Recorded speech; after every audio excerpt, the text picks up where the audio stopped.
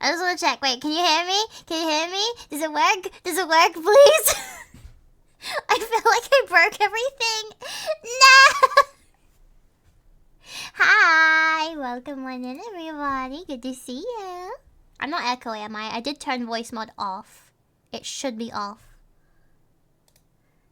You want zappies?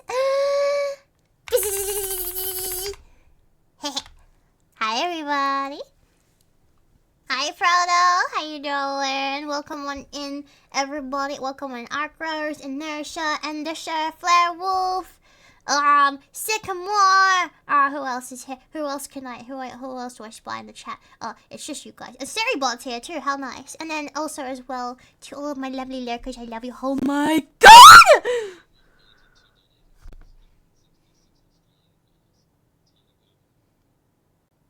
I forgot to turn the timer.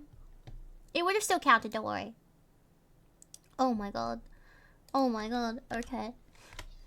Oh my god. Oh my god. Okay. Okay. Okay. Well, you just went and did that now, didn't you? You went and did. Where is my timer? Why is it a loading bar up there? There we go. It's alright, I can fix it. I can fix it. The timer likes to do this thing. This is why I screenshot the timer every time I end stream. Do not worry, the timer is not over. It's fine. Don't worry about it. It's fine. Sometimes it just doesn't let me pause it. So, let me just fix that real quick, and then I will add your, I will automatically add in your, donation. Holy shit, I need time to process this. Anyway, give me 2 seconds just to fix this, because the fucking thing is stupid. It's not letting me. I hate this. I hate this widget so much. I have to remake the whole thing. Oh my god. Okay. Okay. Okay, Streamlabs. Okay. Ugh. How do people do Donathons when this thing keeps breaking? I literally don't even touch it and it breaks. I'm seething. Also, hell yeah, rhythm games at Avcon. Yeah, I'm so excited. Actually, I was thinking we're gonna play a little bit of rhythm gaming today, guys. How about that? Yeah, I'm clapping. Look, I'm excited. My tracking's actually working for once. I don't want to stop clapping now because it's actually working. Oh my god, this is amazing. Look, I can clap my hands. Look, I'm clapping. Look at me, yay! Oh, I'm so sorry, it's broken. Give me, bear with me for 2 seconds. Hang on. Actually, I'm gonna put myself on the pause screen real quick while I, quickly, fix this up. I don't want you guys just watching me staring here. Thank you so much for the raid, by the way. I will chat to you in just a minute. Just give me just 2 seconds. Just two seconds to just fix this fucking timer. Oh, wait. There we go.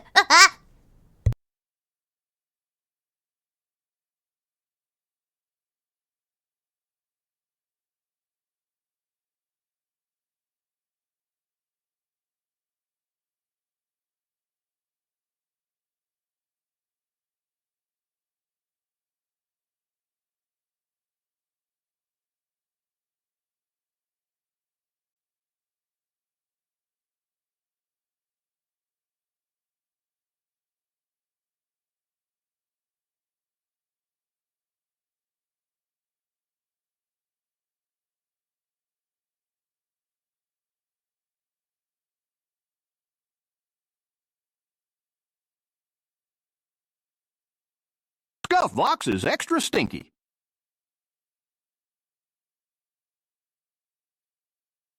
I heard that.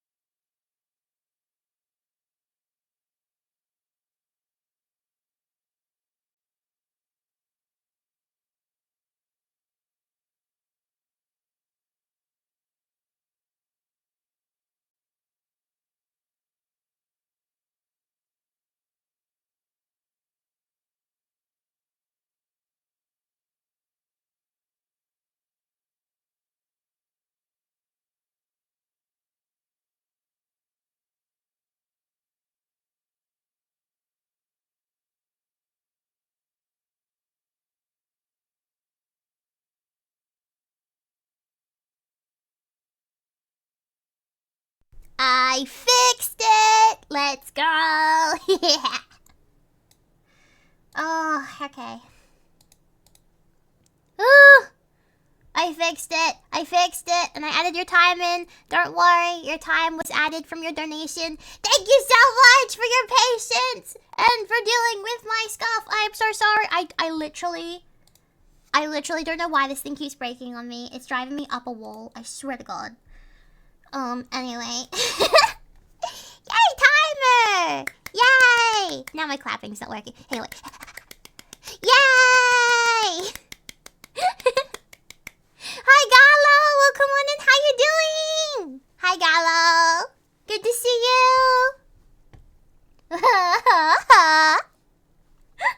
Well, welcome on in. Proto, thank you so much. Protag. Thank you so much for your raid. Thank you. I hope you had an amazing stream. I'm so sorry for the scuff that you came into. I'm so sorry. Can't throw things at Vox. I know. So VTuber Plus is now actually on Steam.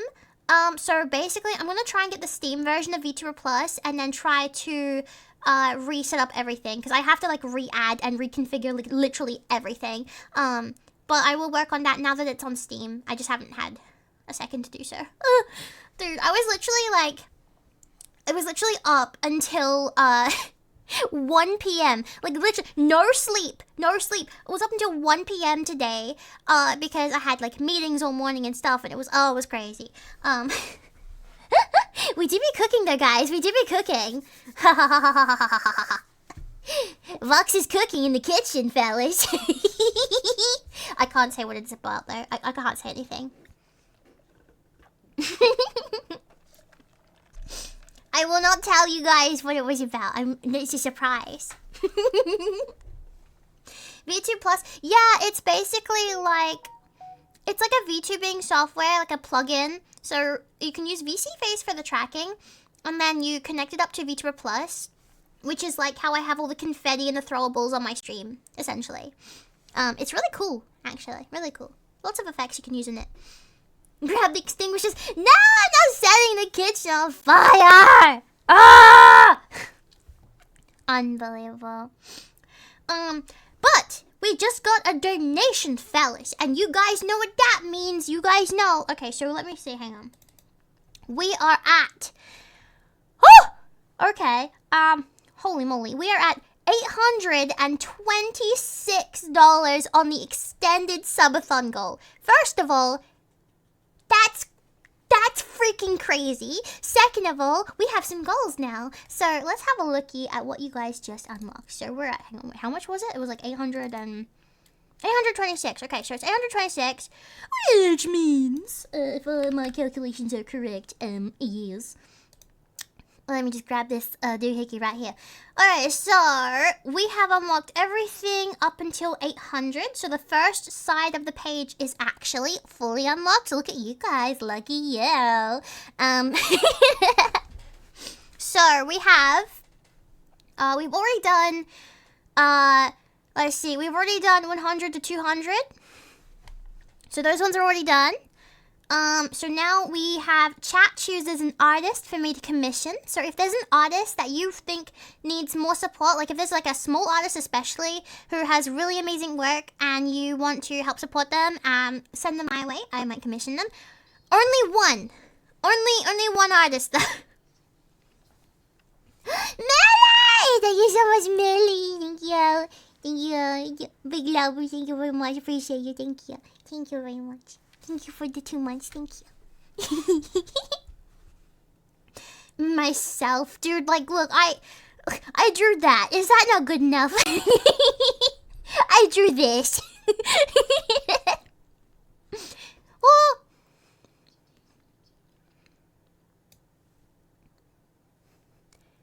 I'm gonna tell you some geological facts right now. Autumn just passed for me.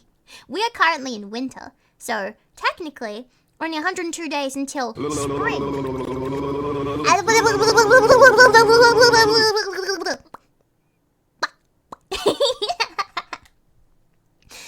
Anyway, so, yeah. So, we have an artist for me commission, And then we have chat chooses a VTuber for me to make fan art of. Ooh, you get to choose me to draw someone. Oh, and then chat chooses someone to send a nice supportive DM to. So if there's someone who's going through maybe like a rough patch right now and could use some kind words, we can go and send them a nice DM. We'll write together.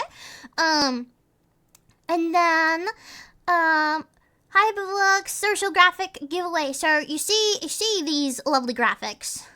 Well, I mean, not my stream overlay. Don't look at my stream overlay. I didn't make this. I commissioned this one. My stream overlay doesn't count. But you see like this lovely kind of graphical work. You see that? Do you need a nice banner for your Twitter? Do you need a nice social media fancy do thingies? Giveaway. I'll do a giveaway. I do some work for you for free. That's crazy. So that we have unlocked a giveaway. We have also unlocked a VTuber advice stream. So basically, if you value any of the opinions I have, I often give advice to my friends quite a lot of the time. And I get advice from people as well, so I'm happy to share the wisdom. If there's anything you guys, like if you're maybe wanting to start being a VTuber, or if you have some questions about being a VTuber, or just like anything in general really, advice stream. Yeah. We'll sit down and we'll do some stuff. Yeah, I think that could be fun. I'm happy to help people. I feel like I'm not like look. I'm not a huge. I'm not an Iron Mouse. Okay, but I feel like I've been doing this long enough to have some wisdom to share. If that makes sense, I have the knowledge. I feel like at this point, like I've done VTuber panels as well. Like, come on, I feel like I can give at least some helpful advice, if you want it. Bear in mind, I can be quite brutal sometimes. This can also include, if you guys are comfortable with that, this can also include me actually having a look at your stuff on stream and then maybe like sharing my thoughts on it. Again, I can be kind of brutal, but I will be honest. Like you won't have to worry about me sugarcoating anything. You're gonna get an honest answer from me, which is something my friends seem to value a lot, I think. I don't know, they seem to appreciate it, so.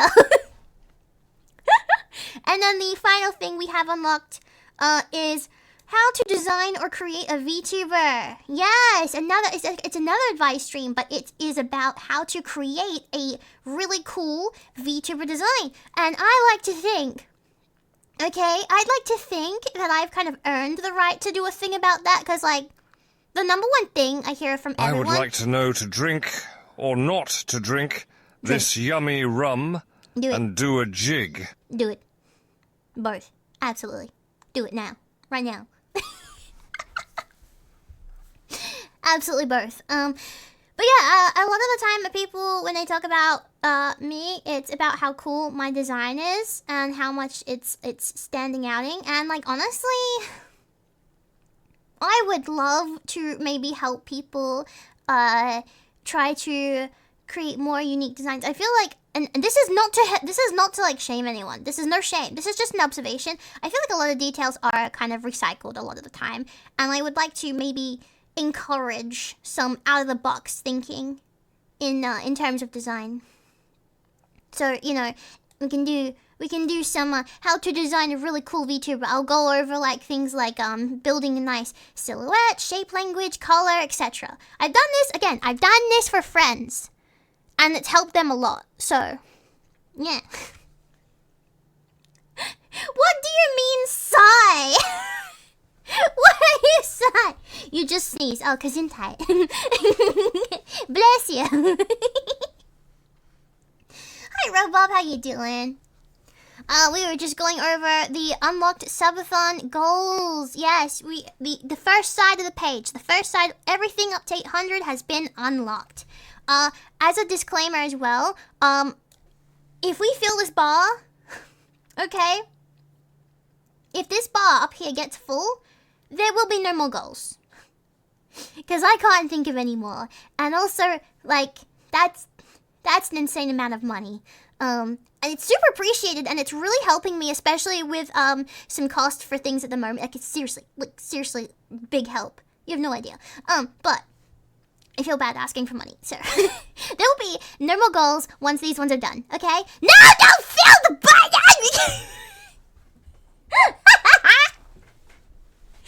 You've got 24 hours still on the timer. You don't have to rush to fill the bar.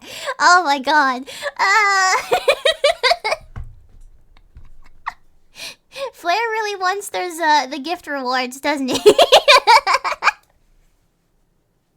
I appreciate it though. Thank you so much. I really do appreciate everything you guys do for me. I appreciate the donos and I appreciate the support. Like, there's a lot of stuff happening right now that like I'm excited. I'm very excited to share some things with you when they're ready.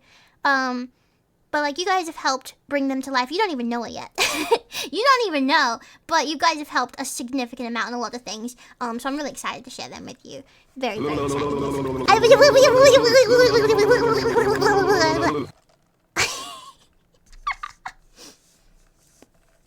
Don't care about the rewards. I like supporting people and enjoy watching. You are a blessing, and we love you, and you're appreciated, and yeah, you're still getting rewards though. I feel like you're definitely getting the rewards at this point. You can't say no. Don't say no. Let me give something nice back to you. Keep my secret. I mean, they won't be secret for long. Yeah. Did you guys know a big secret that is totally well kept is dropping this weekend?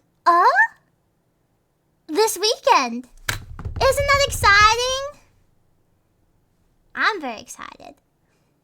Yeah. You guys only have to wait till the weekend.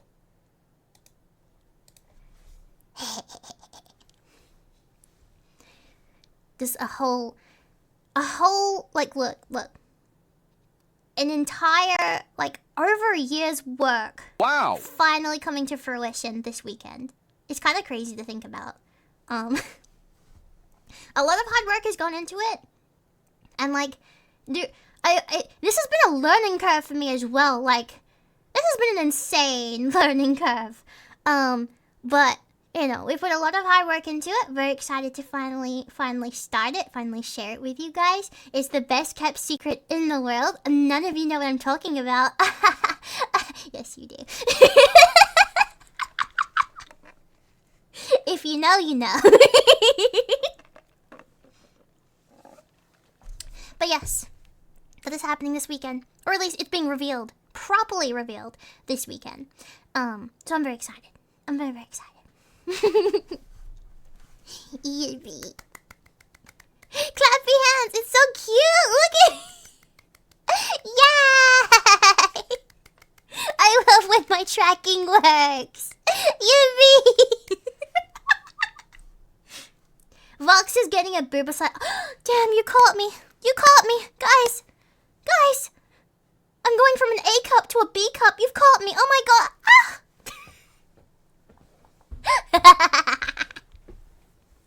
No, I will not.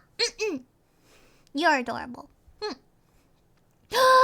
I gotta share some excitement. This is like such a small thing, but I was so excited about it, and I wanna share it with you guys. So, just before stream. This is kind of why I was late, by the way. Went out to the sushi train with one of my roommates, because we were hungry and we didn't know what to cook, and and then we went to Kmart, and one of the main things I do whenever I go to Kmart is I go to the Pokemon section.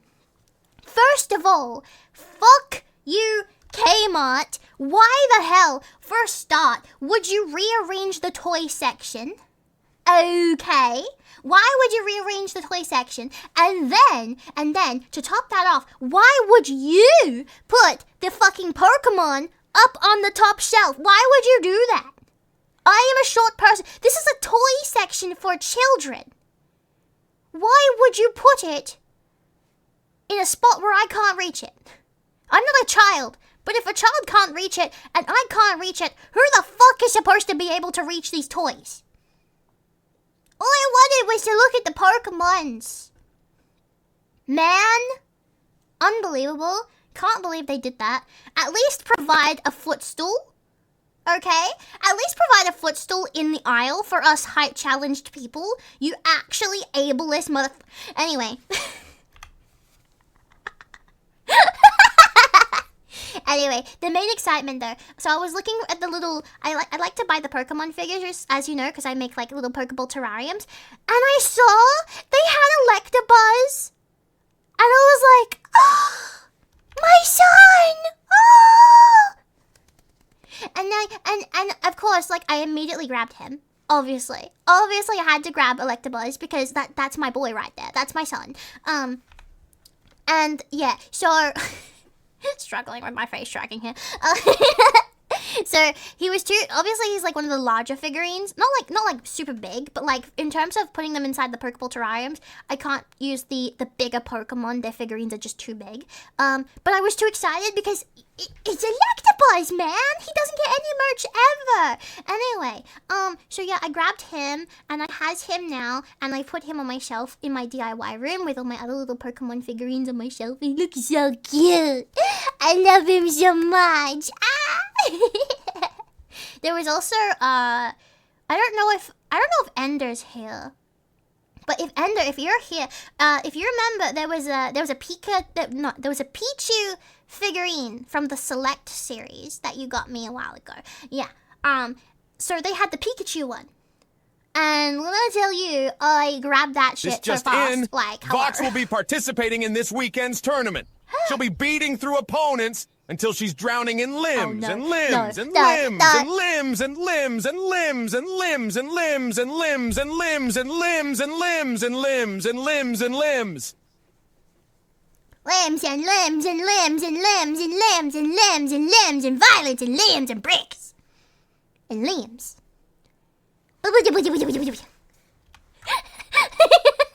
Who started this? You guys did. I don't know where you got it from, but you started it.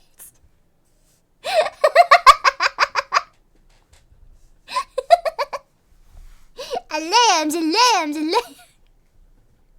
You cat, welcome on in. How you doing? It's been a while. Yeah, it has actually. I haven't seen you in a while. How you doing? It's good to see you. Welcome on in. Welcome on in. I was just gushing about some Pokemon figures I found today. I wasn't planning to spend money on Pokemon, okay? Listen, I went into Kmart for cardstock because I have some cosplay... I'm making some cosplay bits for AvCon that I would like to wear, but I have to make them myself. I DIY some... I might post some pictures, actually. But yeah, I always like to check the Pokemon section just in case they have any new Pokemon. Because again, I make the terrarium thingies, so I want to make sure like I get Pokemon that I want to make things of. Anyway, I was really excited to see they had the Select Pikachu, so that one is also sitting in my DIY room now. Very happy about that. Yes. Speaking of AvCon, oh man, I'm nervous. I'm nervous, guys. Cause like I'm gonna be there in person, and if people okay guys, I wanna share some stuff with you, okay? I'm very shy. So if you are attending AvCon and like I'm not saying not approach me, okay? Cause I'm one of the creators, like if you wanna approach me, that's okay. I will probably say no to photographs though. Like unless I can like put a plushie or something in front of my face. That's like probably the only way you're gonna get a photo with me. I'm very like, even in general, even like VTubing aside, like I'm very anti-photo person. So I don't know. I don't like having my photo taken. And it also goes for at the event too. If you are there, please respect. I do not want photos of me taken, especially without my permission. Like, if people get excited and they're like, oh my god, it's Vox! Ah! Please do not take photos of me without my permission. Thank you. That would be very nice. But that's not what I was about to talk about. If you attend AvCon and you do happen to come across me, you know, I will be giving out stickers to people. Yeah. I actually have a second variant. This is the main sticker. This is the one you will get if you find me at AvCon. I will be handing these out also to everyone at Artist Alley. I'll be handing these out to the staff members, the other creators, and people in the arcade section as well. But yeah, if you do happen to find me at AvCon, you will get a sticker. And there's also a second sticker. I can't show the second sticker yet because you have to wait till this weekend to find out what that's about. But there are 2 stickers that I'll be giving out, and I have like 100 each of these, so that's more than enough. Will you be the one hiding under the tables and hissing at people? Absolutely. That will be me. No, actually, I will probably be lurking in Artist Alley trying to buy like every single Pikachu item I can find. That's usually what I do at AvCon. Oh, and I got my Pikachu bag. I'm so excited. There's like, so Pokemon Company, they made these bags and they're designed for carrying your plushies inside of them, but only small plushies, not big ones. And there was a Pikachu themed one, and I'm very excited, so I'm probably gonna have that with me at AvCon, and I'm gonna put my little bits and pieces in that. It's gonna be really cool. But yeah, if you find me, you will get a sticker that looks like this. It'll be holographic and shiny and rainbow as well. You're welcome, ADHD people. You're so welcome. Wish I had a Detective Pikachu plush. Same! I don't have many Detective Pikachu things, but I'm happy to say that I do have the McDonald's Pokemon cards, and I have like card sleeves as well of Detective Pikachu. It's really cute. But yeah, that's a sticker you can get. Unfortunately, much to my dismay, they can only print in CMYK colors. So if you're wondering why the colors look absolutely god-awful, by the way, that is why. I can't do anything about it. I have tried my best to fix it. It's just not happening, fellas. I'm so sorry. I'm sorry. I did my best. But yeah. That's happening. I am super nervous about AvCon. But yeah, all I will say is this is my first time ever attending an event where it's kind of like more obvious who I am. Like, you know, I know like last year I did a panel, but I was still attending like as VTuber, not in person. But now I'm like in person. And I'm gonna have a badge that will likely have my fucking name on it. Gimme yeah. stickers. Just yeah, if you guys are at some point attending on the AvCon weekend and you do happen to find me, just yeah, please oh my gosh. Please be respectful of my boundaries and understand that I'm actually quite skittish and shy in person, and I would rather not have my photo taken without my permission, if that is okay with you. Yeah, please respect boundaries. I'm not saying photos are not possible, but you have to ask me first. You have to ask me permission.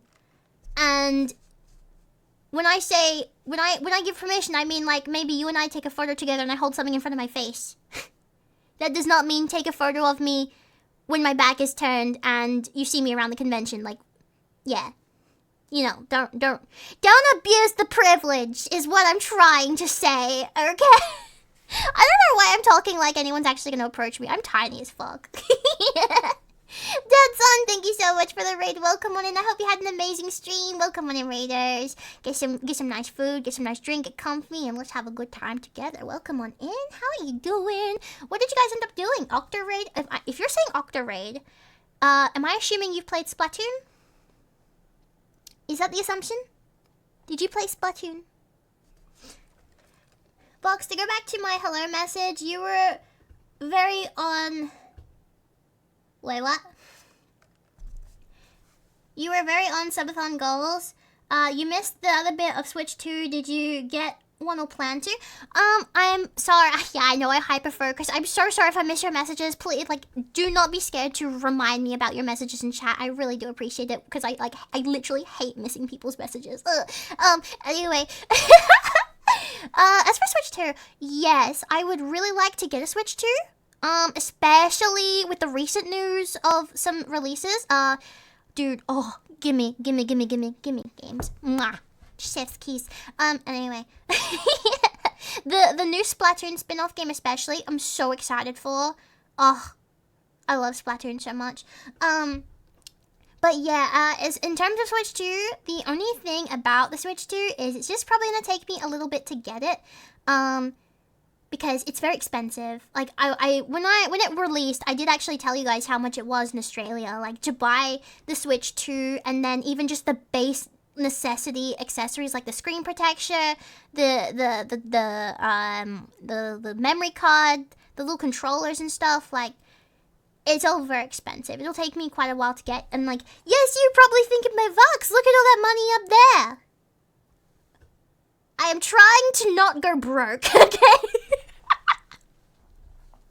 I am trying. Okay, I'm not saying like maybe I can put some of this money aside for a Switch 2, maybe. But at the moment there are priorities. I'm actually I have some can I say this? There are fees. There are fees that I have to pay for services that I am being provided to bring some cool stuff your way. That's what I'm gonna say. Yeah, there are fees that I am needing to pay, and there are commissions I'm needing to finish paying for, which I'm really excited about. Oh my gosh. Here we see a wild Hypervox. Notice the high amount of gremlin energy it has. One zap from this little gremlin and we're dead. I'm gonna poke it with a stick. No, don't poke me with a stick. I'll bite you. No! I'll bite you. Don't do it. No. Don't you do it. I'll bite you. But yeah, no, just because people give me money does not mean that, you know, I'm just gonna go straight away and spend it all. Like, I really do try to be responsible, despite what most people believe. I have to pay. I have bills to pay. But, yeah, no, I will get a Switch 2 eventually. It just I might be a little late to the party compared to a lot of other VTubers, you know? Because, again, like, I'm also saving up to go to Pixel Expo this week. Not this week. What am I saying? This year in Perth. Because Iron Mouse will be there, and my mod is taking me to go see Iron Mouse. It'll be really fun. I'm not planning to like meet her or anything. I'm just, you know, it's cool that she's coming to an event in Australia, which is really fucking sick, by the way. I'm like, oh my god. It'll also be my first time in Perth as well, so I assume Yotha will like take me around places. So I'm trying to like make sure I have monies for that as well. Yes. I don't know. I'm trying to be responsible with my monies. Yeah, and you know, Avcon as well. Artist Alley. Lots of Pikachu items. You guys know where this is going. The idea of going to Perth has never occurred to me. I mean, this is the only reason I'm ever going to Perth. Like, I didn't have any other reason. Like, again, like, I never travel around the country unless I have a reason to go to these places. But yeah, I'm pretty excited. Pretty excited about that. It's gonna be pretty cool. Pretty cool. Pretty nice. Pretty nice. Yeah, I reckon. I mean, this weird to say, but like, dude, I've known Yotha for so long, and I'm not even kidding. The man is literally, like, he's basically family at this point. Like, I do view him as an adopted uncle. Like, that's like an inside joke we have, but like, literally though, we are like a family at this point. So it's really cool that I'm gonna get to like finally catch up with him and stuff. Yeah. I don't know if that's weird, but I think it's wholesome. I don't know. Artist Alley sending people broke. I mean, look, I see it like this. I love to support artists. And there's one artist who I'm so excited for. And I've become a regular of hers as well. She makes Pokemon terrariums with Nintendo DS and Game Boys. Absolutely massive fan of hers. And I buy from her every chance I get. They're all quite expensive. They're like, I think the average price of them is like $140, $180, which is expensive. It is. But I'm very excited. I absolutely adore her work. Her work is so pretty. I have so many of hers already. I think like last time I bought like 3 of them. Which was not wise, okay? Don't be like me. It was not wise of me to buy like 3 of them. That was very unwise of me. But I mean, you know, favorite artist gotta support. Yeah. I'm excited. I'm hoping. I usually only buy the Pokemon ones, but you know, I've been staring at those Animal Crossing ones every single time now, and I think this is the time I'm finally gonna buy an Animal Crossing one. I think. I want a blue one, if anything. I absolutely need to get a blue one. I've got a green one, I've got a purple one, I've got yellow. I even have a black one. I need a blue one. Blue is the color this year, guys. Yeah. There was actually a Glaceon one that I really liked last year. But I passed it up because the Sylveon translucent pink Game Boy terrarium was just chef's kiss. Oh! And it had like little pink crystals on it. Like, I had to get that one. Yeah. But yeah, I'll be filming, as you know, I'm a creator this year. So I'll be doing a lot of filming. I'll be posting a lot of videos and trying to promote everything at AvCon this year. So yeah, I will be probably posting pictures of her work as well. To be like, hey, go get her cool stuff. Yes. And also, I'm planning on actually making her a Pokeball terrarium, which I hope she'll like. I know she likes Charmander. She told me that one year. So I'm going to make her a Charmander Pokeball terrarium. I really hope she'll like it. I actually do have one, but I can make a better one. I don't have to give that one. I did show her a picture of that one, and she did like that one, but I can make a better one, I think. I can, yeah. Good night, you cat. Thank you so much for coming by. I'm so glad to see you again. Please come by again soon. Don't be a stranger, okay? Big lovers. Thank you. Space fish, welcome on in. You know another thing that kind of breaks my bank, surprisingly? Crochet. I have like 3 different crochet Pikachus. And what's even better is like, so one year I bought this crochet Pikachu, super cute, had to buy it, and then I come back the next year and they've made the exact same crochet Pikachu but bigger. And of course had to buy that one too. And then, oh, this was really funny. This was like right after my panel I did. I went to Artist Alley again to make sure like I hadn't missed anything, because I like to do multiple like loops through Artist Alley. And I saw like these porbs. Well, I call them porbs, but it's like Pikachu orb kind of crochet ball things. And like I went to go buy one, and then the people running the Artist Alley booth, they were like, "Fox?" And I'm just like, no.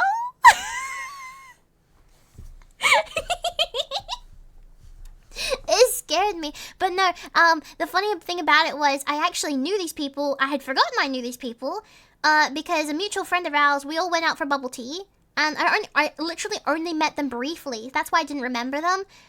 But they remembered me, and I felt really fucking bad about that, because I was like, man, now I feel like a piece of shit for not knowing who you were, but you scared the shit out of me at the same time. But also thank you for the pour, because this is fucking adorable to hold you with my hands now.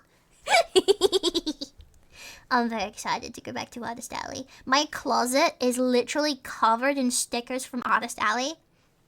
Also, word to the wise, this is the best advice I will ever give you, okay? If you buy stickers, do not ever peel off the sticking backing, okay? Just get blue tack. Get some blue tack, stick it on the back of the stickers, reusable. You can have the sticker forever as long as you take care of it. Reusable stickers, guys. Big brain. Do not waste the stickers. Especially because then, like, if you stick them to something and then, like, for whatever reason you replace that thing or you throw it away, then the sticker is at least safe. This goes for like phone cases as well. I feel like maybe you can kind of do an eat-a-bag kind of situation with your phone, where maybe you get like a clear phone case and then you just put the stickers like laying on the back of your phone, and then you kind of use the phone case to hold it in place. Again, you can use blue tack to keep them in place if you must, but like, do not waste your stickers, guys. Please, use blue tack method. It makes them reusable, and then you can keep them forever, and they're super pretty. Yeah, Do not waste them. Stickers are actually kind of expensive as well, so like, you know. Don't pay like $10 for a sticker just to waste it. Don't do that. Eat an hourglass every time you go to a No! No, don't think I will. Pastel Floss, thank you for the follow. Come on in. Hope you're doing good. Thank you. Or get one of their Stickem albums. I should do that. But then, like, so this is kind of like my thing with the stickers, though. I like to have them where I can see them on display. And, like, as nice as a sticker album would be, I kind of feel like if something is shut away in a book, you can only see it when you're actually, like, looking at the book. Whereas I want to be able to see them all the time. I don't know. It's kind of the same with my Pokemon cards, actually. I'm like, man, I wish I could just have these all on display all the time. Like, that would be really difficult to do, though. And I am, look, dude, when it comes to Pokemon cards, especially in this day and age, I'm even scared to say I have Pokemon cards because, like, people are wild. Like, actually just wild about Pokemon cards. Like, people get into fights, they steal, they break into people's houses. Like, what the fuck is happening with the TCG industry? Hello? I mean, I know your scalpers are desperate, but come on, dude. Yeah, exactly! She's got Pokemon! Get her! But no, I feel fortunate that, I'm more of a person who goes through, like, the $1, $2 binder folders and picks out cards from those. Or, like, I go through, like, the bulk boxes. Because, like, I don't mind getting cards that are, like, worth literally piss all. If it has Pikachu on it, I want it. That's basically it. Like, I have, in my binder, there is a page of Pokemon Pikachu cards. And it's all literally just the same card. It's the exact same card on the entire page. Which is really funny because I'm just like sitting there going through the bulk box, just taking out every single Pikachu I find, and I'm just like, I just robbed the store of all their Pikachus. Yes. I actually do want to go back there though and like see if they have got any more Pikachu cards. There's actually a Pikachu card I really want at the moment, and it's at an anime store in my city that collabs with Avcon, by the way. They actually might bring the card to Avcon, which I hope they don't because I really want this card. The problem with this card is it's expensive, and it is the hang on, I'll get a picture up actually because I don't know what the actual name for this card is.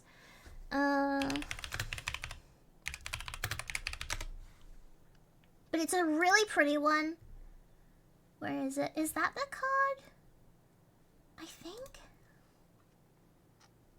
I mean, that kind of looks like it, but it's not shiny in that picture. It's this one. This is the card they have. It looks way prettier in person, by the way. I just want to say that right now. I really want this card. Normally, I don't care for the really expensive cards because I see the price tag and I'm like, ugh. But this card in person is just so fucking pretty. Like, the holo on the picture is nice, and then you have, like, the nice gold card as well. Like, this picture does not do it justice, by the way. This picture actually makes the card look really fucking ugly in comparison to what it looks like in person. But the problem with this picture is, the card is, it's like an $80, $90 card, and I'm like, I simply cannot justify spending that much money on a fucking Pokemon card. I can't, no matter how much I like the cards, no matter how much I like Pikachu. Right, in my brain, I'm like, man, this is cardboard with holofoil stuck on top of it. It took them, like, maybe 20 cents to make this card. And I am not paying nearly $100 for that. I love Pikachu. Don't get me wrong. I get it. Look, I'm a TCG person, okay? Like, I have cards. I buy cards. But, I could also, for that same amount of money, buy, like, 4 Pikachu plushies. Or I could buy one of the replica Pokeballs. You know? I'm not gonna spend that much money on a card. Like, the only time, like, look, if I'm gonna get that card, it's gonna be someone gifting it to me as a present. because I'm not buying it myself. I cannot. I will literally, like, the buyer's guilt that I will feel buying that card if I do. Oh, I will literally sit there staring at the card and I will end up hating the card. You know? I will end up hating the card so bad. I'll be like, why did I do this? It's like buyer's remorse, right? You know? Like when you buy something and you're like, I really want it. And then you buy it and you're like, oh, why did I do that? Oh. It's like, wait, no, you know what it's like? It's like when you buy gacha loot boxes in the game. And you're like, yeah, this will be the time. I'll get something good. And then like you've just spent $50 and you didn't get anything good. And you're just sitting there like, man, I can't believe this. Totally not me in ESO, by the way.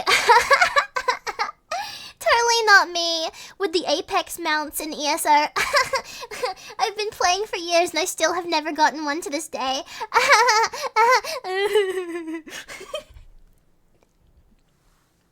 By the way, guys, before you scold me about buying loot boxes, my ESO Plus premium comes with free crowns every month, and that's usually what I use to buy the loot boxes. I don't actually buy. I don't buy in-game currency just to buy loot boxes, guys. Please calm down. I'm not addicted to gacha. I just try my luck when I can. But yeah, in hindsight, I've actually stopped doing it because I've realized like just how much like gacha's bad. I do like that ESO has a system that lets you basically like, if you get something that you don't want, you can re-roll it into gems. And then you can use those gems to just straight up buy the items from the crates itself. I think that's a really good system. So I do end up actually getting some stuff that I do want from the crates with that system. But yeah, I've, to this day, never gotten a single Apex mount. And I'm so upset because there's been some like really nice ones. Yes sir, Apex. If I can find it. Yeah, this one, oh my god. Dude, whenever I see someone in game with this one, I'm literally, like...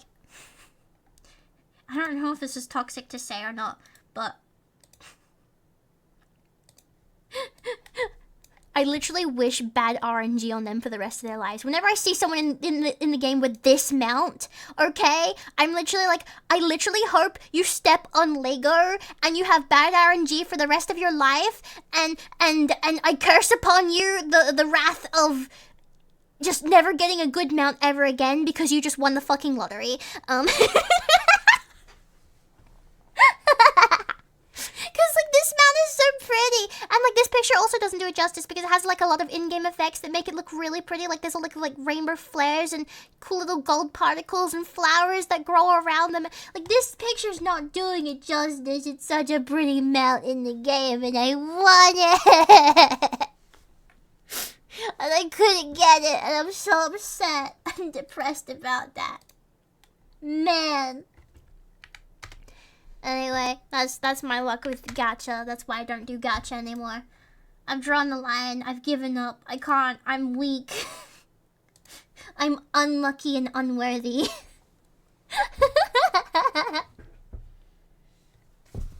But I'm sure, like, you guys can agree, though. Like, gacha's awful. Gacha is unfair. Gacha is awful. And I hate it so much. Why would you lock all the pretty stuff behind gacha? Like, man. It's just not fair. I've gone back to no spend mode on gacha lately. Good! Good! I mean, look, it sucks to miss out on the pretty things. I get it. I totally understand. Listen. I feel ya. I feel ya. And it sucks that we miss out on all the pretty nice stuff. But man, the money it will take to get just one of those items, fuck that off. I live on disability pension, okay? I can't be spending that much money. I can't be going broke trying to get something. Like, I'm literally someone, like, this is why I don't even buy, like, the little, you know, like, the little figurine blind boxes, right? I don't even buy those either. Because in my mind, I'm like, I would rather buy something outright for, like, 20 bucks than spend 20 bucks to maybe get what I want, or probably most likely get something I don't like. It's just, ugh! Man, Man. Kerberger Garma, no. Look, the only time I will actually buy a blind box figure is if I literally like every single option available.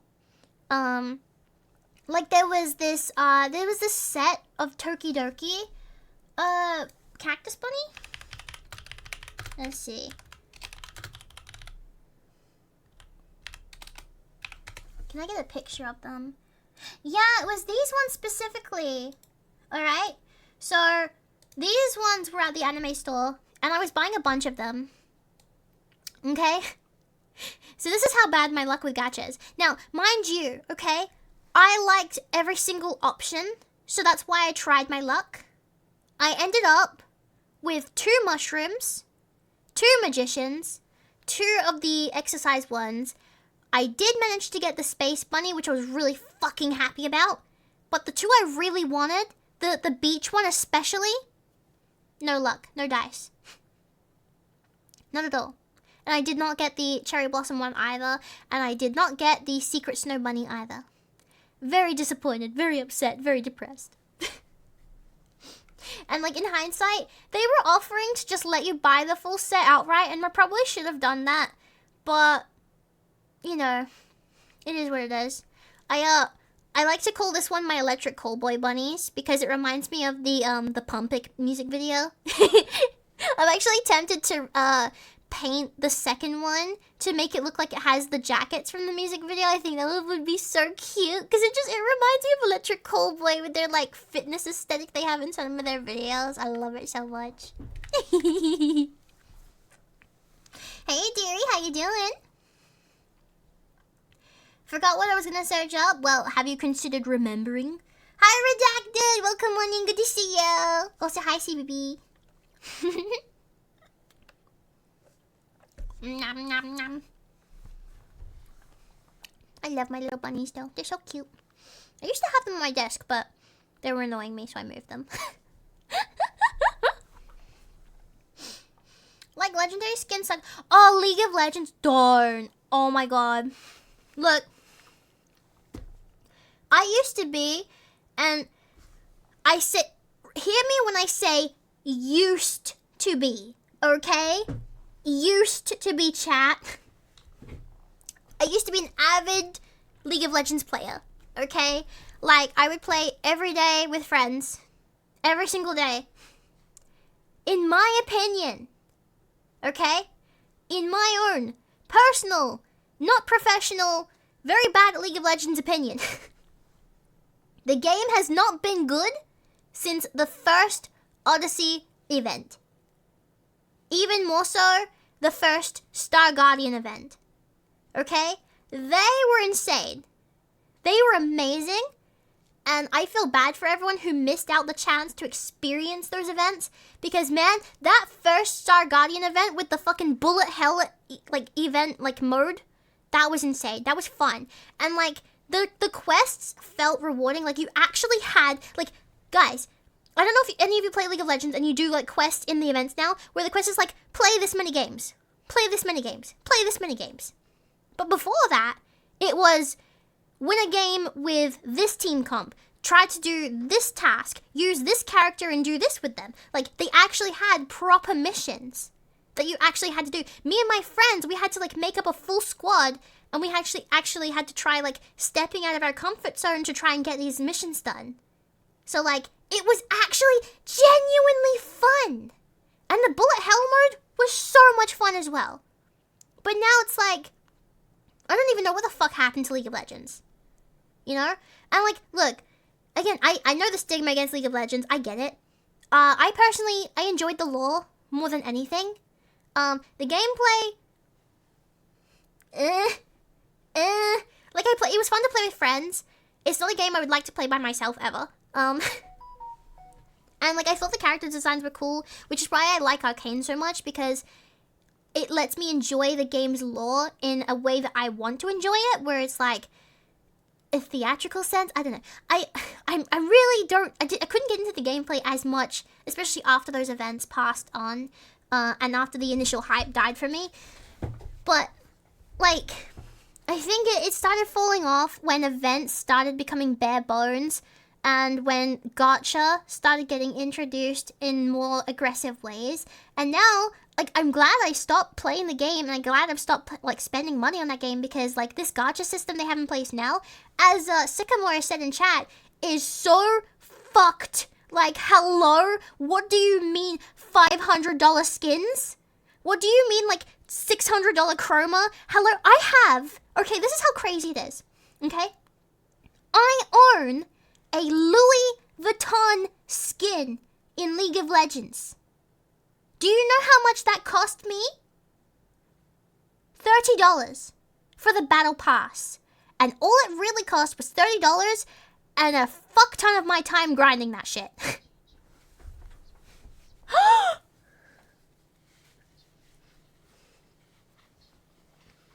I mean, at least they finally started doing that. Because I remember, like, they used to actually have different Summoner's Rift as well. And then they just stopped doing it for some reason, which was really depressing. Like, I really liked the Snow map and the Blood Moon map. Oh my god, the Blood Moon map was, so sexy. Oh, yay. But yeah, the Kiana one, yeah, I didn't get the Kiana one. I did get the Senna one, though. The Senna one is just, oh my god, chef's kiss. I love it so much. I also have the Zero one as well. Wait, what actually do I have? I have Zero, I have Senna. I have more of the prestige skins, but again, I haven't played in ages, so I can't remember actually which ones I have. This was what I was really pissed off about, though. Okay? So, there was a KDA Evelyn skin, premium one, like the what's it called, the fucking prestige one, yeah. So the KDA Evelyn prestige skin, right? So we go KDA Evelyn press. I want to just show this to you, okay? I was an Evelyn main, and when I heard she was getting when I heard like KDA was getting their prestige skins and shit, I was really excited. And then I actually saw the prestige skin, and I was like, brother, what is that, brother? Like, it was bad. I'm trying to get a picture, but Google is not letting me. Now this won't look too bad to some of you, okay? Because, I mean, it's not awful. But in-game, especially in-game, this looked terrible, right? Like, the blue claws, like, if you compared, the first KDA Prestige skin that came out for Kaiser, like, what the fuck? How did they take Evelyn and make her look like this? Like, this is ill. So, because I didn't like it, I didn't try for it. I skipped this one, okay? Then, later on, okay, they come out and they're like, hey, we're revamping the prestige skins. We're making, if you already aren't, like, and this was what really pissed me off, okay? They were like, if you already own the prestige skin, you'll get the newly updated one. And that was the only way you could get the newly updated one. You had to already own it. And it didn't matter if you got it when they announced this, by the way. You had to have it for a certain amount of time. They fixed the skin. So you can see the original, and now you see the fixed version. I was pissed off. Because, like, that is how, like, this is how the skin should have looked in the first place. And if it did, I would have gotten it. But now I never got to get this skin because I never owned the original, which looked like shit. And I'm not about to spend money trying to get a skin that looks like shit. So now that they fixed it, and it looks good, and I had no way of getting it, I was really pissed off. And that's like where I started getting like really, about League of Legends. And then the Sentinels of Light event happened. Now, I mean, I didn't think it was too bad, but, like, it definitely wasn't the best in terms of events. It really wasn't, and it kind of fell flat on its face. Like, You know, it was okay. It was okay. But then this was the final. This is what broke it for me. I am obsessed with the Star Guardian lore. Call me basic. I don't care. Call me basic. I don't care. I don't care. But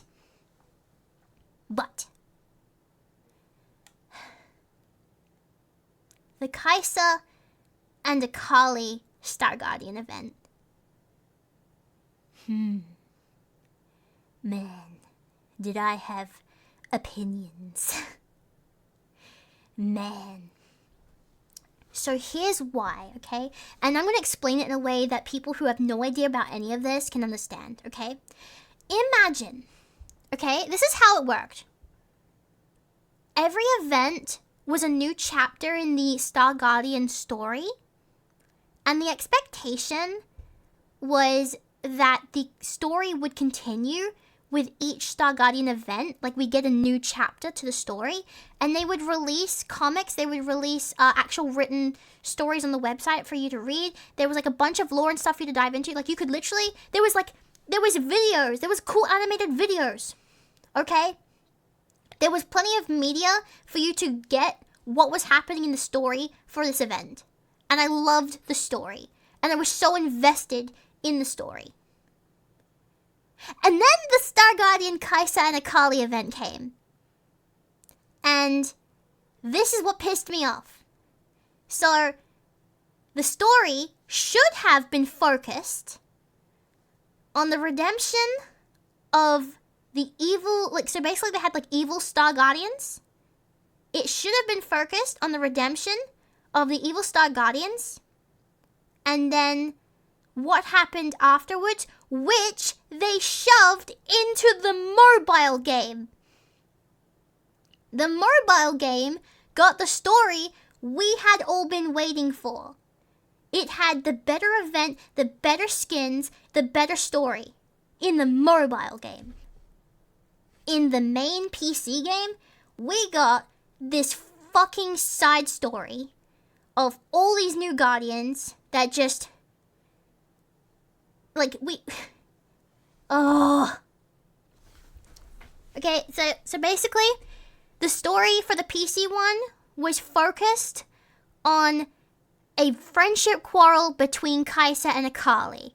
Okay, if you read the prologue story, so this was basically supposed to be chapter 4. Okay, this was chapter 4.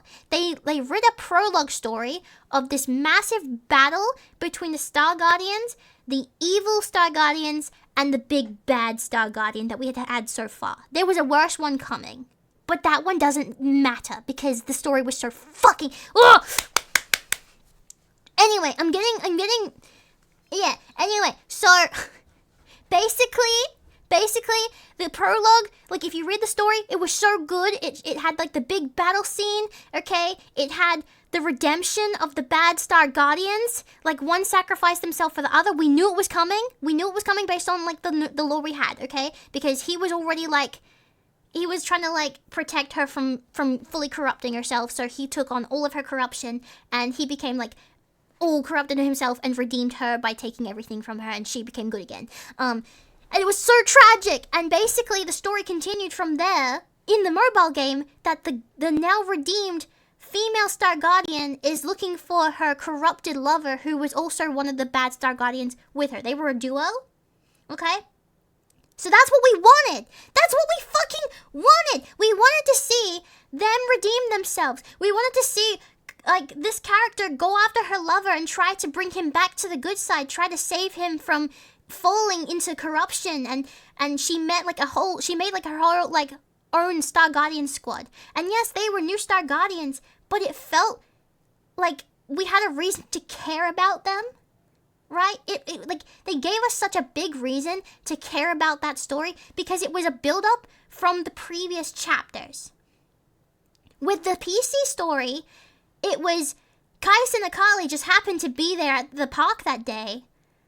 when the big fight was going on. And then later on, apparently, they were just chosen to be Star Guardians. And then Akali's like, oh, you're too busy being a Star Guardian to spend time with me. Oh, you're a bad friend. Oh, I'm so upset about this. Oh, you don't have time for me anymore. You care about everyone else, and I'm not important to you anymore. And it was literally just Akali fucking whining the entire time about friendship. And she was the most insufferable character. Like, it was literally, the whole fucking thing was just Akali whining that Kaisa had more priorities than her. Like, I'm sorry, your friend has been given a big responsibility to lead a team of Star Guardians and, you know, stop monsters from destroying your city. Like, God forbid she doesn't have time to spend with you every 24/7. Like, for fuck's sake. And I just couldn't care about these characters, right? Like, they were trying so hard to make you feel something for the characters in this new story. But, again, they were characters we had thrown at us. There was no build-up from the previous chapters. It came out of nowhere. There was no tie-in aside from the fact that they just happened to be two civilians that were there that day. We have no idea why they got their powers. We have no idea why their friends got their powers. Right? We just, all of a sudden, oh, they're Star Guardians now. Oh, and so is everyone else. Everyone else in their team is also Star Guardians. We have no idea how they met. We have no idea, like, why they got... Nah!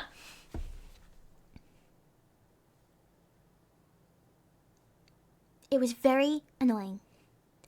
It was very annoying.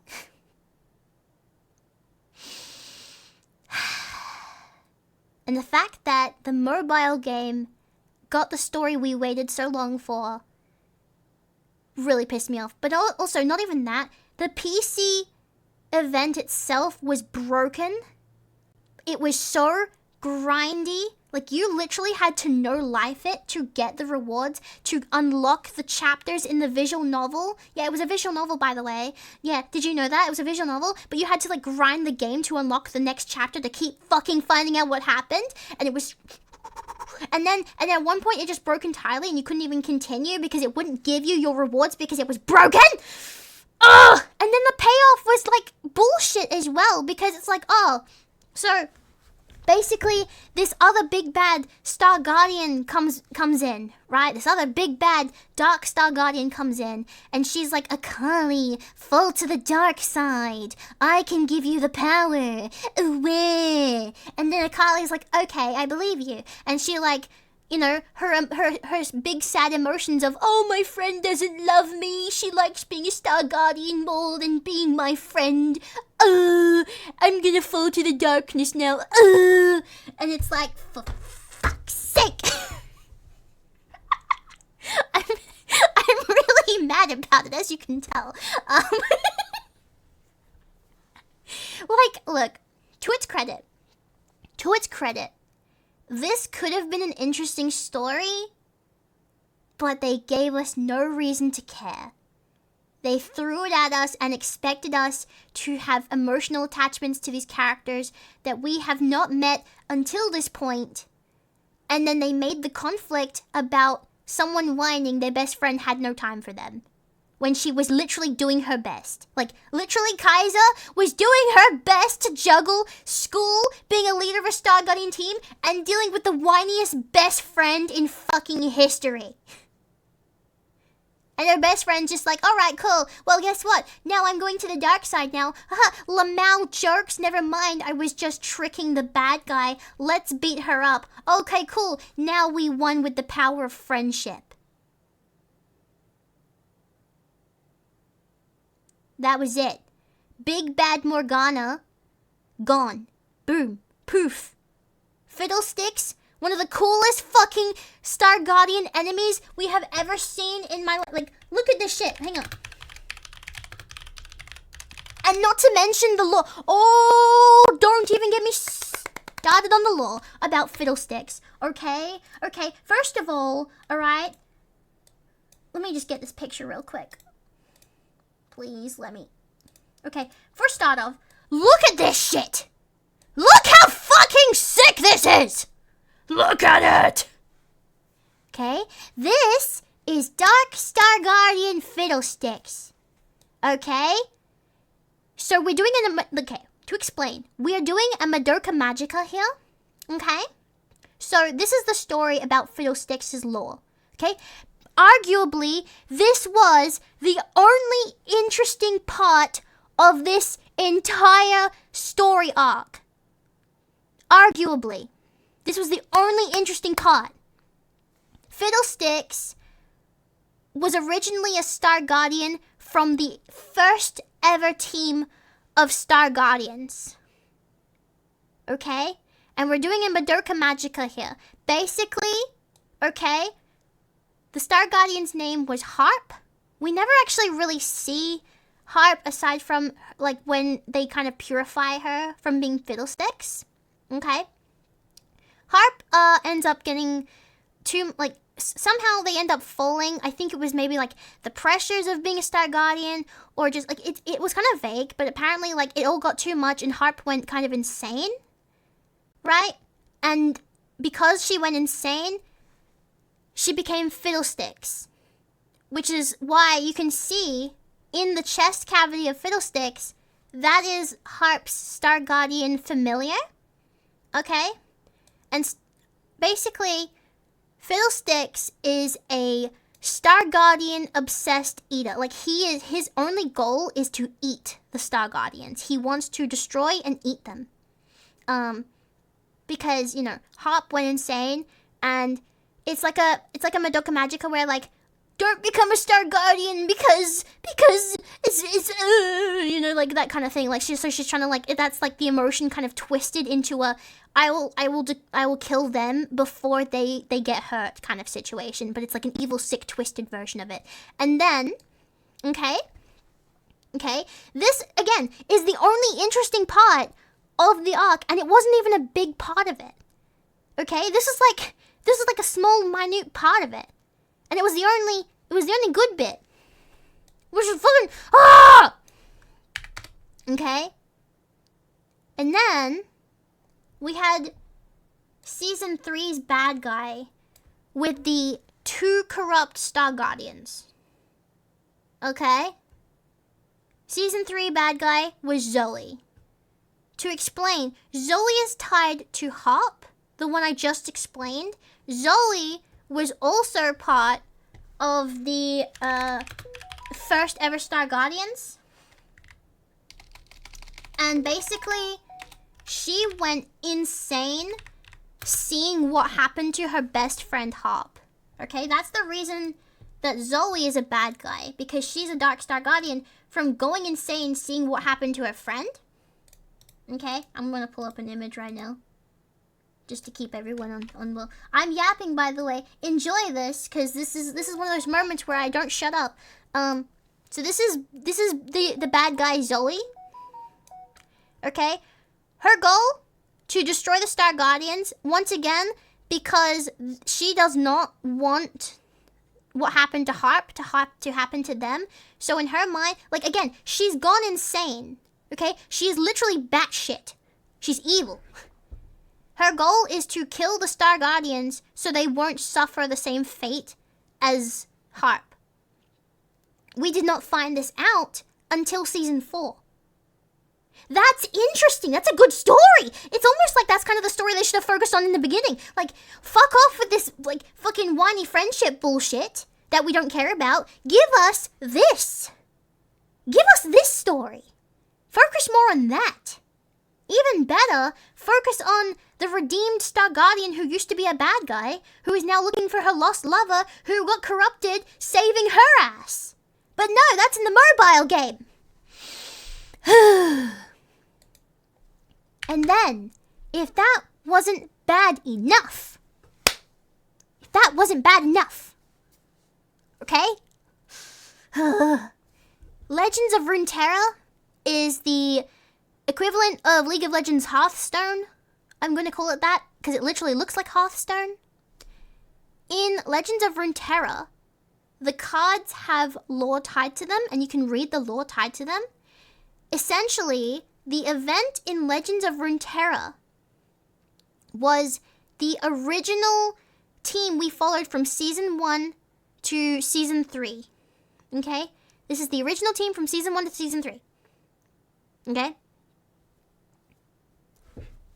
They killed Legends of Runeterra? What the fuck? No! I'm sorry. But even Legends of Runeterra got a more interesting lore than the PC game. Because in Legends of Runeterra, the original squad of Star Guardians that we met at the start of the Star Guardian event, they have gone off into a galaxy-wide search because they received a distress signal. Okay? They have found one of the original Star Guardians in stasis, being held hostage by a giant space monster being thing, which is apparently, if I remember correctly, it was where everything went to shit with Harp and Zoe. And she had been, this is Star Guardian Gwen I'm talking about. She was also part of the original team of Star Guardians. I don't know, I didn't play Legends of Runeterra, so I've only got like fragments of this, but apparently she was in stasis where this giant fuck-ass monster was, right? And they have gone off to save her. Again, this could have been really interesting. This could have been really interesting lore, okay? Because it's literally the original girls saving one of the original Star Guardians. A piece of lore that we hadn't known much about until now. Like, we were like, who were the original Star Guardians? What happened to them? Why did they fall? Why did the team disband? Is Janna part of them? Because Janna's part of the original team. Why are all the original Star Guardians fucking purple? Who knows? Anyway, I'm getting like really heated on him. I'm so sorry. But like, it's just really frustrating the way that they did that. And look, I mean, look at this shit. Like, look at this. Look at this. This was, hang on, oh my god, that's fucking big. Okay, this is a picture from Legends of Runeterra, the card game. This is them saving Gwen from whatever the fuck has her captive in stasis. And they're like fighting it together with her. But we don't get to see that in the PC version of the game. No, we don't get this continuation of the story because we're too busy listening to Okali whine about Kaisa being a bad friend. In the most broken-ass, bullshit, grindy, boring Star Guardian event they have ever done!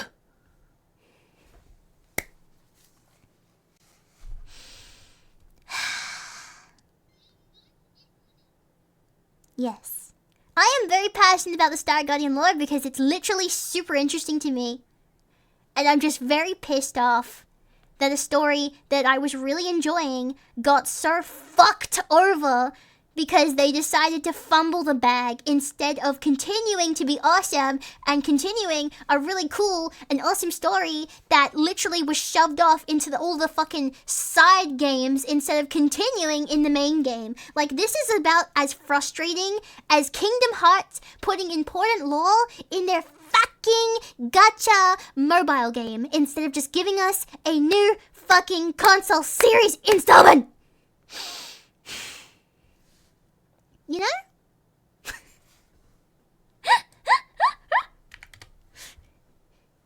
Hearing someone just be as mad about stuff as I am is cathartic. I mean, look, you should have seen, like, you think I'm mad now? You should have seen me at the time of the event. I was seething. Kingdom Hearts has a mobile. They used to, okay? It was called Kingdom Hearts Cross or Kingdom Hearts Unchained X or Kingdom Hearts. They changed the name a bit. It's very confusing. I didn't play it because I don't play mobile games. But they basically put in a bunch of lore into that game instead of just giving us like a new game installment, which would have been like 10,000 times better. And the problem is, like, not everyone plays mobile games, so this important lore in the Kingdom Hearts series is just locked away behind this fucking mobile game, which, by the way, is no longer available. It's not available anymore. You can't. You have to go on YouTube now to find out what I give a shit. Why do companies do this? Why? Why? Can you repeat the whole rant again? League of Legends fumbled the fucking bag on Star Guardian. Rant over. Like, you guys don't understand. Like, I know you guys don't like League of Legends, but I do want to show you the animated videos, okay? Because, man, this would go so... You don't understand. And I hope one day they listen to us. This would go so hard as an animated series. Thank you so much. Thank you so much. Like, okay, I'm gonna play the videos for you. This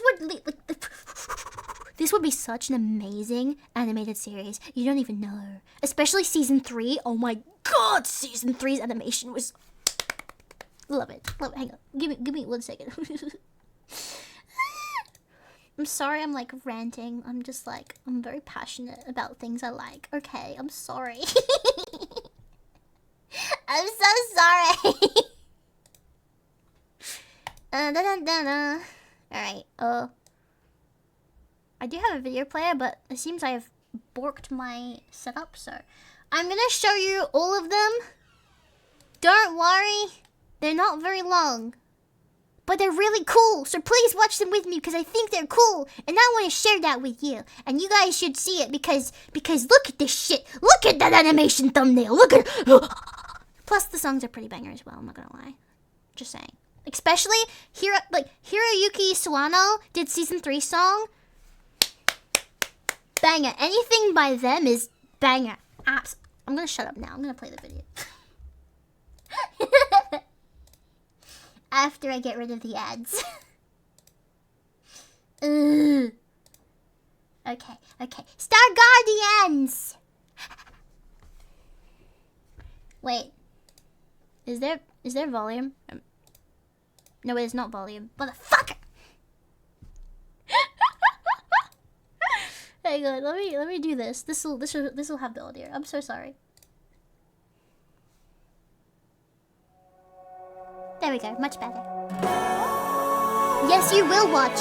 Yes, you will. You will watch this with me. This is what I've been ranting about. Ah!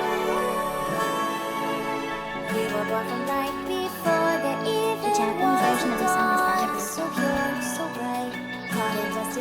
We shine, for we are meant to be the Star Guardians. Yes, we do. You will watch this with me. Up in the skies together, the vow we have made has kept us strong. Don't fade away, it's time to shine. Burning bright. Look how cool the designs are, man. Look at Jinx. Ah!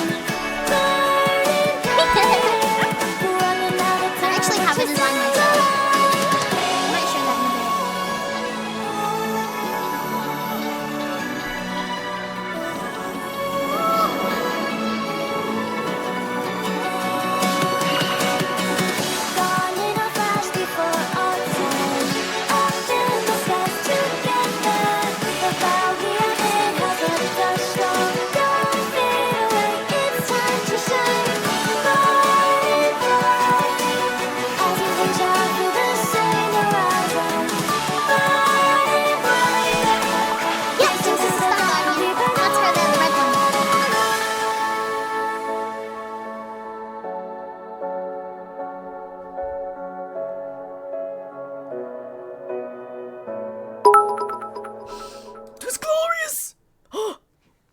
Okay, so a quick summary of season 1. Basically, Lux, the pink one, she was granted Star Guardian powers, and she's struggling with the responsibility of running a team. In fact, okay, when you think about season 1, it's almost like they tried to do season 1 again in season 4, but season 1 did it properly. So basically, it's Lux, she's doing her best to run a team, and she's like struggling with the responsibility of what that means. Isn't Lux blonde? The skins are alternate universes, so they don't stick to their original designs. And then Jinx, she's kind of like, she's not a good guy, she's not a bad guy. She's kind of like an anti-hero sort of thing. she does not want to be a Star Guardian. She does not like the idea of her fate and destiny being decided for her. So she's kind of like rebelling against being a Star Guardian. But in the end, she like decides to actually, you know, stop doing that. Season 1 is not too deep, but it's mainly just like one person struggling with being the leader of the group and the other person who is their best friend not really wanting to be a part of it and trying to rebel against the whole ideal thing, you know, the whole ideal. Which is, you know, it's pretty good. There's also the green one, Lulu. She apparently, the green Star Guardians, they seem to have a connection to the first star, which is what grants them their powers. And then Jana, it was a theory, but it's almost pretty much confirmed now, actually. Yeah, no, actually, it was confirmed in Season 4. Jana is one of the remaining members of the original Star Guardians. The first ever team of Star Guardians. I don't think it was explained exactly how they all met each other, but yeah, she's like the old wise one. And then we move on to Season 2, which introduced Ari's team. This one has dialogue.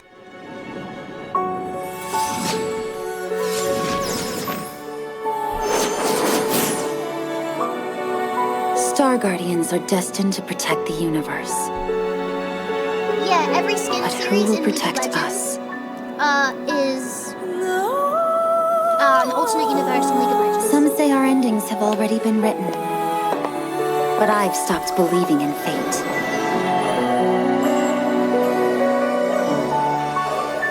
So if our story won't change, I will.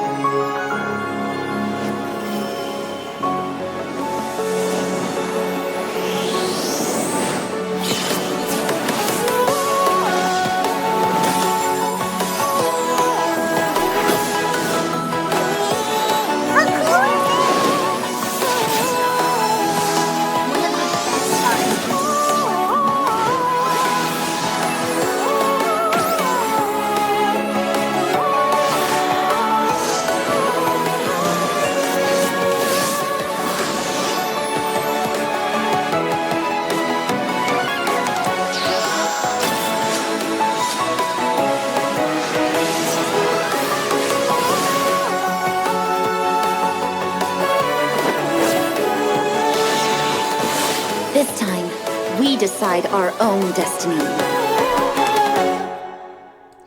Wow. Okay, so this was Star Guardians Season 2. This is when we were introduced to Ari's team. And you're probably like, man, they've just thrown new characters at us, Fox. Isn't that what you said was bad? Shut the fuck up, let me explain. So, Ari's team is very interesting because they're a mix of old and new Star Guardians. Okay? So, this is more, this season kind of ties into Season 3. We didn't actually find out some of the bits about Ari's past until Season 3. So let me explain, okay?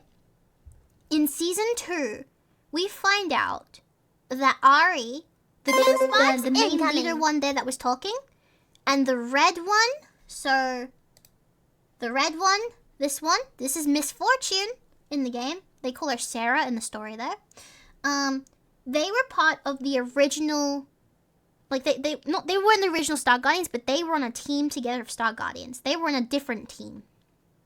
And basically, their teammates died. Now in Season 2, we did not know why their teammates died.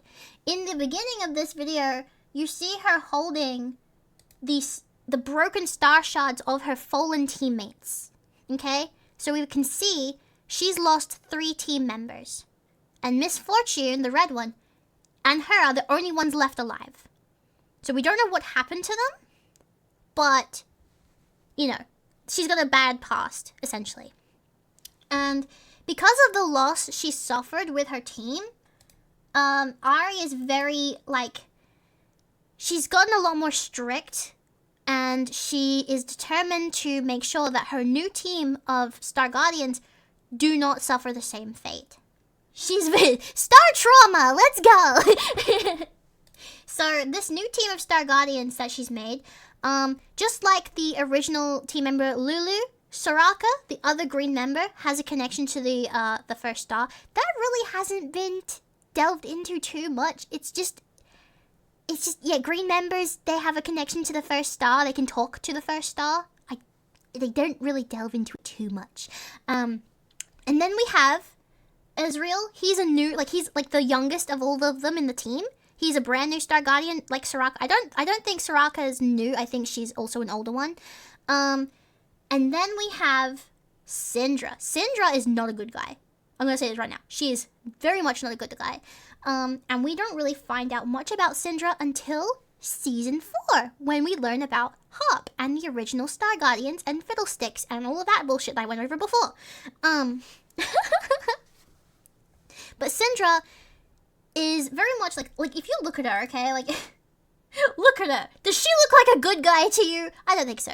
And she's really not. She's got her own agenda, and it was like a mystery of what that was, because she seemed in the story that you can actually read on the League of Legends website, she knows Janna, and we know why now, which is in Season 4.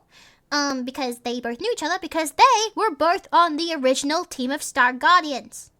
Isn't that crazy? They're all purple. I don't know why they're all purple. But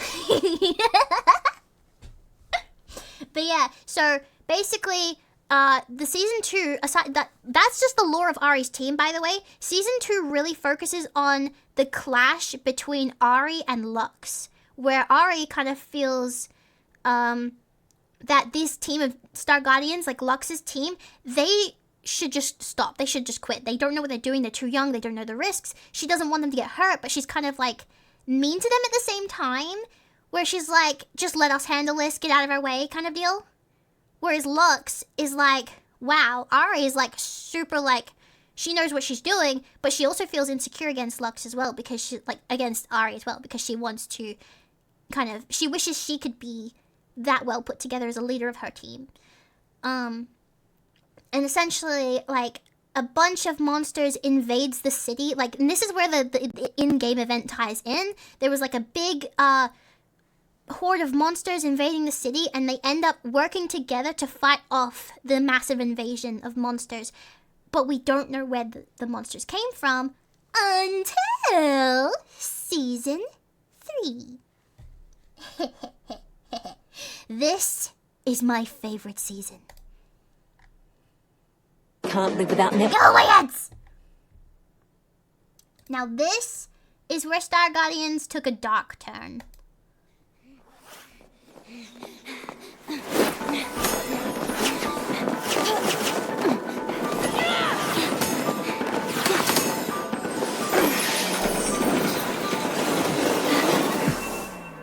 What's your channel? Thank you for the follow. Welcome on in. How you doing? This is my favorite season, and it has such a banger song. You have no idea.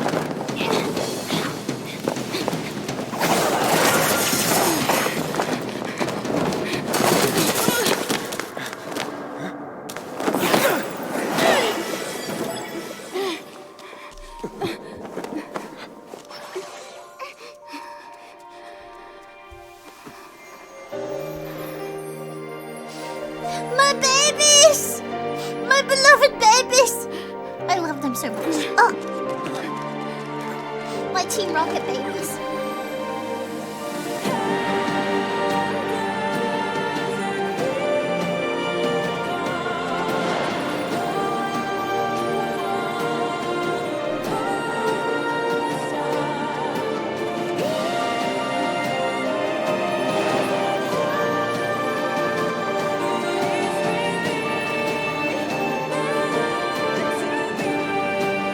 This is so much.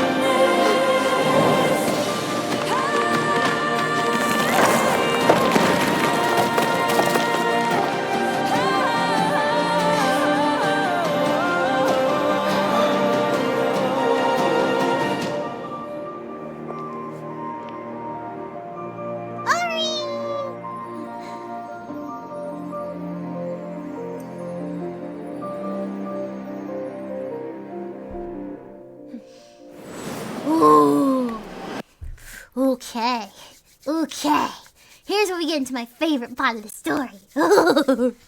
Alright, so, you're probably confused about what's going on there, so let me explain. This, Season 3, covers Ari's lost teammates. Yes!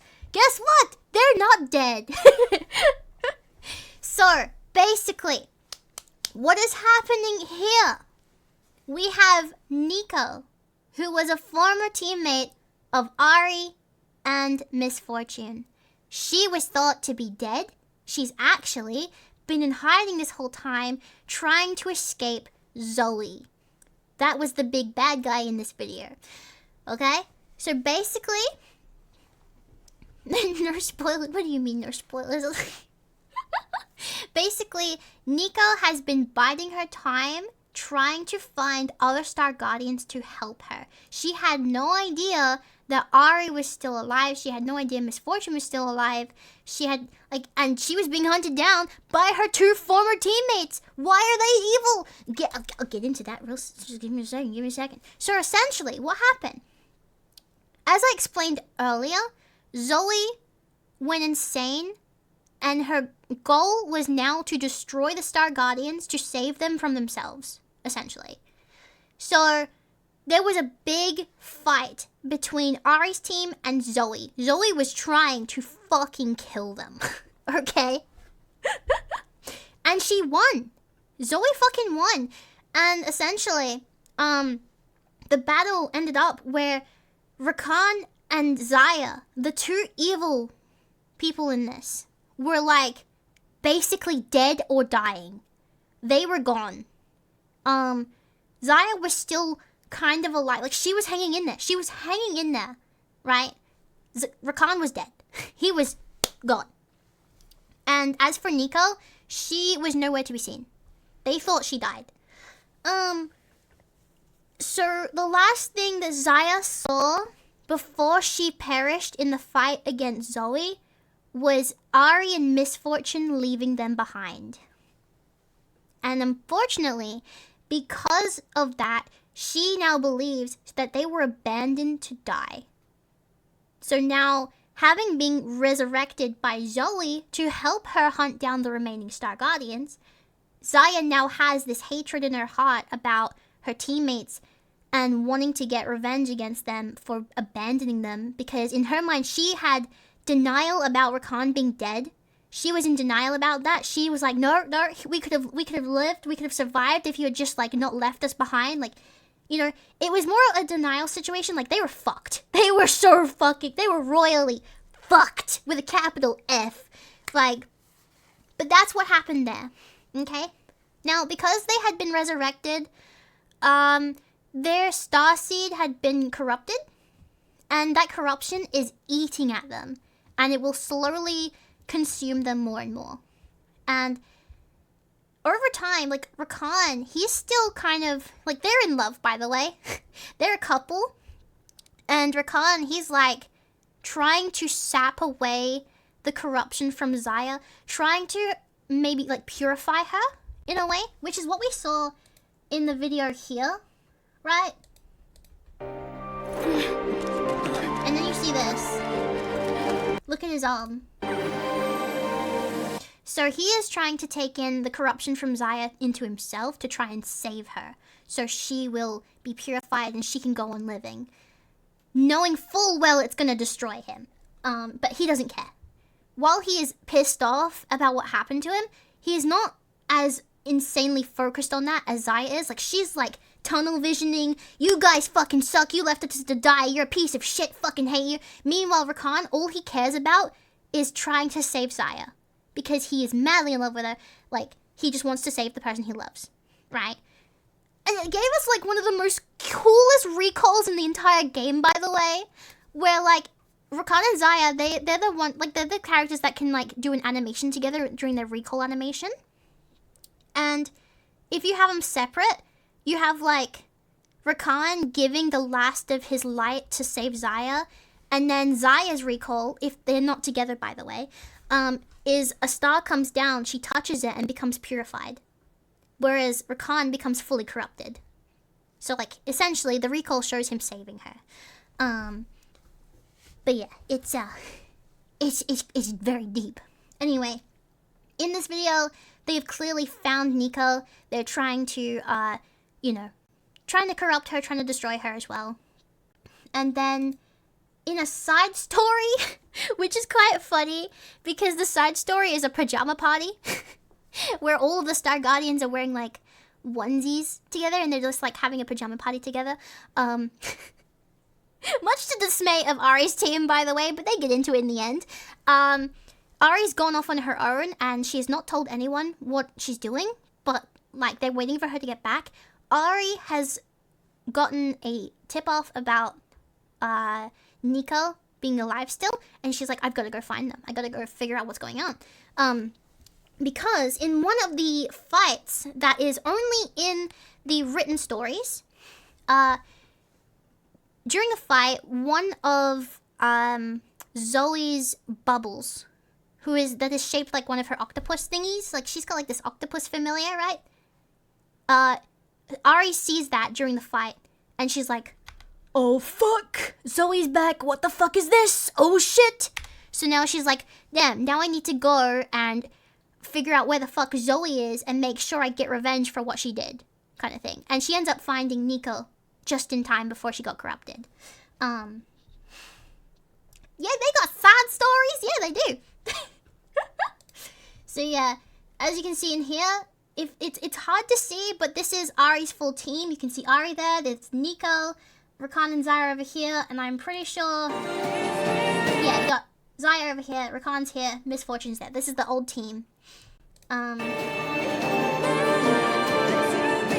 that's what's happening in Season 3. It is literally the entrance of the Evil Star Guardians. This was the first time we met Evil Star Guardians, and it's when we start getting into the darker side of the story. And you're like, cool! Holy shit, that's fucking amazing! And this was actually genuinely a fun event. And then Season 4 happens. Yeah. Like, you would think they would continue on from this, right? You would think the event would focus on the face-off between Zoe and all of the Star Guardians. You would think the event would focus on the redemption of Rakan and Zaya. You would think the event would focus on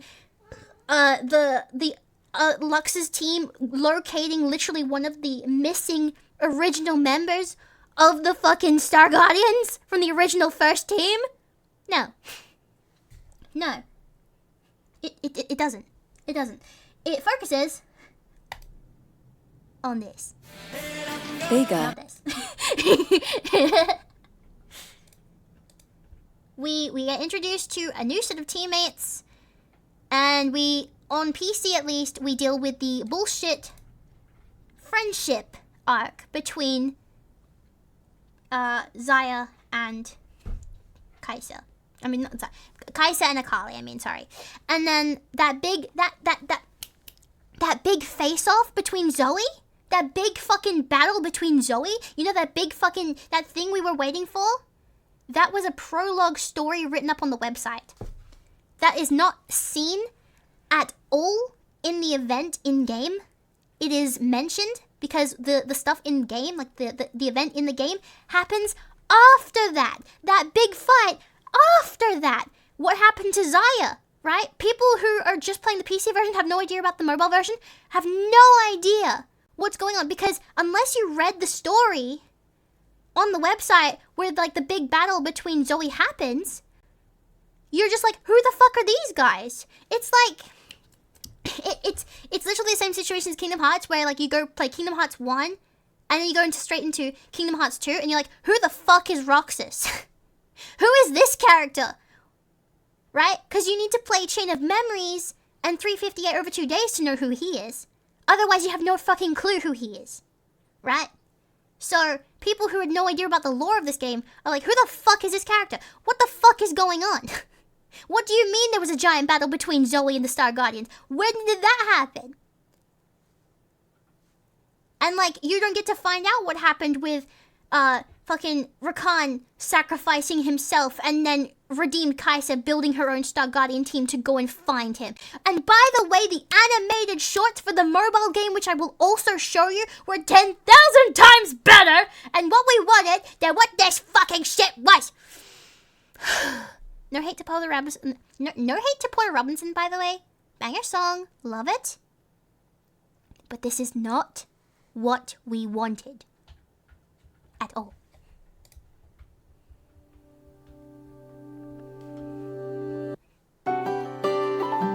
This is not what we wanted.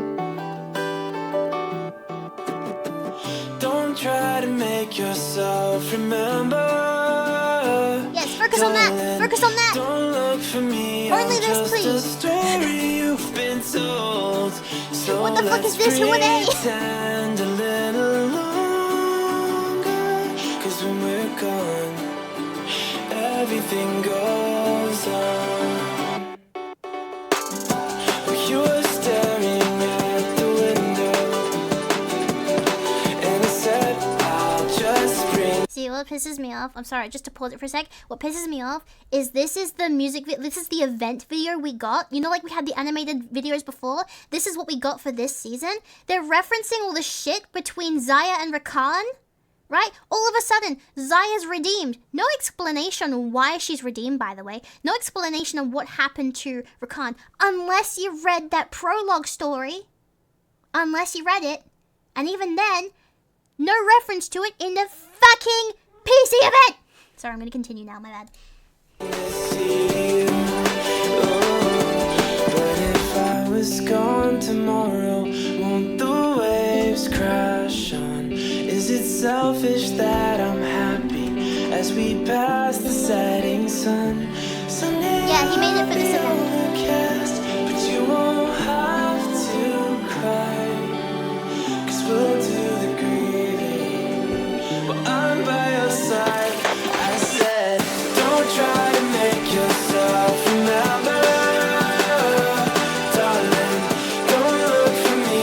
I'm just a story you've been told. So let's pretend a little longer. 'Cause when we're gone, everything goes on. And I'm so scared of getting used to this. All the vines that keep you tethered in your room. You said I'm sorry that you worry, but don't apologize. I told you to forget me, This is what but we you stayed by wanted. my side. When I This. said, don't try to make yourself remember. Darling, don't look for me. I'm just a story you've been told. So let's pretend a little longer. And when we're gone, everything goes on. Right, so this is season 4, and I agree, they should have really made this into a series at this point because the lore goes deep. Now, to Riot Games' credit, okay, we have 3 plot lines happening at the exact same time. Okay, so the story going on with Zaya at the exact same time Akali and Kaiser's story is happening. Similar to 350 over 2 days and Chain of Memories, right? And then we also have, at the exact same time, Lux's team going off to find Gwen in stasis in space and save her. Okay? 3 stories all at once. Now that's really difficult to pull off in an event for a game, especially when they've only ever focused on one story plot at a time. My problem is Kaisa and Akali's story could literally be deleted from the fucking story and nothing would change. Nothing would matter. And I will die on that hill because literally nothing happens. At the very most, okay? At the very most, we get some lore into the fucking the old Star Guardian team. But it's literally like conversations happening between Zoe and fucking Syndra just off to the side. Like, while things are happening, they're just like, oh, hi, it's you. Oh, hi, it's you. Hey, remember that shit that happened, like, ages ago? Like, it's kind of like that, right? It's like that bullshit. So, like, they could have easily made that an interaction between Lux's team or even Zaya's team, okay? You could even had Fiddlesticks coming after Lux or Zaya's team. You did not have to make Zaya's team. You didn't have to. Like, you could literally remove them and shift story plot elements to the other teams, and it probably would have worked better. We did not need this. Anyway, whew, I'm getting heated again. My bad. Anyway, that aside, story plot and bullshit aside, I also have a problem with the designs of the team. Okay, so I'm gonna be honest. The designs of Kaisa's team were the worst Star Guardian designs we have had. I know that some people like them. That's fine. That's fair. Go ahead, like them. My problem comes with every Star Guardian team has had like more uniform designs where they look like a team. Okay, they actually look like a team. Kaisa's team does not look like a team. All of them have different star gems. Their designs, I just feel like the designs could have been done better and have been done better by fan artists. Fan artists have actually done a really good job at designing Star Guardian outfits for them, but like these outfits, it's not hitting. It's not hitting. And like, why are all their gems different? Is there an explanation on why all their gems are different? Like, are these all Star Guardians that were in different teams that are now like jumbled up into one team? That was never explained. We never got really much background lore on these characters at all. I mean, Sona can't talk, so her familiar talks for her, and she's really fucking rude, and her familiar is like, hey, I can't say that. And then we have Talia, who is a... This is not a problem. By the way, I want to go ahead and say it. The focus on Talia, the pink one with the short pigtails, she is dealing with transgender issues. So it is, you know, male into female, and they feel more like a female when they're Star Guardian. It's a transgender story kind of thing. And then you have Echo. He's trying to use his Star Guardian powers to go back in time and change. If you guys have watched Arcane, I'm assuming you have. Kragger, what's his name? Was his name Kragger? The guy with the goggles. Okay. In this story, he dies during the giant battle with Zoe. He gets crushed by a building. So Echo is trying to use his powers to go back in time and save his friend, and it's not working, and he's slowly coming to terms with the fact that he can't change the past. Meanwhile, Akali and Kaisa are just having a best friends quarrel of, you don't care about me. Oh, you like being a Star Guardian more than being my friend. You know. Oh, and then we have Neela, who was released during this event, so of course they had to give her a skin for Star Guardian. Yeah, she's just a really old Star Guardian that prefers to be solar, and she's obsessed with like fighting big monsters, and there was like a big monster attacking the town, so she's like, fuck yeah, I want to join in, I want the glorious battle. Okay, so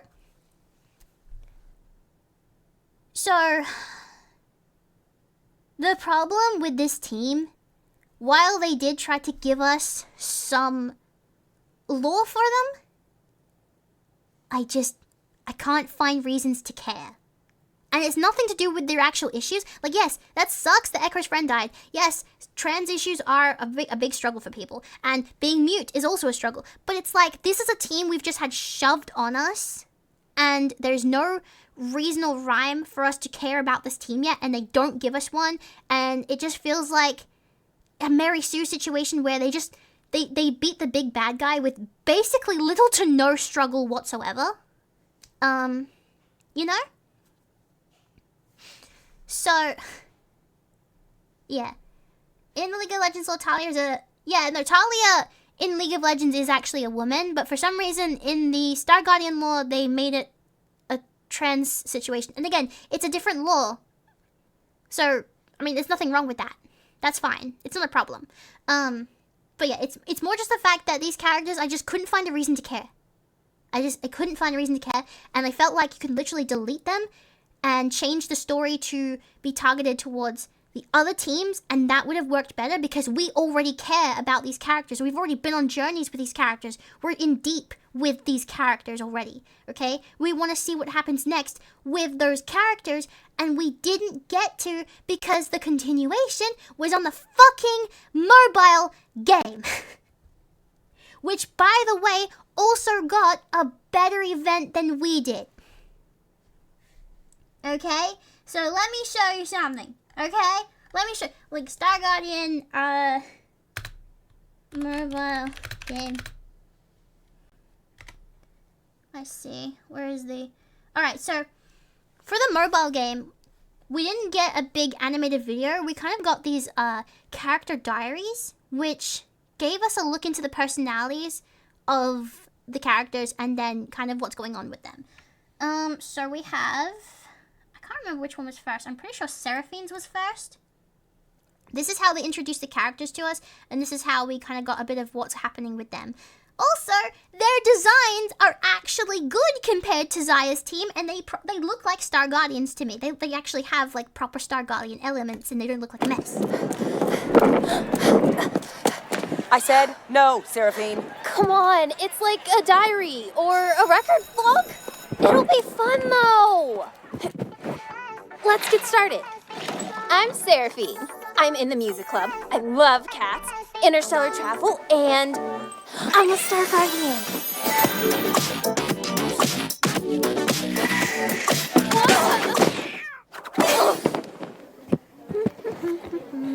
What you reading? Watch this. Damage, 55%. Oh. Damage, 250%. Huh. Are we ready for this? I chose you because you're ready. Don't forget that.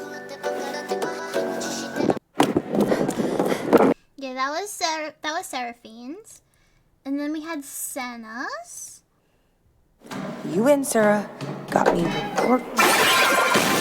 Damage at 250%. Would you look at that? So this princess just looks for the prince the whole time? No! Yes, it's not just... They're in love. Like star-crossed, risk-it-all love. It's just like... Zaya? Oh.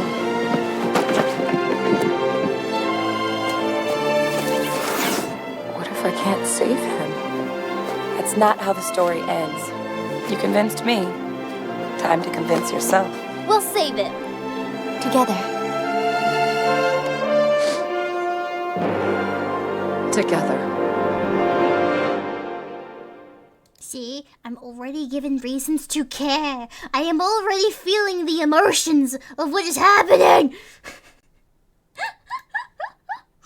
And then we have Oriana's as well.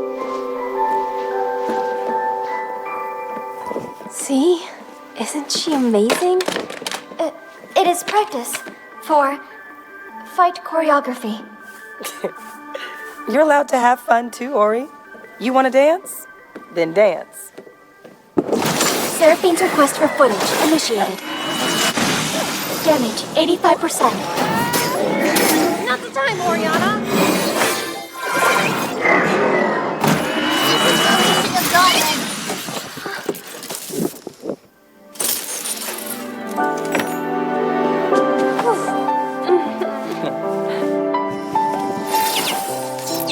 Talker? I am starting to believe anything can be fixed with a bit of help. I hope you're right.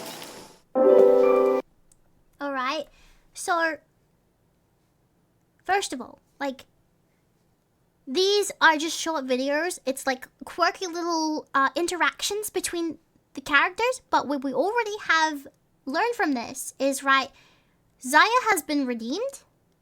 Like, clearly she's upset about losing Rakan, and they're talking about saving him. They're talking about hoping that she can actually redeem him right?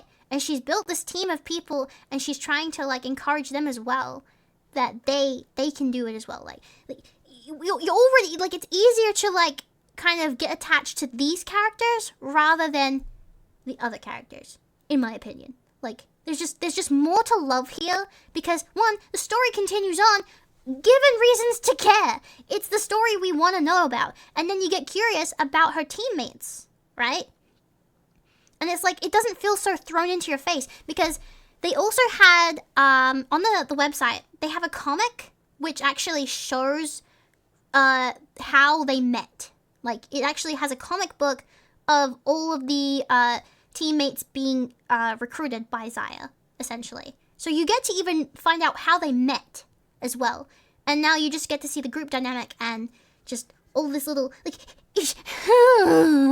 meanwhile, on the PC game, all we get is wait.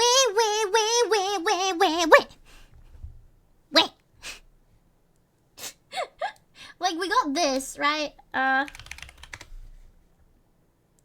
There was this, like, in terms of animation, this is what we got, okay?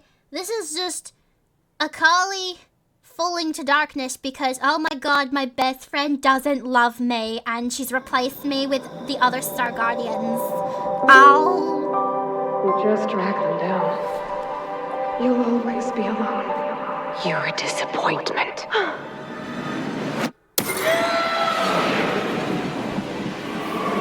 They were never your friends. Why do you even try?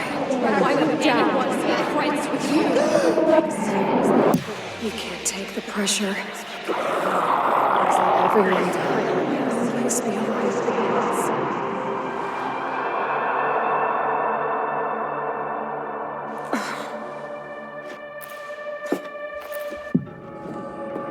Now, mind you, this could have been interesting by itself. They executed it poorly, though.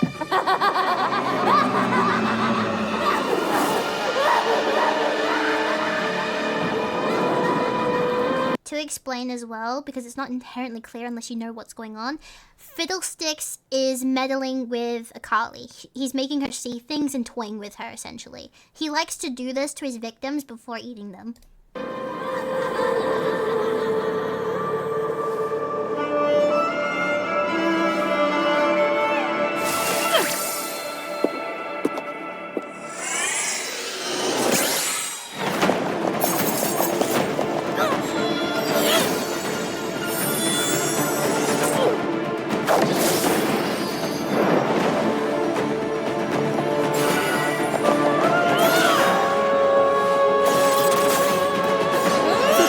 Punt kick, Hyper! How high will she fly? You think she will reach the moon? No!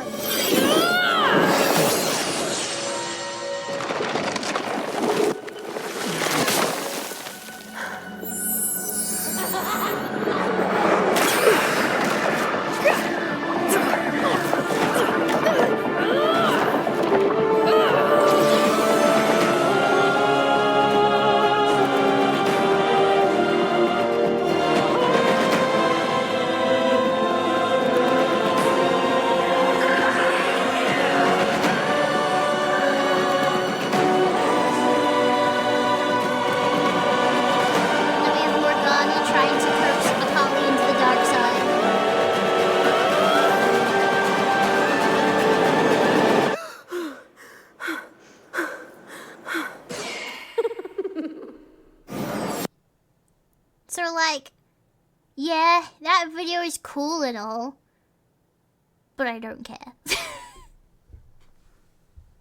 Like, again, it's just the reason for her falling to darkness in the first place. Like, the way they wrote Akali is just insufferable. Like, she is not likable at all in the series, so you can't feel sorry for her because she's just a piece of shit. She's just being an asshole. Right? So, that's what we got in terms of the story in the PC game. And it's just, man, the design sucked, the story sucked, it didn't cover anything that we wanted to see. You know, and I'm repeating myself here. But then, we also have, Star Guardian, Zaya, Right, so this is like a short thing from Wild Rift. But in the event of Wild Rift, it was shown that Xayah does in fact succeed, and they do in fact save Rakan. Hello, hello. Go away, ads.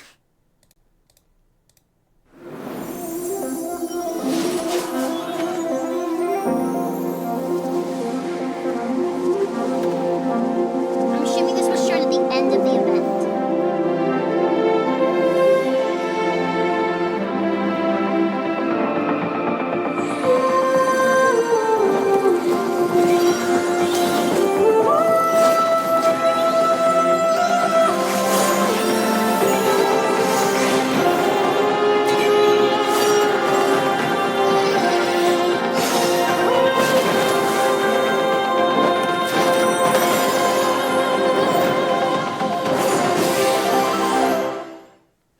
That is what we wanted! That is what we wanted to see this whole time. That is the ending of the event that we should have gotten on PC. That is what we wanted to see. That is what everyone was like literally jizzing in their pants for, man. Like, brother. You know?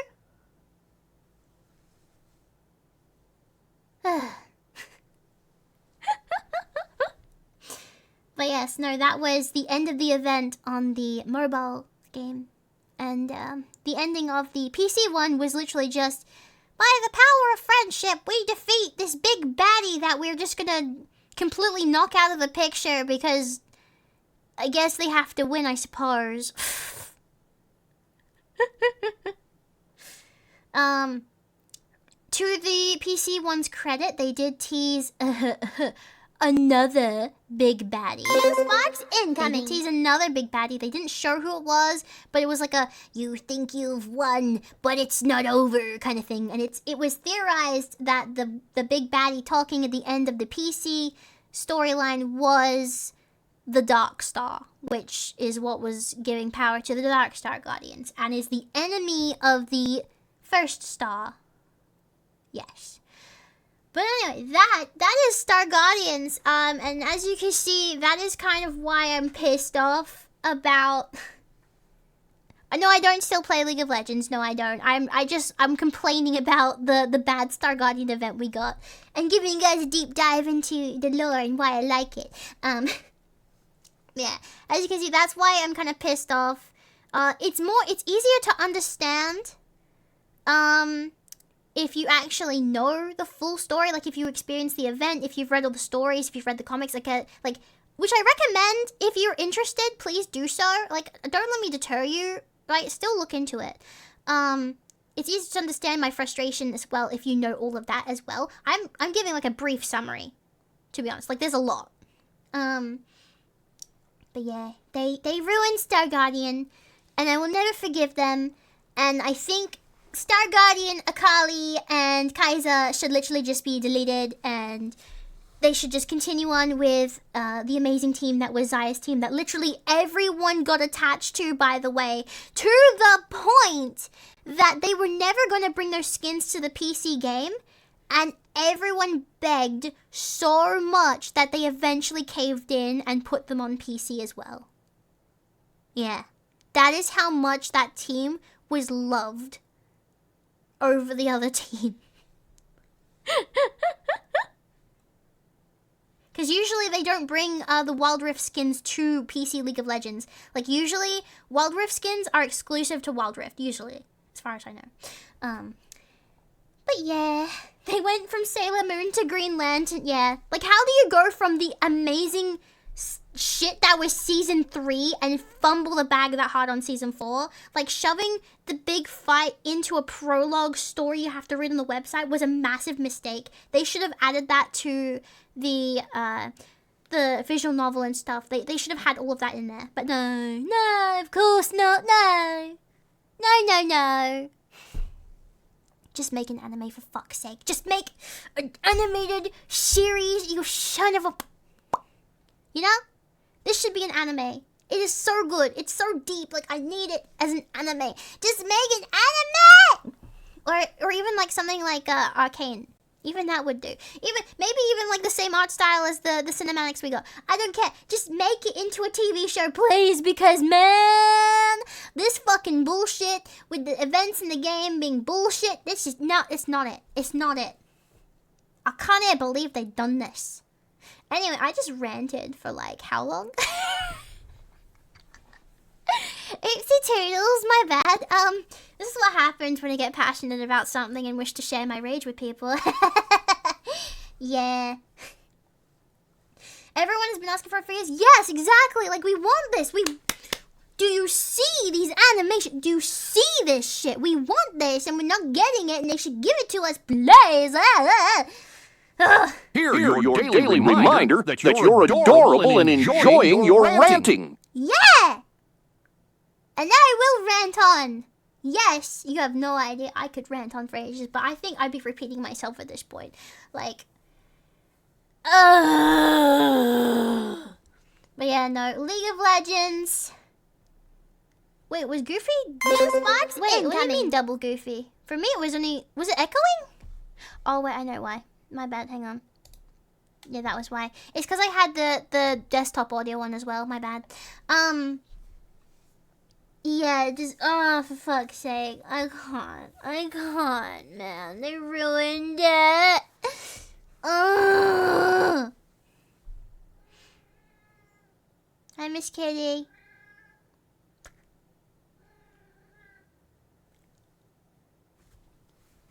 Honestly, I'm proud my offhanded complaint about Modern League skins led to such a deep dive.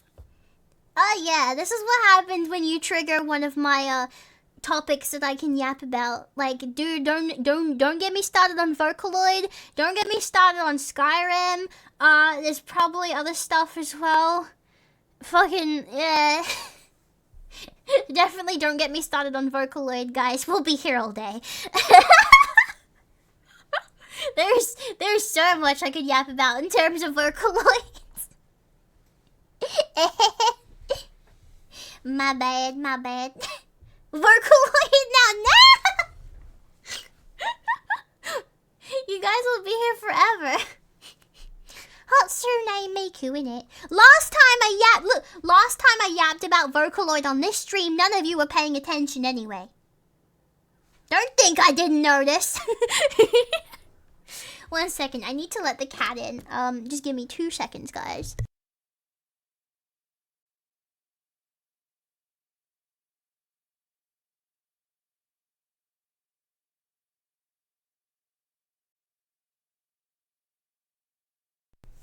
Meow, meow, meow. Meow. Meow.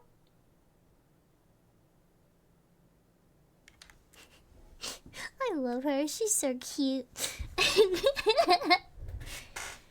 Was I here during the rant? It wasn't really a rant. It was more of my, did you know sessions. Basically, I was just dropping a bunch of, like, Vocaloid facts about how, like, Miku performed for Lady Gaga, and she performed at Coachella, and then I, like, showed the footage of her performing for Lady Gaga, and my view count went down significantly, so I stopped and continued playing Mustache.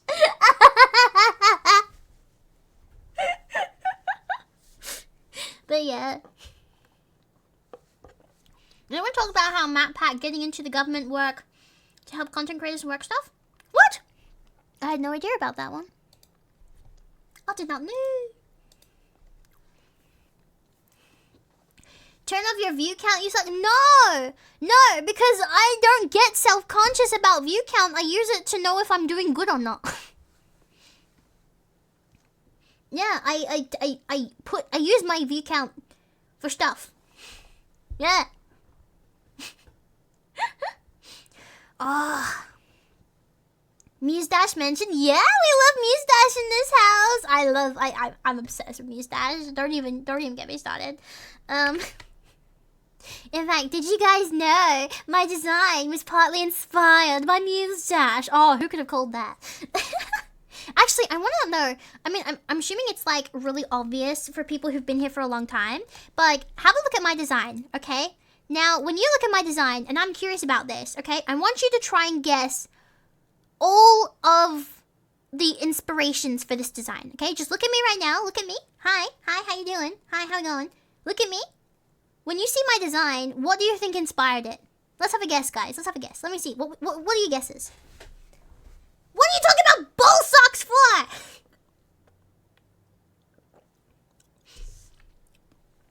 Liz just said, I watched my view count go down, so I stopped. Yeah, because I figured people weren't interested in what I was talking about. So I was like, alright, that's not interesting to my chat, so I'm going to move on to something else. Like, a gauge. Mustache Pikachu. Pikachu, Splatoon, League of Legends, Mustache. Miku. Jet Set Radio. Voltron? Voltron? The yellow one? Wow, what do you mean the yellow one? Oh, you mean the one that wasn't in Mesmerizer? I got you, I know what you're talking about. I know what you're talking about. The one that wasn't in Mesmerizer, right? Yeah, the yellow one. Xenoblade. Grim, you know I haven't even played Xenoblade, you piece of shit.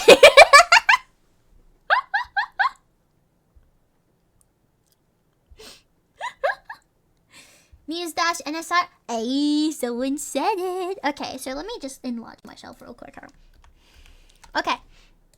So in terms of like design, right?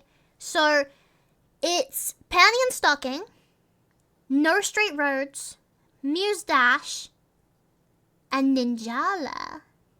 Yeah. Also a bit of Powerpuff Girls Z as well. I can't lie. Like, especially this design. Powerpuff Girls Z for sure. A lot of people think it was inspired by Splatoon. Not really.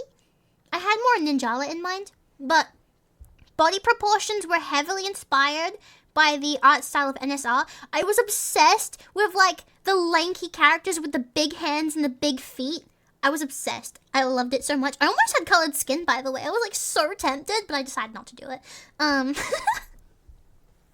yeah, my body proportions and stuff, like the big hands and that, all inspired by NSR. And then you have like the color palette was very Mustache inspired. Then of course like my overall like style, like the big ears, the eyes and all that, panty and stocking. Especially like the eye as well. The eye is very panty and stocking coded. And then of course this outfit was inspired by fashion that I actually wear myself. Like from AC/DC Rag and Listen Flavor, but also from Powerpuff Girls Z. Yeah. I can't believe it. I didn't whitewash myself. Oh my god. Yeah, PPZ. Oh my god, I love them so much. I grew up watching the original Powerpuff Girls, so like I love Powerpuff Girls.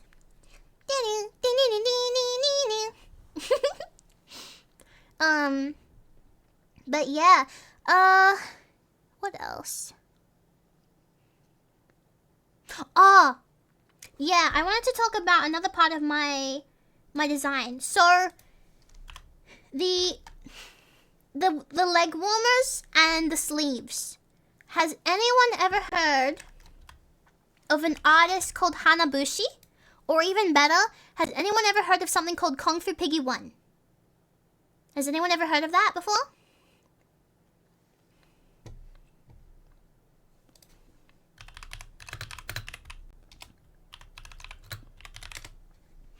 So, for those who don't know, I'm a big fan of the artwork of Hanabushi.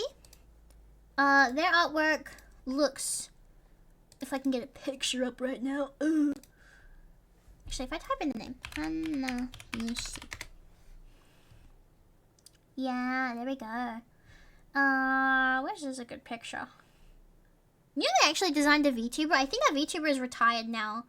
But they actually did have designed a VTuber at one point. This is kind of a... There's the VTuber actually. I'll pull up that one. Okay. I'm gonna pull up an image. So this, immediately, you can probably see it, right? Immediately you can probably see, yeah, heavily inspired by the artwork of Hanabushi. I would say, especially for my version 2, which is this design, Hanabushi was the #1 inspiration. #1.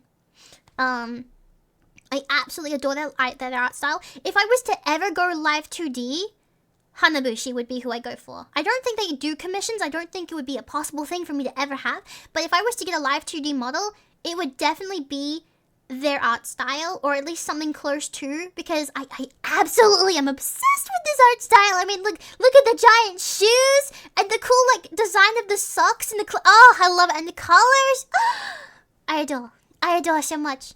But yeah, so basically, big fan of Hanabushi's work, and I noticed one of their designs, if I can actually find it, I'm just trying to look for it right now. One of their character designs had these really cool transparent socks with like a colored outline. I'm trying to see if I can find it. I mean, this isn't the character I saw, but they have it too. Oh my god, why is the picture so small? I hate when the pictures are so small.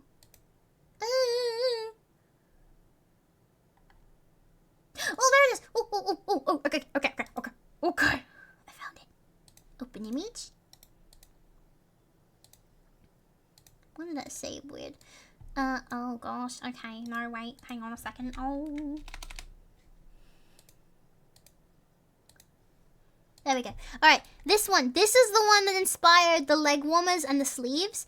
I saw this, like, because I've been a fan of them for a long time, but I was going through, like, I have, like, a folder of, like, reference images for, like, inspiration, and I have, like, a bunch of Hanabushi's artwork in that reference folder, and I saw these, and I was like, man, that would go so hard on a VTuber design, wouldn't it?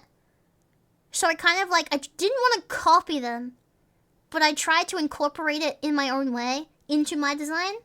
And it was very important to me that I didn't copy the style of the shoes, okay? It's a bit hard not to have the socks look alike, but I really wanted to have, like, my own version of them. And then, of course, I've got my sleeves as well, which are, like, transparent if you can't tell. Yeah. There you go. Transparent sleeves.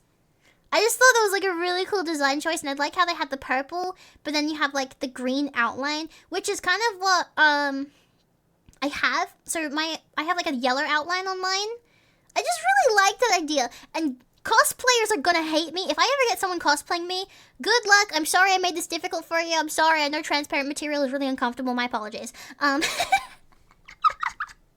you know, I really liked that design detail, and it was kind of what really was the catalyst for this design, because I had no idea. Like, at first, my V2 was literally just going to be an improved model of my original model, and then I, like, started brainstorming, and I had seen these, and then my brain was doing things, and then I designed some shoes. I wish I had the picture. I don't know where I put the picture, but I had it somewhere.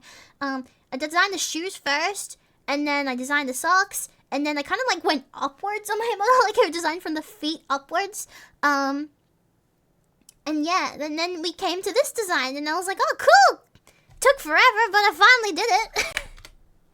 And that's why my V2 took so long, by the way, because I was just, like, really indecisive, because I wanted to, like, keep what people loved about my model, because, like, everyone was really attached to my V1, and I still have people come to me and be like, hey, I liked your V1 better, which is fair.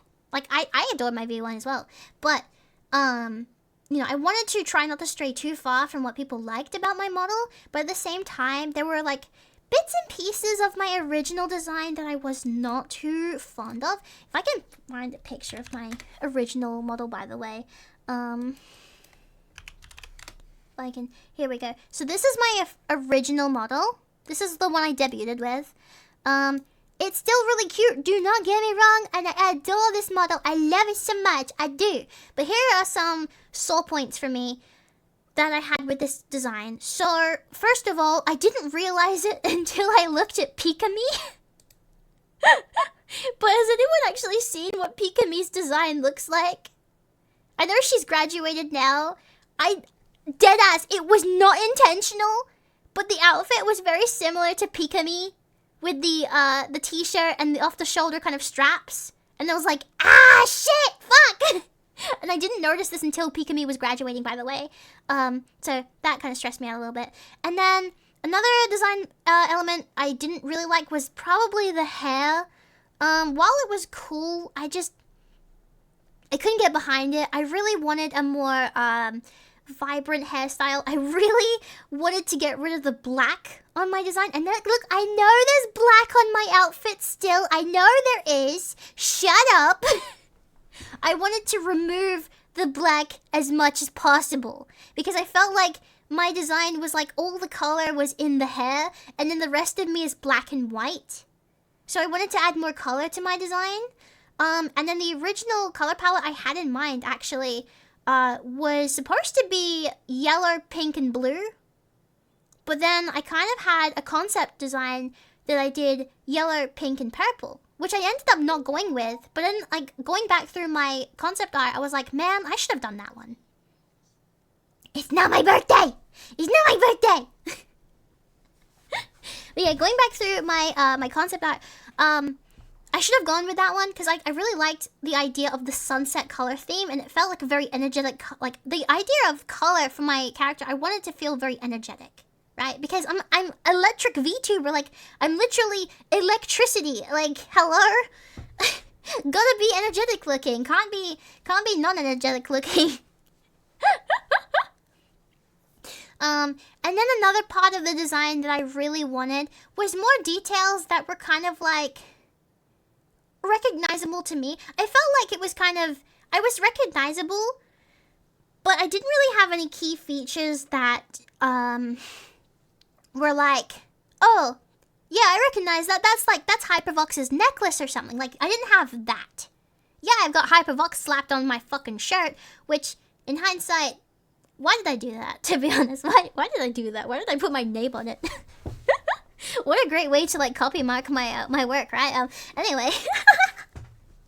But yeah, so with my new design, okay.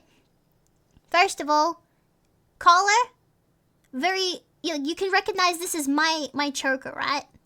Like if you sold this just on its own, you'd be like, hey, that's Hypervox's necklace, right? Because no other character has a choker like this one, to my knowledge. At least in terms of VTuber. And trust me when I say, okay, I went around town. I was looking at all the different designs of VTubers, especially electric themed VTubers, and I was doing my best in my power to avoid having matching details as them. I was doing my absolute best to avoid any similarities. The last thing I needed was a Shy Lily situation, you know? The last thing I wanted was to be like compared to, what's that one VTuber from, I think she's an idol. She's like an eel. Unagi something. You guys know the one I'm talking about. I can't remember on the fly, but, you know, she was one I was worried about. I wanted to make sure I didn't look like her. And then, of course, you know, there was a bunch of other people. Anyway, again, I just wanted, like, have more details that could be recognized as mine. So, of course, you've got, like, you know, my choker, and then I feel like my duress design, like, is very easily recognizable. I have, like, the belt as well. I feel like my shoes are especially recognizable. Like, I didn't want any part of my design to look like something else. And that was very important. And I did my best to avoid it. I can't avoid it at all times. There are so many designs of VTubers out there. It's really impossible to, like, not have similarities to somebody else. You want me to make myself smaller? I can, yes. Right? I didn't want to look like anyone else. I wanted to try and stand out on my own and be a really recognizable design. That was like the number one important thing for me. Okay? So yeah, I feel like I did a good job. And I feel like I still kept the original vibe of the original design. I feel like I still tried to keep what people liked about my original design. Like the whole vibe of it, but improve upon it and kind of like fix the issues that I personally didn't like about it. And I think I did that. Also, did you guys know I almost changed my color palette to purple and green? Yeah, the original outfit design was actually going to be purple and green. But then I was like, no, the yellow was too iconic. So I changed it back to yellow. And now the purple and green palette. Shut the fuck up. Okay. This is not my life size. Fuck you. But, no, so I wanted to keep the yellow because I'm too attached to the yellow. And, like, everyone knows me as the Pikachu VTuber, man. I can't ditch the yellow. Gotta represent the Pikachu, right? Yeah. But yeah, like, honestly, like, what do you guys think in terms of, like, Now that you see my original, and now you see me here, what do you guys think in terms of this design? Do you think it's an improvement? Like, what are your honest thoughts about this? I'm actually kind of curious to know what you guys think about this, like, looking at both designs. Okay, first of all, stop talking about my height. I'll have you know. Oh, that's actually something else I need to talk about. Ooh! Definitely like your new design better. This is improvement. Star Guardian. Oh, shit, yeah, hang on. I actually have a concept art of that. Hang on. Okay, I think VTuber looks better, but that's my opinion. Made a lot of improvement with V2. Thank you so much, guys. I feel validated, yay. Two things before my ADHD forgets. Okay, first thing I remembered was cardboard cutout is happening at AvCon. This is really cool. So if you're attending AvCon, there will be a cardboard cutout of me that you can take photos with and stuff. And at the end of the convention, I will also try to sign it as well. It's going to be auctioned off for charity. So, a chance to perhaps have a life-size cutout of Hypervox. Yeah? Pretty cool. Shut the fuck up, I'm not small. Is AvCon in Oz? Yeah, it's a anime and video game convention in South Australia. Yeah. So if you attend AvCon this year, which is next month, July 4th to July 6th, you can have a chance at the auction at the very end of AvCon on the Sunday to win, to purchase for charity a life-size cardboard cutout of me, Hypervox. Yes. I will take pictures. Also, as a reminder to everyone, if you meet me at the convention, I will be handing out special exclusive stickers. I will also give you a little flashbang of the sticker again. There are 2 variants, but I can't show you the second variant just yet. You have to wait for that one because it's a secret. It's a secret, I tell you, it's a secret! But yeah, if you meet me at the convention, you are going to get a holographic sticker of this. This is what you'll be getting at the convention. It'll be pretty cool. Yeah. Pretty nice, pretty nice. Anyway, you guys want to see Star Guardian version of me? If you just give me a momento, I will try and find it for you because I did in fact draw myself a Star Guardian design. If it's on my PC. It should be. Yeah, and I also did like all the different color palettes too. Okay, here we go. Ta-da! I couldn't decide what color Star Guardian I would be, so I kind of drew all of them. As a note, the yellow Star Guardians were never, as you saw, yellow Star Guardians weren't really a thing. The only time we ever saw Star Guardians being gold or yellow was the prestige version of the skins. So, I'd like to imagine, I'd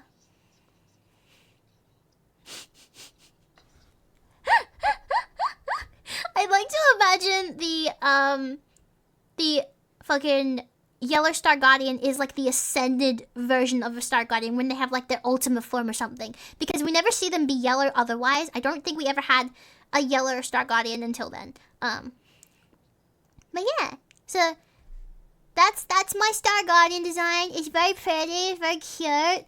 I couldn't decide on the palette, so I just drew all of them. Yeah. Something Shurima! Strength Ascended and Protector looks nice. Yeah, I couldn't decide. I literally love all of them, to be honest. In terms of, like, the names of the colors, by the way, I found, looking at the Star Guardians' personalities and what color was assigned to what character, they had, like, traits to them. So I found that Star Guardians with the red color were more of the stronger characters who, like, you know, they were the kind of characters who would literally punch you in the fucking face if you pissed them off. The green characters were always the healers, and they were the ones that had the connections to the first star.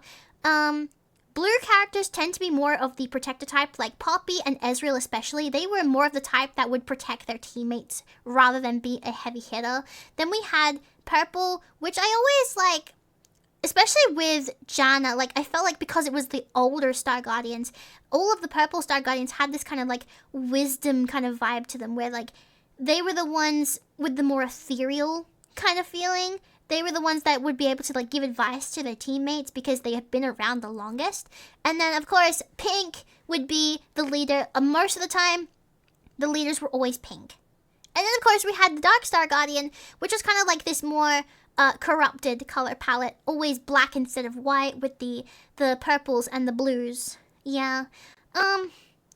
In terms of Zaya and Rakan, she's technically pink, which makes sense because she was made into a leader in season 4. And then Rakan, who has a very protective but also a healer, like he was trying to heal and like purify Zaya, he is a green Star Guardian. Which makes sense. So that's why I kind of gave the names to each of these different color types, because I felt like the color did tie into what type of Star Guardian each character was. Unless you're season 4, cause fuck that season. But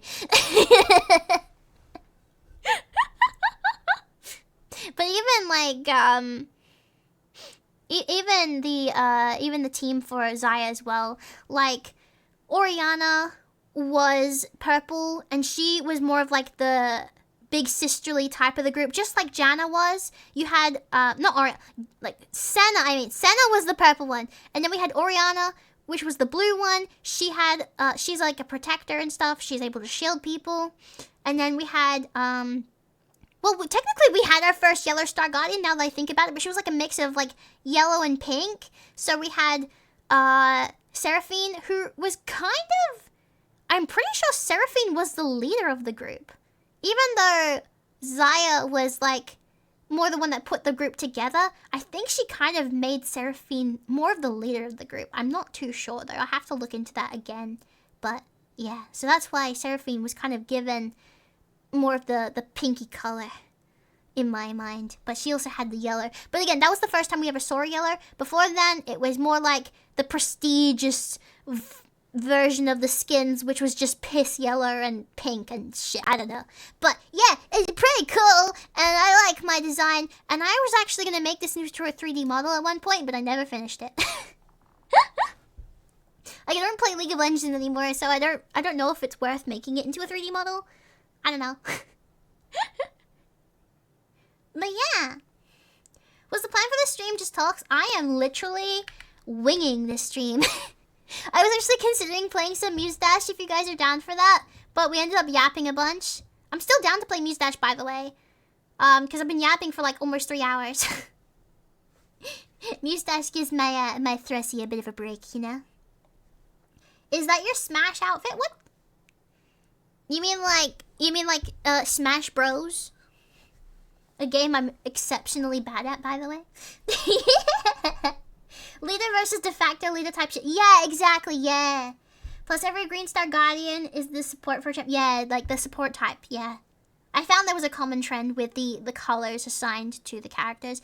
In terms of the teammates in Season 4 for Zaya and Akali straight up had Dark Star Guardian, even though she was a good Star Guardian. For some reason, like, her actual outfit was Dark Star Guardian. And then Akali, of course, like, and then Kaisa, she had, like, the classic pink Star Guardian, similar to Ari.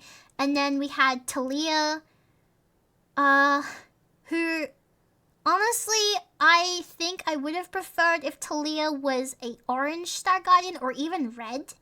I don't know why they had 2 pink Star Guardians in one team, and it felt like a very big clash, in my opinion. Cerner, of course, she was green.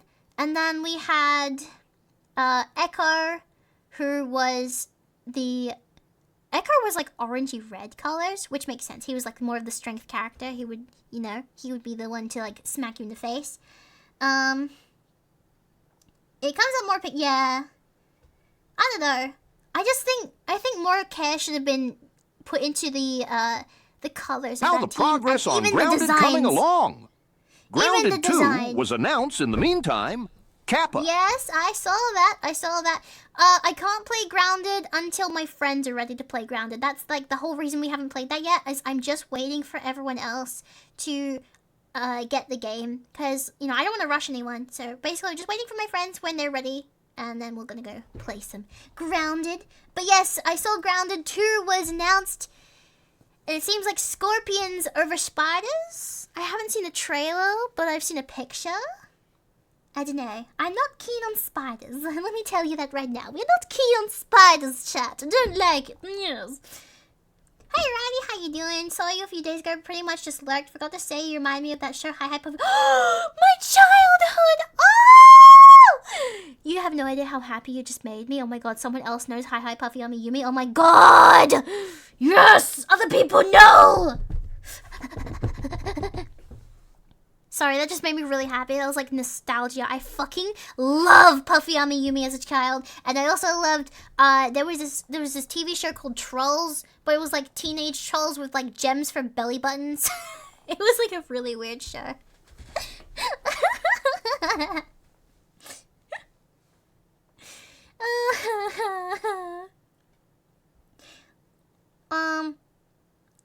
Little bit of a Mimi Sentry from Team Fortress 2. I don't know much about Team Fortress 2. I as far as Team Fortress 2 goes, the subtitle to Grounded 2 should be Happy Birthday Hypervox.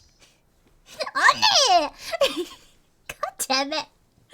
As far as Team Fortress 2 goes, all I've seen is like there's animations on YouTube of Heavy going, sandwich! You know? I'm really getting into Helldivers though. Helldivers is quite fun. Why are the luminous zombie fucking people so hard though? Like, dude, we were getting our asses handed to us when we were like playing off stream. My god.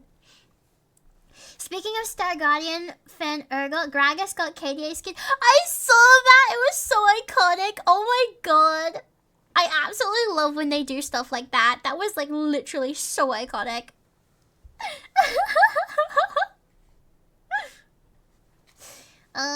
That's a name I haven't heard in some time, dude. Old school cartoons, peak. Absolute peak. Yeah. Like Rocket Power and all that. Oh, so good. Or like the Rugrats all grown up and like the original Rugrats, man. So good. I miss those cartoons, dude. Spiders have more details? No thank you. No thank you. They can remain mochi balls, okay? Yeah, we're not having the spiders on if we play Grounded, by the way. I refuse. I refuse to have a panic attack. I'm sorry. I cannot handle spiders. I'm sorry. I'm a coward. Nothing you guys can do will ever make me turn the spider setting back on in Grounded. Nothing. Nothing. There's not a single thing, chat, that you can do that will ever make me turn on the spiders in Grounded. I don't care. I don't care. You can't make me. I will not do it. No. Should react to the Meet the Team animations. Every VTuber's doing it these days, so it'll do numbers. Man, like, sir, I have nothing against React content. And this is gonna... Can I have a hot take for a second? And this is not to shame anyone. Like, everyone's content is their content, and they can do what they want. But I feel like... So, when I look at, like, especially English side VTubers, like, I feel like when I go to their channels, a lot of the videos are me rating your bedrooms, this tier list, and reacting to something. And it feels like that's the only content. Like, and not everyone, of course, but like, I feel like a lot of it's just, I react to this video, I react to this video, I react to this video. It's like, no one's really making their own content. It's just them sitting there reacting to other people's content. And again, there's nothing wrong with that, and if that's what they want to do, that's what they want to do. But in my opinion, it's kind of lazy. In my opinion. That's just my hot take though. No shade to anyone. I'm sorry if that pisses anyone off. But like, whenever I go to a YouTuber's channel, I'm like, oh cool, what's this VTuber all about? And then all of their videos are just reacting to fucking Gordon Ramsay. Like, man, it's a bit, you know?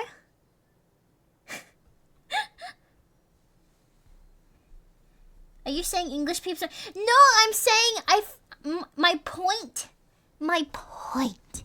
fellas. And I will say this not just about VTubers, but YouTubers who do this in general.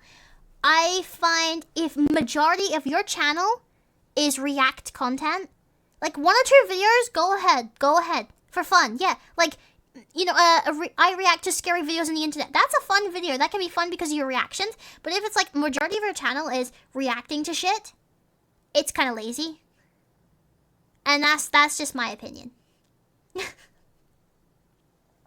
I'm sorry. I know I don't like to give my hot takes. I don't like to, because I know people will get upset, but like, that's just my opinion on reacting channels.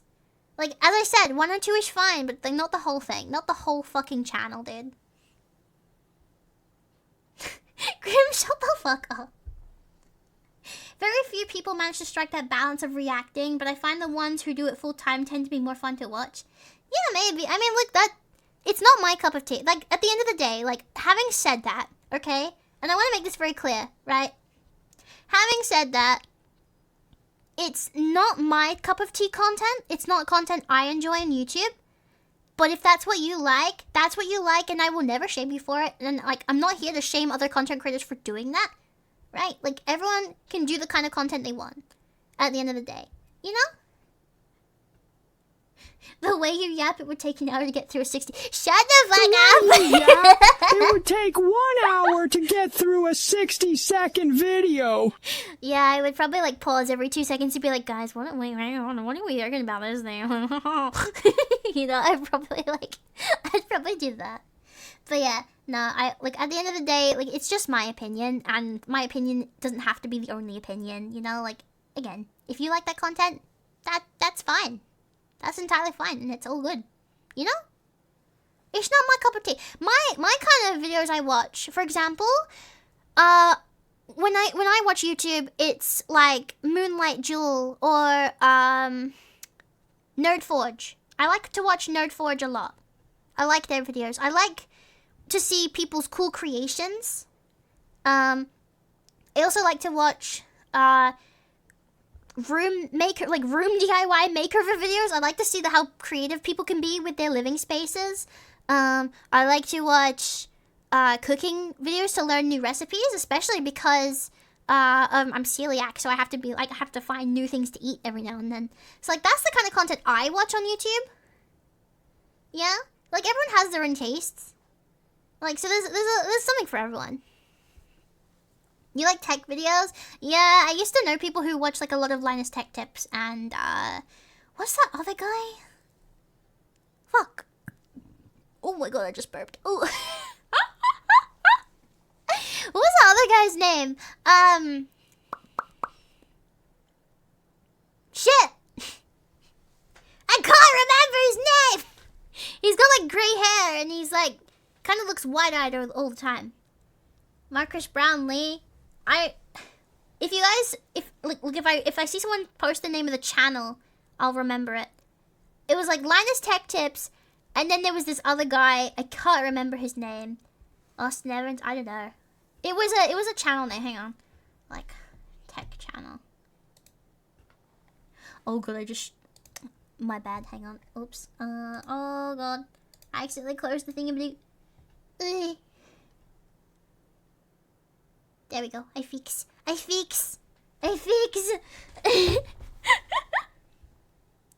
Jerry rig everything? No.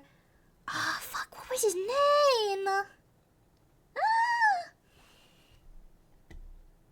I have to look it up.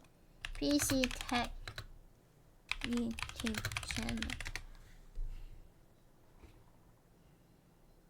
Let's see.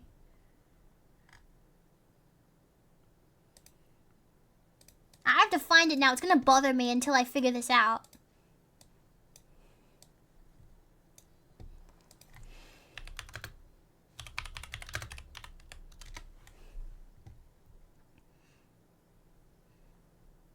Where is he? I will find you, sir. Oh, Jay's 2 cents. That's him. That's the guy. Jay's 2 cents. Yeah, that was him. That was the other guy. Yeah, found him. I know him by his face, not his name. Yeah, Jay's 2 cents. That's the dude. Yeah. Sorry, I had to figure that out. It was gonna bother me the whole night if I didn't. Thank God you did not say Steve. Would have gone off. Who the feck is Steve? Steve from Minecraft? Chicken Jockey? Lava? Google Docky?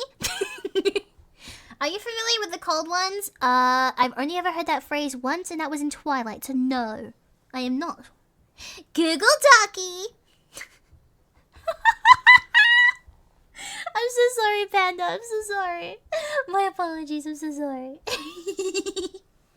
They love crushing loaf. What? I don't know. Like, I mean, I only watch those channels because people I knew watch those channels, but otherwise I didn't watch them. I don't know. But yeah. I learned a couple PC building tips from it though, which was handy for when I built my PC. And did you guys know that Yotha, like moderator Yotha, he watched the entirety of me building my PC? The trauma that man suffered that day, like I don't think you understand what I put that man through, okay? If he wasn't bald, all of his hair would have been gray by the end of it, okay? Me building a PC for the first time was like a cataclysmic event that this man could have gone his whole life without witnessing. Whole life. And yet he sat through the whole thing. What a champion, honestly. What a champion. Good shit. I still have all the footage of it, by the way.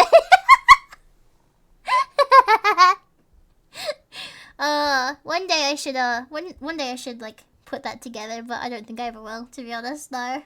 Chicken Jockey is confirmed to be twice the height of Hypervox. Okay, listen here, you little shit. I ain't that fucking short. And you know that to be true. And if you keep talking smack, I'm gonna put you over my knee. You hear me? Don't fucking oi. Finger wiggle in your general direction, mate. Yeah. Lots of fun building computers. Okay. Who here... I want to ask chat about this. This is interesting. Okay, so chat. I'm assuming a couple of you are PC versed. Yes? Okay. I have had this issue since I built my PC, and I have done every fix on Google I can find. I literally have no idea what to do. Okay? So this happens whenever, like, so this is like a random thing. I can't make it happen. Like I can't force it to happen. Basically, every now and then, my speakers will just, any sound that's playing through my computer will come through my speakers as extremely loud blasts of like static noise. Right? And the only way to stop it is for me to turn my speakers off and hope to God it stopped, and sometimes that doesn't even work. Now, you're probably thinking, oh, so that must be an issue with your speakers. No. Any device, and I mean literally, doesn't matter what brand, doesn't matter what the device is, any sound device on my computer that is plugged in, that's playing sound at the time that it happens, will happen. My headphones for streaming, my speakers, my VR headset, anything that can play sound, it can happen too. I have no idea. I have no idea what causes it. It happens the most. This is like the most surprising thing. The most times it happens is while I'm watching YouTube and an ad plays. Like, I'll be watching a YouTube video and then the video pops to an ad and all of a sudden, psh, blast of static. And I'm like, fuck me. And then another times it can happen, it's not just that. So it also happens while I'm editing videos and playing, like if I'm turning sound on, off, like pressing play on and off. Like if I'm constantly like, you know, having to pause a video, play it again to edit, pause the video again. Or it also happens while I am doing some kind of like audio recording through Audacity as well. Like if I'm like recording like a little short vocal cover or like some kind of like, you know, whatever. So, like, it happens a lot when I am playing, like, whenever a video is activated, right? So, when an ad starts playing on YouTube, and when I'm pressing play and pause a lot working on something. That is when it happens the most. It has also been known to happen in my animation software MMD as well, when I've pressed play to run the animation and see how it looks. Okay? I cannot for the life of me figure out what the issue is. I have tried updating my drivers, I've gone into my settings, I've tried uninstalling and reinstalling shit, I've tried changing where things are plugged in, I don't know. Where's your mic plugged into? My mic is currently plugged into the back of my hard drive. The only things plugged into the front of my hard drive at the moment are my headphones and my external hard drive. Yeah. Everything else is plugged into the back of... Yeah, the tower. Sorry, I call it a hard drive. I don't know why. I'm sorry. The tower. I'm sorry. I call it hard drive because fucking one of my exes called it hard drive. I'm sorry. I don't know PC talk. Anyway, the tower, Spark. Sorry for your fancy PC talk. The case, the tower, the box, if you will. It's literally a purple box. But yes, everything is plugged into the back, and I don't know. And this has happened since I freshly built it, by the way. So it's not a dust issue. Before anyone asks if it's a dust issue. What mic do I use? I have a HyperX Quadcast microphone. As for speakers, fuck, what brand are these again? They're all different brand stuff. Like everything, nothing has the same brand. Nothing is the same. It's plugged into USB. Yeah, it's a USB mic. I believe the speakers are audio jack. I think that, yeah, they're audio jack, not USB. Headphones are audio jack as well. So, like, headphones are plugged into the front headphone compartment plug-in badoo-badoo. And, yeah. Have you ever updated the BIOS? Yes. Yes, we did that when I first built the computer. Yes. Dalfaxolotl, thank you so much for the follow, as well as T Fang Siphon. Welcome on in, guys. Thank you for the follows, big lovers. Thank you. When was that? That was, oh fuck. That was it last year or the year before? When did you guys get? You guys literally helped me fund my PC, so it was when we finished buying all the parts, I guess. You check the wiring connections? I've had 2 different people open up so basically my PC, when I built it, I had my dad check Sounds like your audio devices are getting revenge for the high-pitched, adorable squeakiness and all of the denial of the happy birthdays. Basically my dad looked at all the wiring, and then later on, I had a friend visit, and he literally was disgusted at my poor cable management, literally unplugged and replugged everything into neat cable tied management. So, yeah, like, my PC build kind of got redone by that person, but the issue has still remained, even though I've done many updates since then. Update the BIOS. You think it's a BIOS thing? I don't know. Sure, you're using the motherboard sound, so I'd venture to say the only way to fix it is to sell that motherboard and buy another one. Yeah, so like, that's my suspicion, actually. I'm actually quite suspicious it could be my motherboard. I have my motherboard listed on my Twitch. It should be down below the stream if you guys are wanting to know what that one is. Let me just find it. Fucking... The thing stop loading in, please. Ah! Let's say, I think it's the Gigabyte Z690 something ORS Ultralight DDR. I don't know. I think it's that. I think. I could be wrong. So weird. That's a very nice motherboard. Yeah, like, we tried to make sure I got good parts, because, like, no way am I letting you guys fund me a new PC and not get good parts. Like, I did my best. So, either I somehow fucked the bag on building this PC. I was super careful. Don't get me wrong. I was trying to be super careful. It was my first time building a PC. But, like, I don't know. I don't know what I've done. I don't know why this is happening. I have done everything I can think of. Every Google fix. Everything. Everything. And just when I think I fixed it, it happens again, and it's actually really bad because every time it happens, it triggers my anxiety so bad, dude, because I am ADHD up the fucking ass, and I cannot handle sudden loud sounds. Like, it's getting to the point where it's, like, literally traumatic for me. But, the reason I haven't taken my PC to a place that can look at it is simply because I can't drive, and I'm not carrying my PC onto a bus because it's heavy, and the last thing I'm gonna do is drop it. And even then, I don't even know if I can afford someone to look at my PC for 2 seconds and charge me $500. I don't know. So it's not as simple as me just taking it to somewhere to get it fixed as well. And I sadly don't really know anyone in person who can look at my PC. So that's why I'm like, maybe you guys have an idea, because I do not know. Because, yeah, I really think it's maybe a faulty motherboard. Maybe that's it. Maybe the motherboard, it was faulty. I don't know. Yeah. Love your model, it's so cute. Thank you so much. Thank you, big lovers. Thank you. Thank you very much. I'd also be super surprised if someone would know to fix that other than putting in another motherboard and charging you $500 for fuck's sake. I don't want to buy another motherboard, man. PC parts are expensive. I mean, the only silver lining is maybe the fact that I want to get a new PC case. But, like, the thing is, the PC case that I want, I think, is only pre-built. I don't think the PC cases that I like, they do just cases.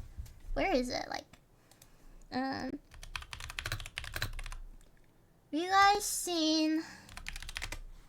Because my PC case currently, it's a micro one, because I used to live in a really small space, and I mean like really small, like literally my bed and my desk were basically like merged into each other. That's how small my living space was. So I had to get a really tiny PC case, and I want to get a new PC case, and I really like, if I can find a nice picture of these. So this one specifically.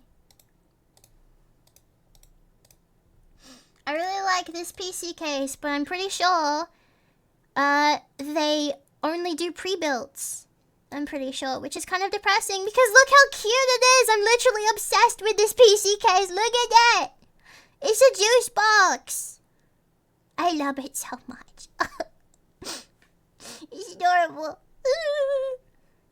It is. Like, they have all the different, like, kinds of juice boxes, but for some reason, the blue one speaks to me. I don't know what it is. It's the blueberries. The blueberries are speaking to me. What's that from? It's from Ironside, I think. Yeah, Ironside. Yeah. It looks like they do big ones. So it's not a micro case or anything. Oh my god, there's so many variants. Holy shit. They have like grape, they have dragon fruit, they've got pineapple, apple, they've got peaches, they've got oranges. There's boba tea ones. There's so many. Here, I'll link it to you guys. Here we go. That's the link there for you guys if you're curious about it. But yeah, that's like a PC case I've had my eye on. But again, I think they only do pre-builts, which is so depressing because, man, I want that fucking Why PC can't case. Hypervox drive? Steering wheel to high. You know you can use a booster seat to see over the wheel and stilts to reach the pedals. Man. They even have, like, a nutrition sticker for, like, all the nutrition info that you'd find in a juice box. The design is so unbelievably cute. Boob Job Lover. Hey, well, nice name, buddy. Yeah, yeah, I just don't know. I don't know if they can, just do the case, which is a real big shame, because, like, I would like to get a bigger PC case, because have you ever tried to clean a mini PC? Have any of you ever tried to, like, clean the dust out of a really small PC?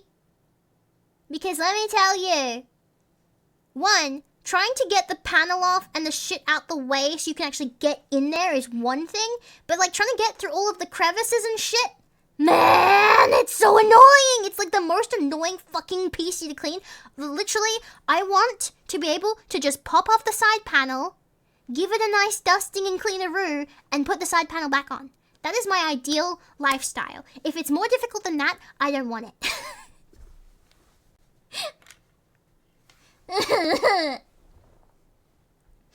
You do have to clean your desk off. No, my PC is actually sitting next to my TV. My PC is not even on my desk. My desk isn't big enough.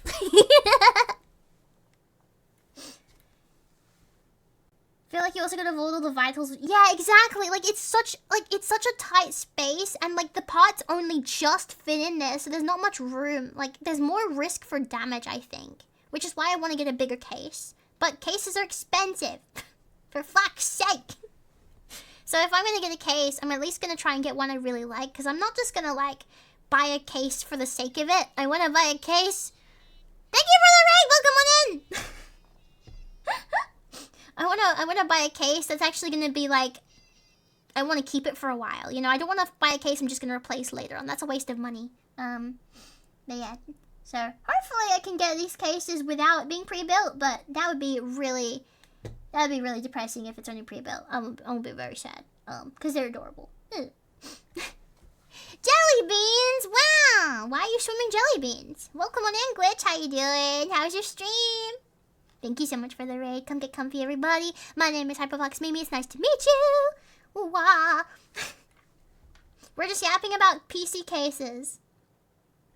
Might as well get a custom PC case at that point. I mean, look, if it came down to that, right, I would rather, instead of buying like a custom PC case, I would rather just paint it myself. Like, I can do that.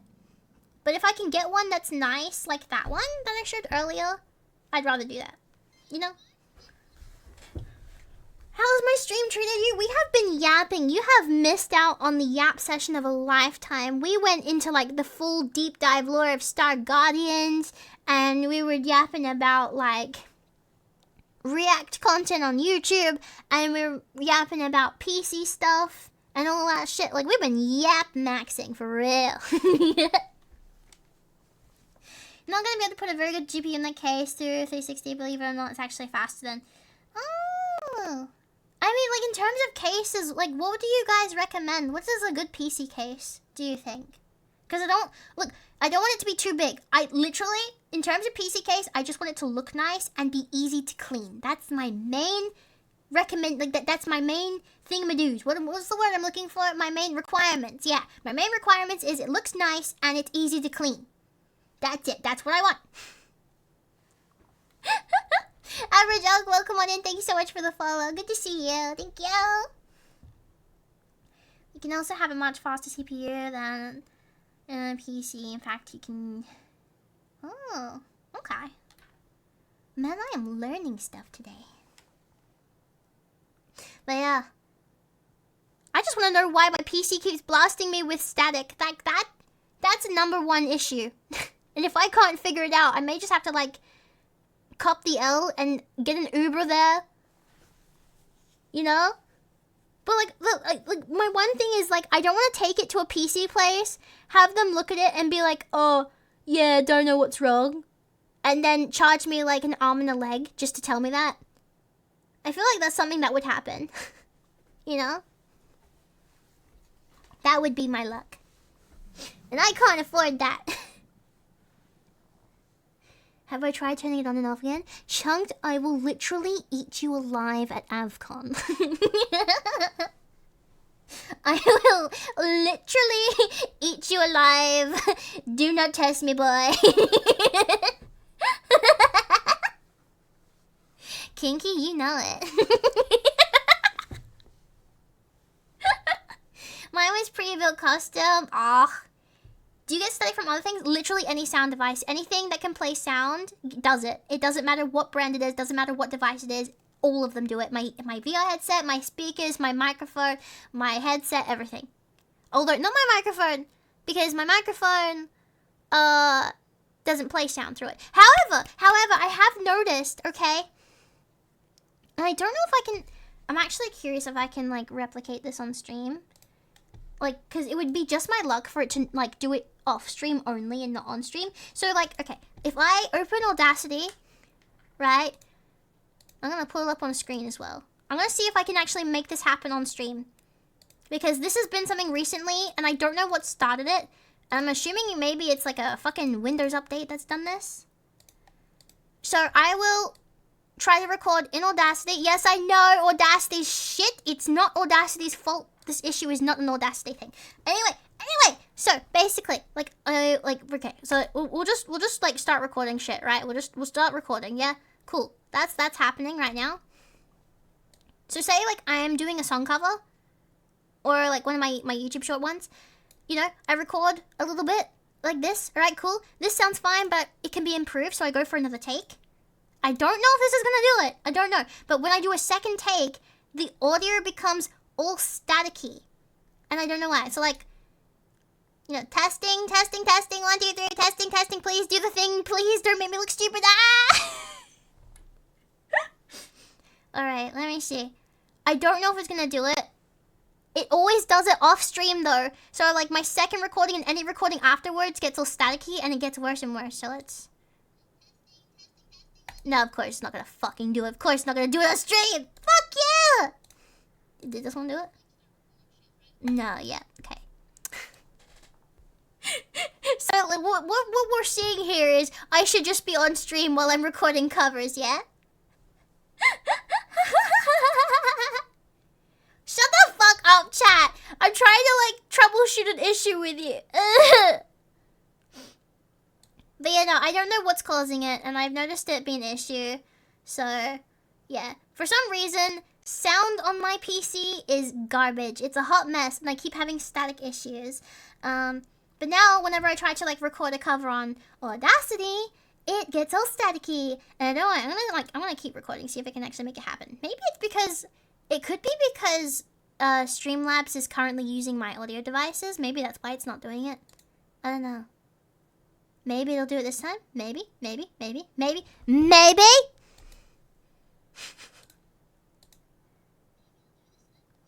Nah, not gonna do it. Don't be shy, Audacity. Next time I'm just gonna have Streamlabs open while I'm like recording covers, and maybe that'll stop the static issue from happening. You watch. The second I end stream, the second I try to like record anything on Audacity, like off of here, right? It's gonna be like fucking, you know? It's gonna just start doing the static things. It's so rude. This is like the equivalent of like when you have, like, has this happened to anyone, right? You have a problem and you can't fix it and it just keeps happening. So then you go to get help from somebody, and the second that person comes by and you go to show them the problem resolves itself. Has that happened to anyone? All the fucking time! Yes, I am using Streamlabs. I know Streamlabs is shit. I am committed, okay? I will eventually swap over to OBS. Just...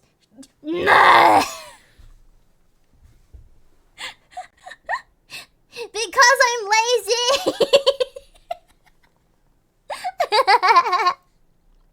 It's as simple as that. Simple. I'm fucking lazy. I can't be bothered setting up OBS. Also, are my filters not on? Oh my god, what the fuck? All my mic filters are gone. I'm so sorry. This must have sounded horrible for you guys the whole stream. I'm so sorry. For some reason, all of my mic filters are gone. I don't know why. Well, that's depressing. That's depressing. I'm so sorry. Wait.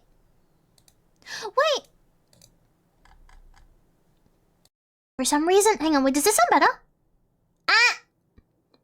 Guys, does that sound better? I have two mics. I have two mic sound thingy-doos. And one of them has filters and one of them doesn't. Oh my god!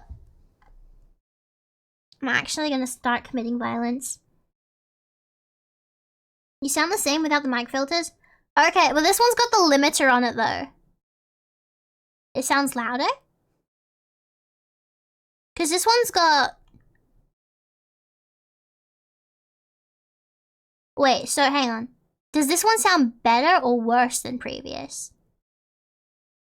Do you prefer the previous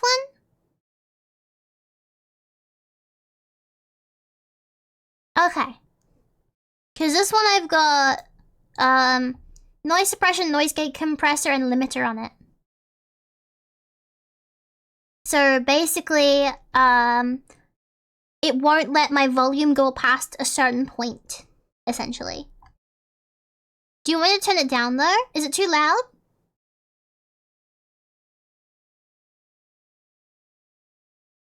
Hang on. I turn it down a bit more. Is that better? Because that keeps me in the yellow. Before it was going into the red. Okay, now that I know that, I'm so sorry. It's probably sounded horrible this whole stream. I'm sorry.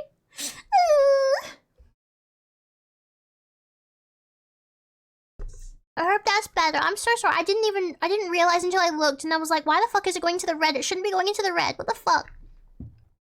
I knew it. I said it. Did I not say, chat, at the start of this stream, scuff was imminent? Did I not? I am the queen of scuff. I knew it. I knew this was coming. I knew it was coming. Never noticed, sounded pretty fine. Yeah. I mean, look, as long as it sounded fine, because like I genuinely, and I keep saying this, but I genuinely care about your viewing experience.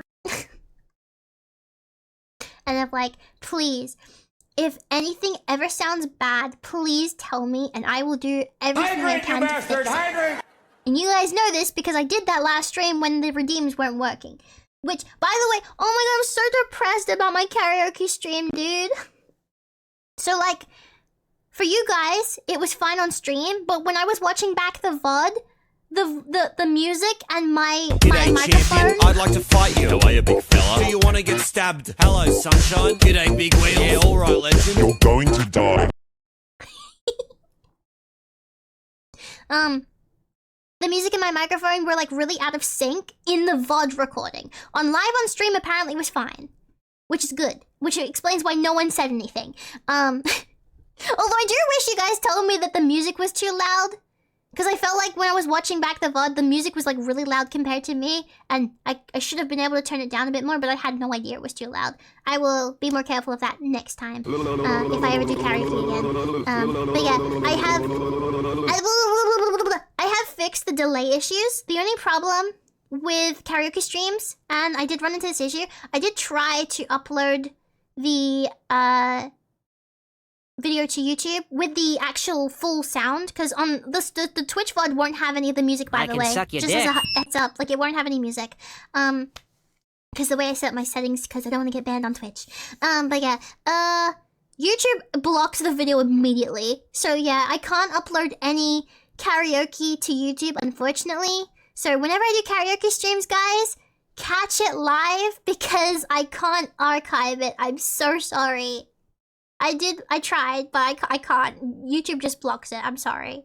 I think what Heapavox meant to say was, I warned you that there would be squeak. I am the queen of squeak. That's what she wanted to say. You saved it. I mean, yeah, you guys, you can save the recordings of karaoke if you want, but just be in mind, the way I have it set up is when the VOD's happening on stream, you'll hear like the music on stream, but the VOD itself on Twitch. Not the recording on my end, because my recording will record all of the audio. But on Twitch, I've set it up so like Twitch doesn't get any of the music audio, just my mic, to avoid copyright. So if you guys clip anything from karaoke streams, or if you highlight anything, there will be no audio. Just as a heads up. Because Twitch is a piece of shit. Anyway. So yeah, that was a learning curve, for the karaoke stream. And I have fixed the issue now. There shouldn't be a delay issue with the VOD. So if I do want to post any clips from karaoke streams, I can. I can't guarantee I'm going to do them too often though, because man, that was so nerve-wracking. Like, I don't know why you guys listen to me scream into a microphone for 4 hours straight. Can we also talk about the fact that I sang for 4 hours straight and didn't get a sore throat? Like, what the fuck, actually? It's kind of crazy. No, I'm not. No, no, not me.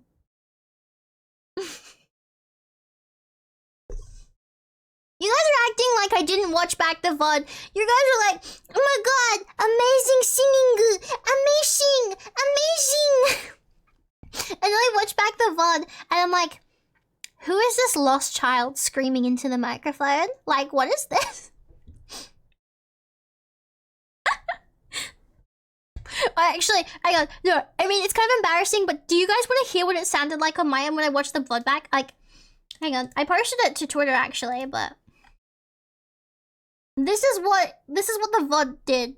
Like, this is the delay that happened during the VOD recording. Again, this didn't happen on stream. This was just the VOD. Like, listen to how scuffed this is.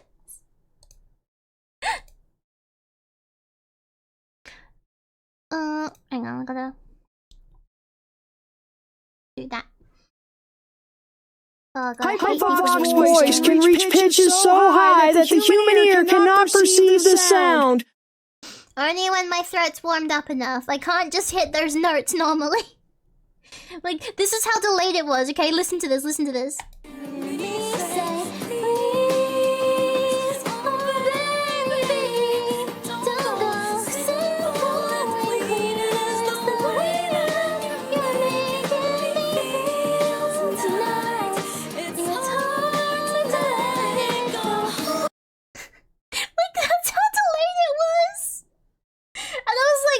This VOD back, I'm like, please tell me. Please tell me. I don't know how to fix it. I don't know how to fix it. I'm sorry. I was like, please tell me. It did not sound like that during stream, and apparently it didn't, which is like a thank God moment. I know, I can't fix it. I don't know what's causing the double audio. I'm sorry. I'm looking at my thing. I don't know. I don't know. But yeah, it was, yeah. I don't know.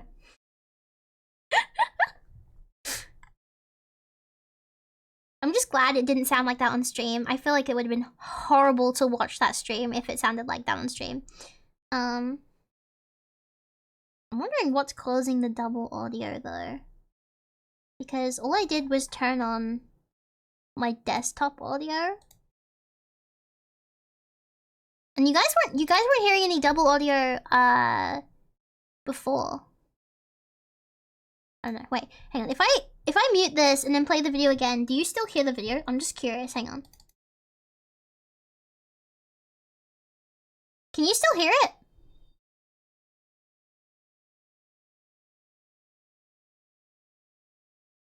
Like, can you guys still, did you still hear it? Nope. Okay, so that's, okay, so when I turn on the desktop audio, you can hear it, but it's doubled. But why is it doubled? Because that's not... Monitor is off. Like, there's no reason it should be doubled. What? What the fuck? Nani the fuck?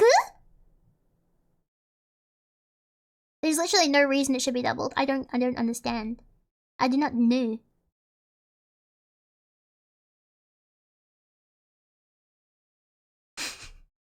Hear stuff. Hi, Yaga. Welcome on in. We have discovered more scuff. I don't know. I don't know why it's doubled. That kind of sucks. Was it doing that for the Star Guardian videos as well? I don't know. Let me check my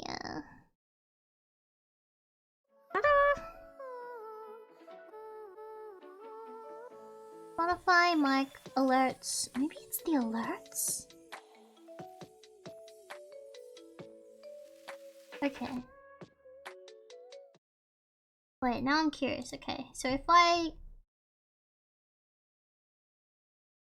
Is it doubled now? Too far gone, we can't stop now.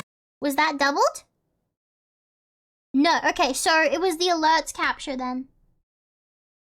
And if I turn it, like, so the alerts capture is muted. If you guys do a redeem real quick, is the alerts now muted?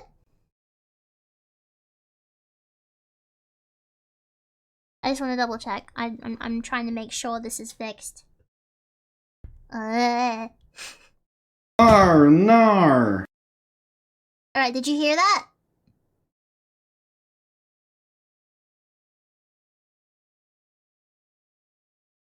Box is small and cute. Alright, so...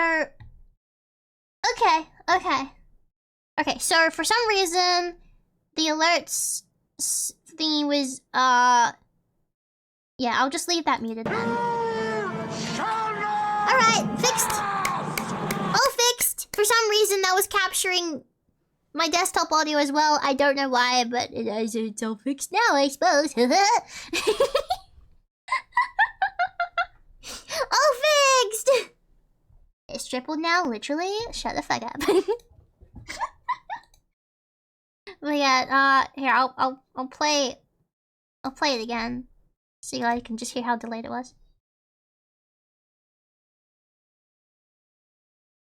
Look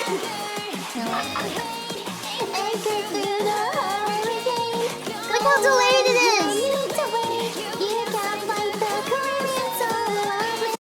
Like, how fucking delayed? Like, oh, I was so mad. I fixed it now. It's a fixed issue. It's fixed, but still. Man. Also, can we also talk about the fact, like, with karaoke, I live with roommates, and, like, it's so awkward, because my door is not soundproof, my room is not soundproofed enough, and, like, they can hear me if I'm, like, screeching my lungs out. They couldn't tell I was singing, though, which is the funny part. They couldn't tell I was singing, they just thought I was being loud, but it's, like, so awkward when... I don't like being listened to, you know? Like, when I'm, like, doing karaoke, it feels awkward. Because, like, during, like, that clip I just played there was actually, it's caught on stream. My roommate stopped. I heard them stop by my door. And I knew they were there. And I called them out. I was like, I can hear you there. And then they just, like, stomped down the fucking hallway. And then I was like, I felt, like, so awkward after that. I was like, no, I don't want to keep singing.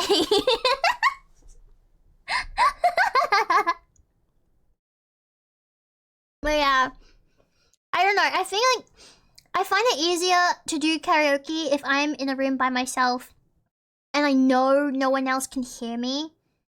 Because that just feels a lot more comfy. You know? It's very nerve-wracking. I still don't get why you guys think I'm a good singer, though. Like, I don't think I sounded that good. To be honest, I really don't think I sounded that good at all. AvCon karaoke? I haven't done karaoke at AvCon, but at Anime Go, I was there with my roommate for a bit because I had a panel. If you know, you know. I did a panel last year at Anime Go. I wasn't there, like, in person for the panel. I was at home when I did it. But then I went to the event right afterwards, and they had karaoke set up, and I was like, fuck it, why not? And I was literally, like, I sang Unravel from Tokyo Ghoul, and I was literally, like, standing there so awkwardly, like, shaking, and I'm pretty sure I was, like, super off key, and I was whole, like, they had, like, lyrics up on the TV, but they were in, like, fucking Japanese, because it was, like, a Japanese karaoke machine, so I couldn't read it, so I had my phone with the lyrics on it. Reading from my phone, just like staring at my phone, singing awkwardly to like a Tokyo Ghoul song. Super off key, most likely. I don't know. I couldn't really hear myself, to be honest, which was another interesting experience. I couldn't like hear anything.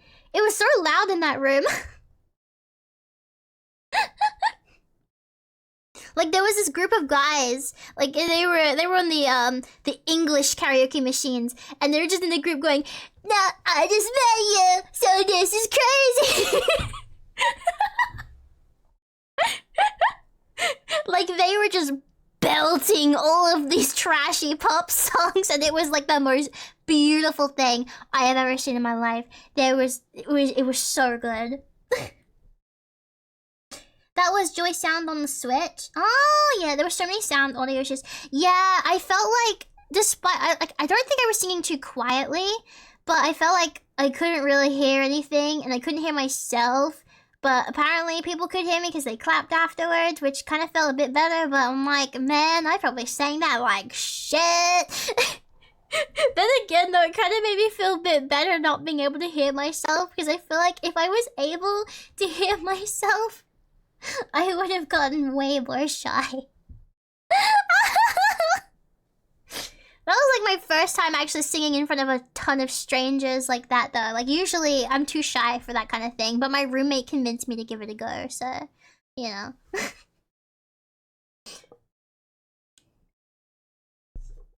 Having heard you scream on Repo, you were loud. That's me screaming on Repo, though. Not me singing karaoke in a room of people while feeling extremely, like, introverted and shy. Like, it's easy to scream on Repo when a giant bird comes out of nowhere and you're like, ah! Volunteers didn't really know how to fix the issues because they were put in there with a good luck, have fun. Oh. I mean, it was still fun. It was still fun, you know? And I think they had, like, a good, turn system set up, so that was pretty nice. Scuff is bound to happen. It was all good fun at the end of the day. A giant bird? Oh, you guys don't know.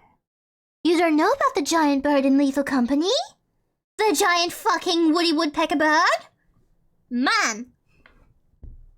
That thing can fuck right off. I hate it. Oh no. Fox singing karaoke will make people think that Fox is auditioning to be the fourth chipmunk. Oh, wait. The fourth chipmunk? A?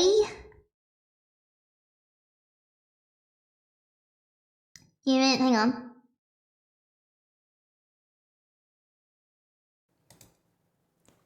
Am I echoing? Christmas, time is here. Time for toys and time for cheer.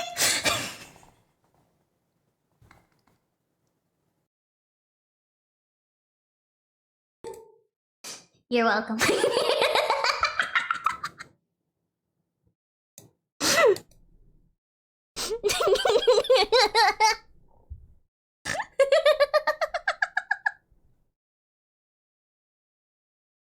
By the way, that wasn't a voice filter, only the reverb. I actually can just do that high. I can actually just speak this high. Hi, how you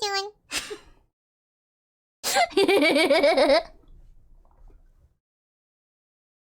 Wump wump.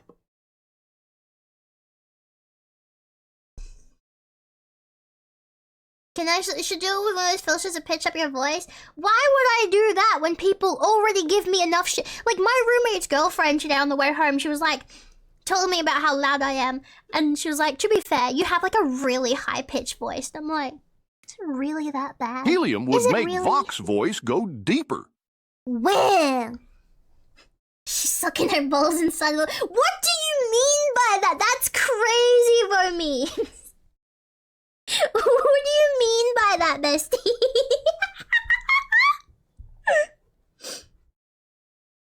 Hey, you brought up the chipmunks, chat. You brought it up. Little learned with a naturally high voice? Yeah? Wait, what the fuck is it true? What do you mean?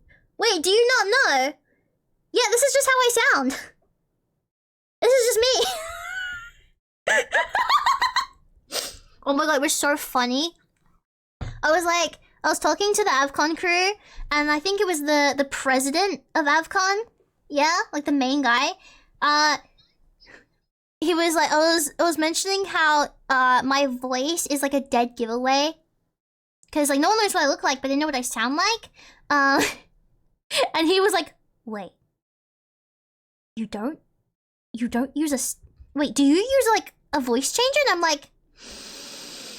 audibly, when he typed that in the chat, let me tell you, audibly, I sighed the most depressing sigh you'd ever hear in your life. Okay, chat? Because The amount of times. You don't understand, fellas. You don't understand. Like, how... Please explain to me, how is someone in real life supposed to voice change their voice with no visible voice changer? Like, hello? I'm pretty sure there was actually, like... 1 second, Miss Kitty. There's, like, the AvCon Bowl, yeah? I think someone posted videos from the AvCon Bowl, and in one of the videos, you can literally hear me in the background talking. In one of the videos that I had no idea I was in, you can hear me talking, and I sound exactly the same as I do right now. I'm just saying. Some people's balls just don't drop, and mine refuse to do so. One day, my balls will drop, chat, okay? And on that day, I will have the glorious voice of fucking Arnold Schwarzenegger himself. But anyway, for now, I sound like this. I sound like Bart Simpson on helium.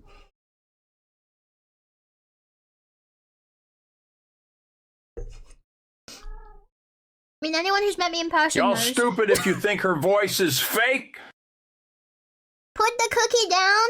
What cookie? Wait, we have cookies? What the fuck? I want cookies. Like, I mean, look, I have a range, but this is my comfortable voice. This is like the way I talk normally. And then if I'm tired, like people know this, if I'm tired, I have like a really, sometimes I go a little deeper, like just a little deeper, and then be like, like mumbly. And then my voice goes higher when I'm excited. It's crazy. People have range. It's crazy to think about, really. Like caramba. I'm still working on my Bart Simpson voice. I'm sorry. Let me let out the cat real quick because she is meowing at me. 1 second.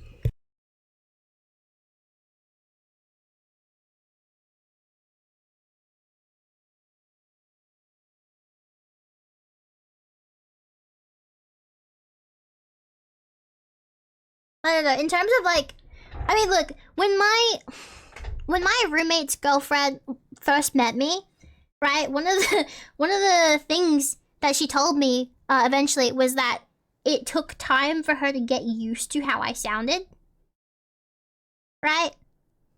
And like, again, I don't think I sound that weird. I don't know. Like, I've heard people with similar voice to me. I've heard guys with high pitched voice. So like for me, I'm just like, you know.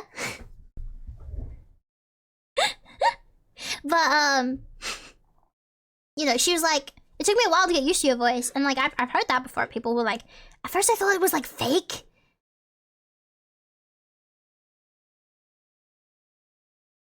Right? But then like you come into VTubing and you have people like Iron Mouse and Takanashi Kiara as well even. We have to get a collab stream with Tries Now, Witchy Moki, and Hypervox. The squeaks would be epic and most adorable. Oh! Are we back? Oh shit, I didn't... Why'd the stream disconnect? What the fuck? Are we back?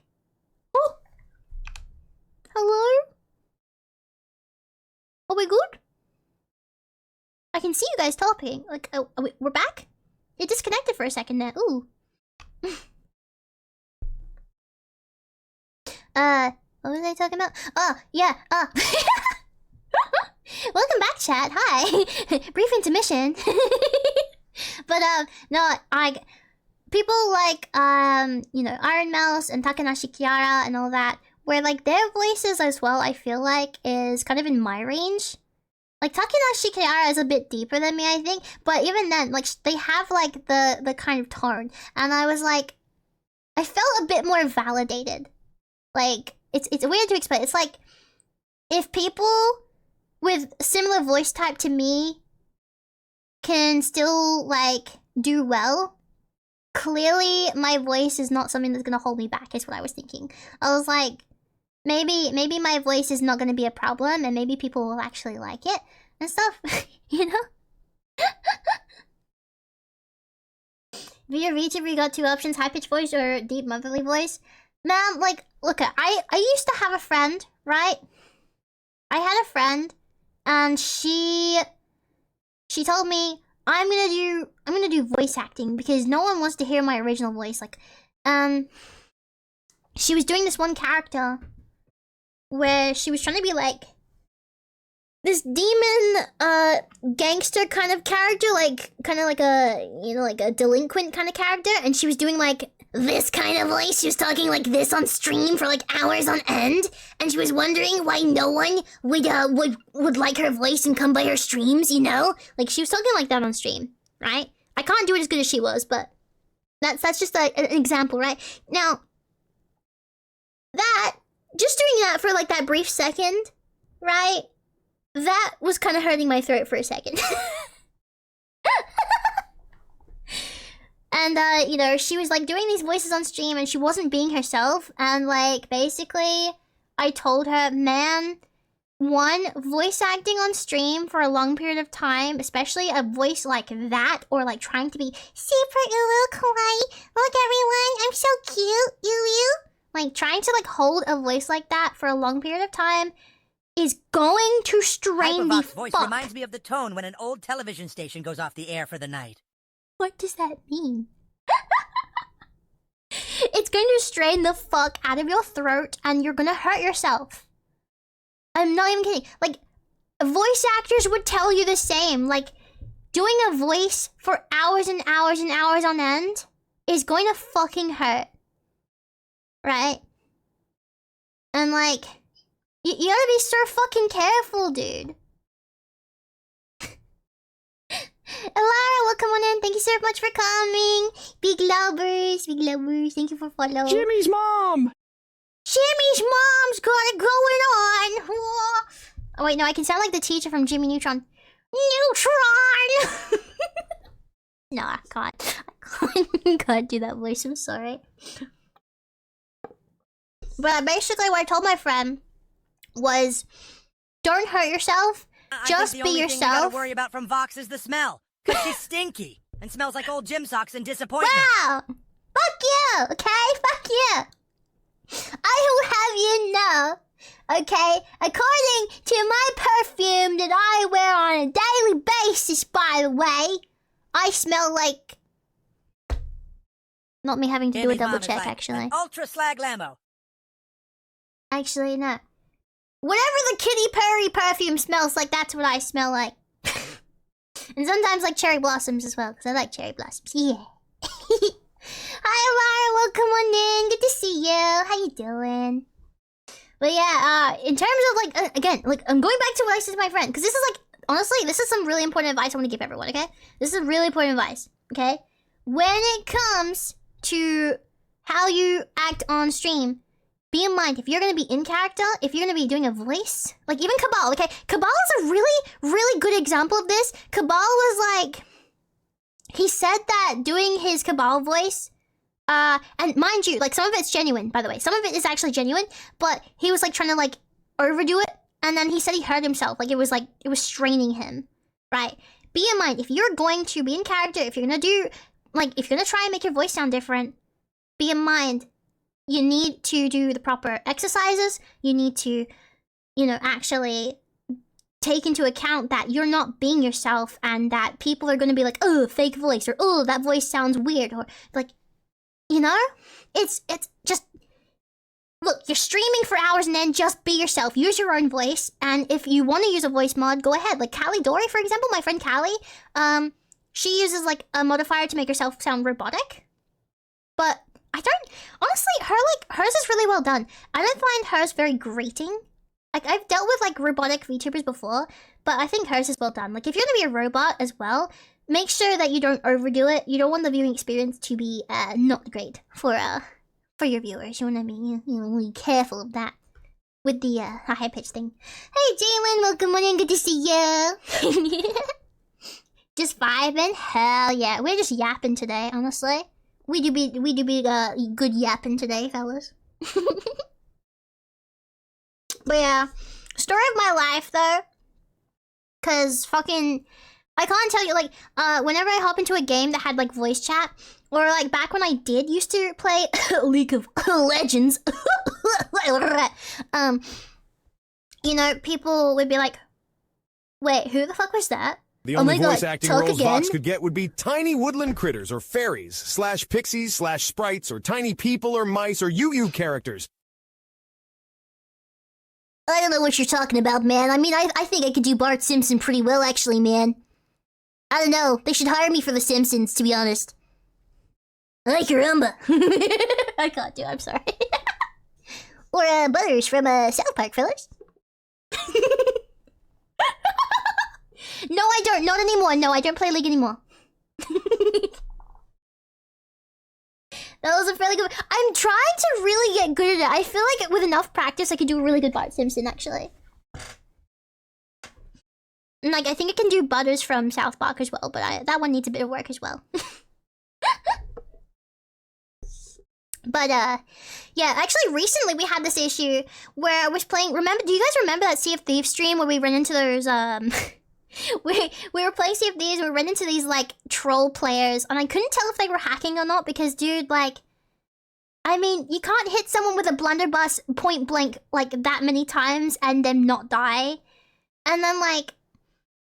They started making fun of my voice, so I ended up, like, muting. And then they were like, talk again, talk again, talk again. Hey, can you get your friend to talk? Can you get your friend to talk? Can you get your friend to talk? Because they just wanted to, like, keep making fun of my voice. Literally story of my life. So, like, anytime someone's like, oh my god, wait, who is that? Oh my god, was that a voice changer? You're using a fucking voice changer? I'm like... You wanna find out what your nutsack tastes like? Yeah, you're about to.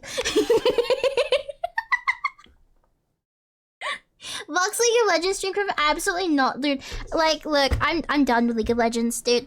My days of playing League are very much long over. I'm not playing League anymore. I don't even play TFT anymore. And, like, I like TFT, don't get me wrong. But I don't like the TFT gacha system anymore. And, you know. Not making fun. No, I'm not saying you're making fun of me, Omni. It's all good.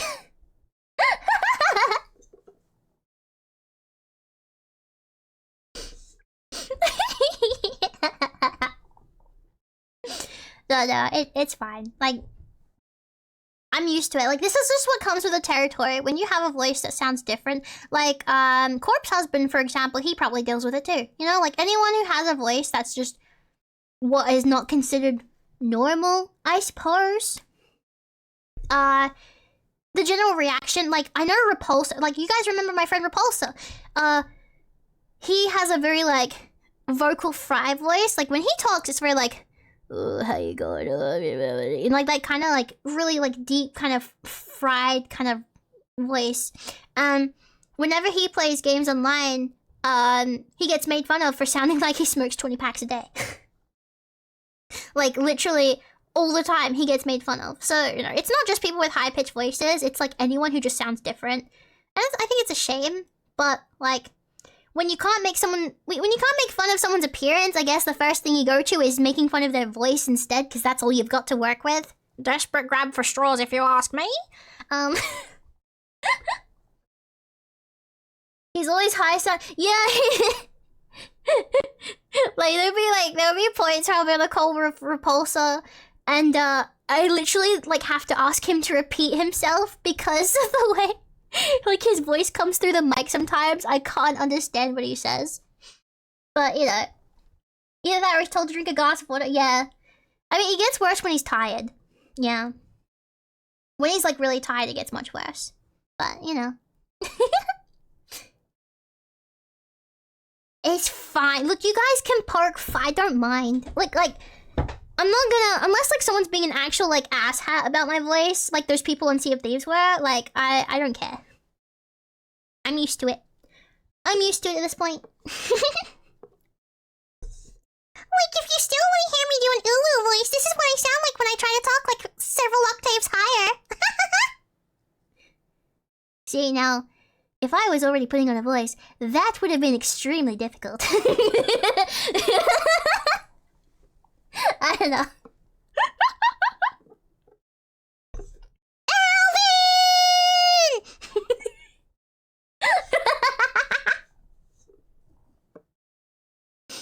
This is also why I don't try to do a mummy voice either. I feel like I sound stupid. Whatever, like, even, like, dude, even when, like, I was trying to sing with a deeper voice during karaoke, I still sounded high-pitched, and I'm like, what the fuck, man? It's not fair. When will my balls drop? This is not fair. He would like to hear the mummy voice now? I can't. It sounds so cringe. Don't make me do it, please. It literally sounds so fucking cringe, dude. It's horrible.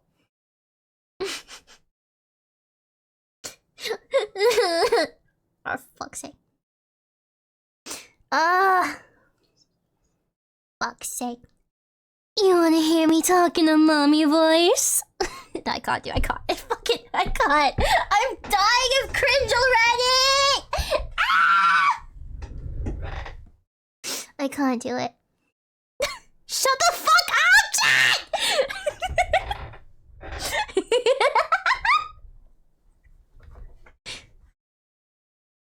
I hate you. No, the fucking chat asked me to do it. I can't do it.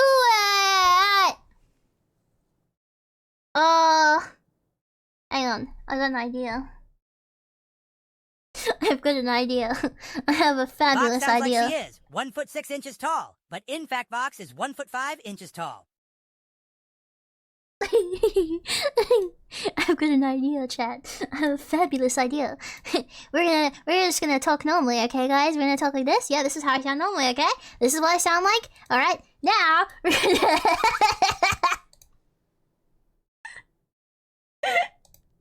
we're just gonna talk normally, okay, guys? We're gonna talk like this. Yeah, this is how I sound normally, okay? This is what I sound like. That's me when I do it to -16. That's me at -16. This is what it would sound like if my balls dropped. we're just gonna talk normally, okay, guys? We're gonna talk like this. Yeah, this is how I sound normally. Okay? Wait, why do I sound like Gamma? Oh my god! If I lower my voice, I sound like Gamma. What the fuck? Wait.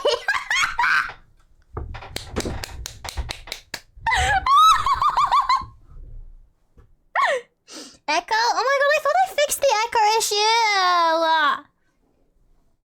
Man! Wait, what does it sound like if I go lower? Like, that was at -16. What is that? This is -30. we're just gonna talk normally, okay, guys? We're gonna talk like this. Yeah, this is how I sound normally, okay? This is what I sound like. That was Teenage Boy. Oh my god. See, like, this is how I sound when I, like, pitch myself down. I love when I pitch myself down. I just sound like fucking the most average teenage boy ever. That was at -30! That was -30! That's, like, really low.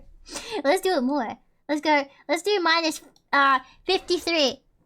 We're just gonna talk normally, okay, guys? We're gonna talk like this. Yeah, this is how I sound normally, okay? This is what I sound like. I'm sorry, I'm sorry. We're just gonna talk normally. I'm having too much fun.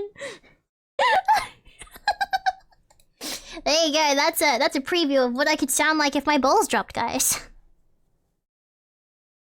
There. You have to talk slower for a better deep voice. I don't think talking slow is a possibility of mine, to be honest. Seriously though, why did I sound like Gamma? What the fuck? You mean to tell me I could have sounded like Gamma Inc. this whole time if my balls just dropped one fucking... Man, that's not fair. I could have had sexy mom voice. This is not fair.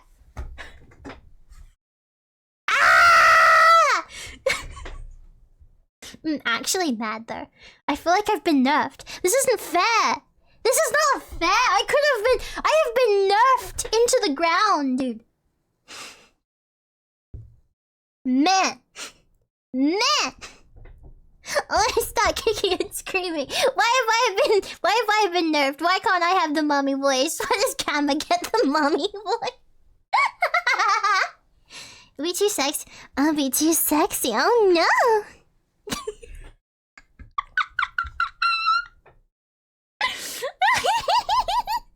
How do you nerf a Vox? Simple. You take the Vox, you get a Nerf gun. You stick the Vox into a Nerf gun, you fire at your enemies, watch them suffer.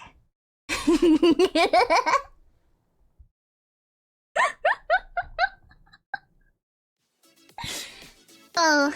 No, oh, come on, dude. Ara has literally left the building. That was like so 2020, brother.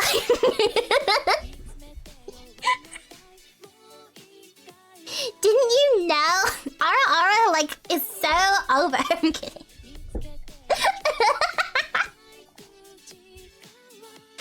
Oh, for fuck's sake. How did it come to this, man? Fuck's sake. Why? Is Ara even a thing anymore? Fuck's sake. There. Can I end myself now? Is that what you wanted?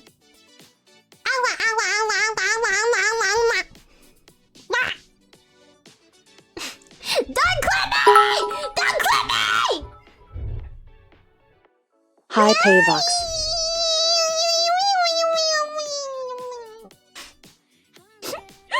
I hate you.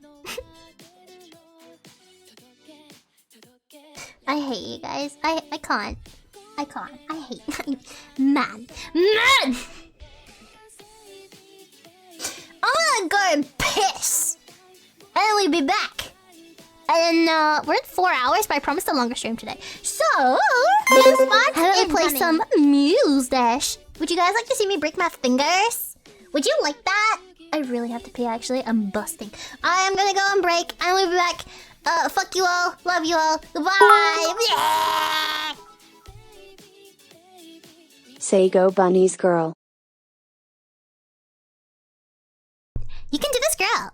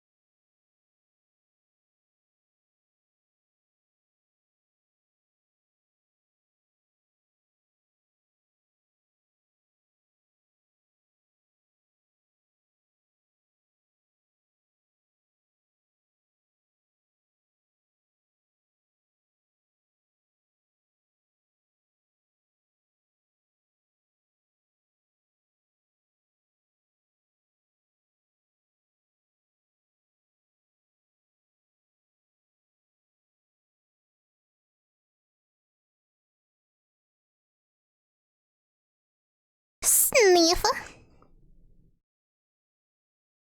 Wow. Hi, everybody. Oh, wait, am I muted still? No, wait, maybe, yes. No, I'm not muted. Hi. I'm back. Hi, everybody. Hi. Are we ready to mustache? No mustache on the golf. What do you mean golf? You just want me to kick your ass again. I am the undefeated champion of Golf with Friends. I will have you know.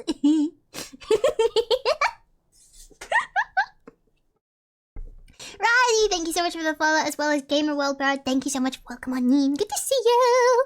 Hi. Okay. Play Getting Over It. I am not playing a game that's gonna make me scream at this time of night when my roommate is sleeping. No. Rather see blocks play Beat Saber.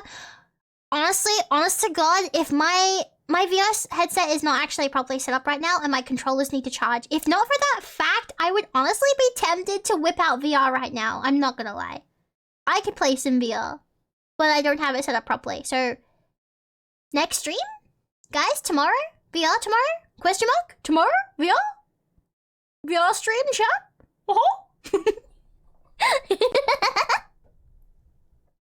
You have to be happy while playing it. That doesn't mean I'm not gonna scream with joy, Yatha. That doesn't mean I won't scream. I love this game! Ah! You know? Nom nom nom nom nom nom nom. Moustache in it. I wanna play some Moustache and you're gonna like it. Whee! Horror games when? Chad still needs to actually decide on one, and then I need to get it. Depending, like, if I already have it or not.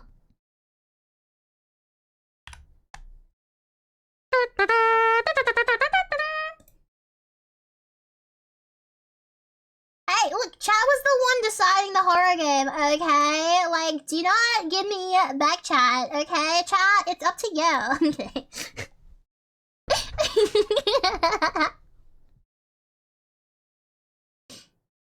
Is what you paid for? Absol, oh my god. I'm scared of Absol. Absol is scary. All horror games are scary. No! I told you, chat, there is literally nothing you can do. There is no amount of money you can donate. There is nothing.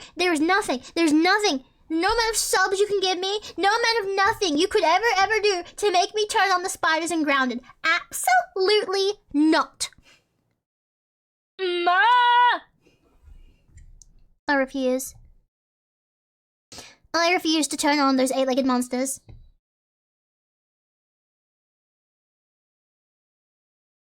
Why isn't it capturing Moustache? Oh my god.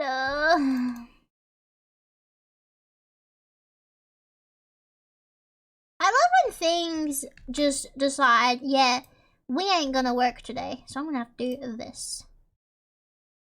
Alright, can anyone... I really hope this won't be doubled. Is this doubled? I just want to double check. I want to make sure this is not doubled. If it is, I literally don't know why. Not doubled. Nice. And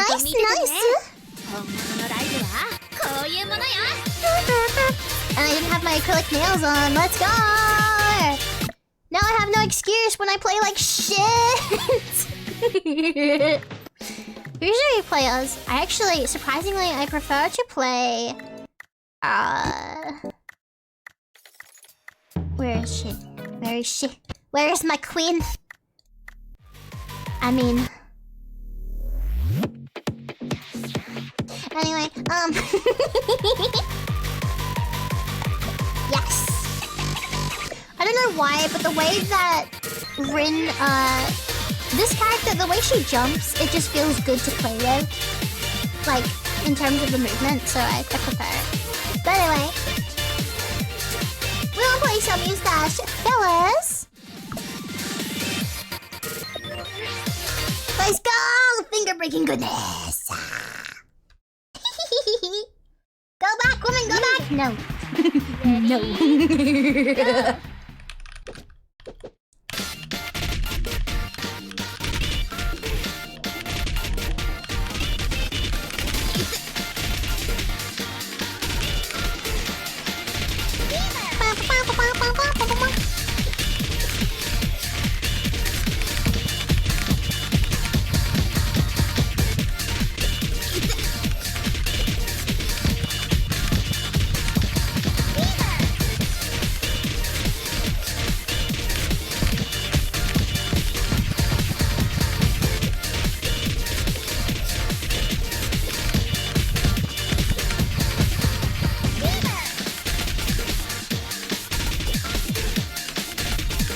You wanna play as Miku? I can play as Miku. Although, unfortunately, they made Miku a bit annoying to play as, which is not ideal.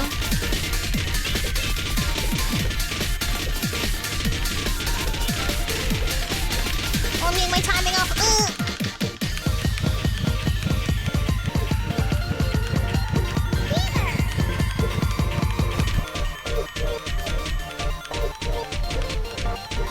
Actually, I recently found the YouTube channel of this this producer, which is really cool. Their recent music video is really pretty.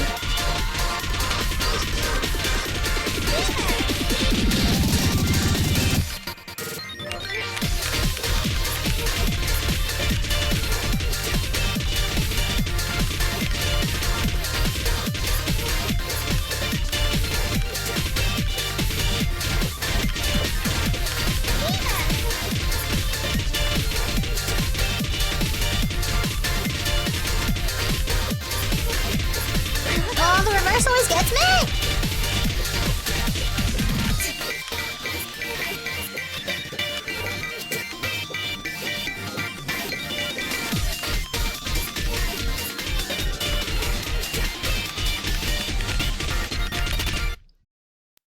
Mwah! Alien Isolation with mic on. Are you actually trying to, like, get me to, perish? Like, man? Why do you guys have to bully? Why you bully me? Why you bully? Why you bully me, chat? Alright, we'll play as Miku. The only thing about Miku is she's got this really, like, her mechanic. Miku can hit enemies and sheets hold note regardless of the upper and lower tracks. This doesn't work on blue notes, red hearts, and barriers. Yeah, unfortunately her skill is a little bit but whatever. As always, everybody, if you have song quests, please let me know. What game is this? Is this Muse Dash?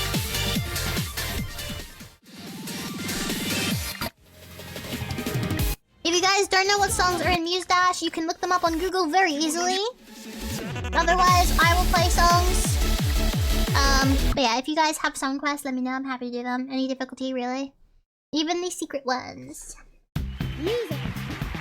Ready? Is there a box somewhere? What box? A box where?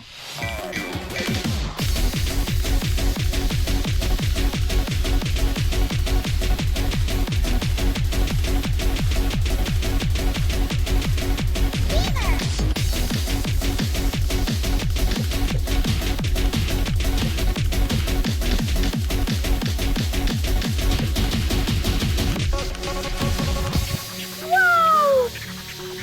Super speed! Way!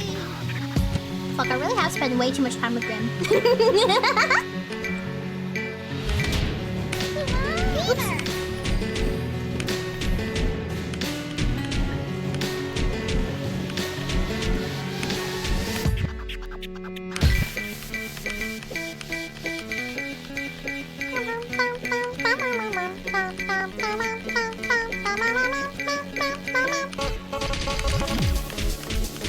Fucking Miku!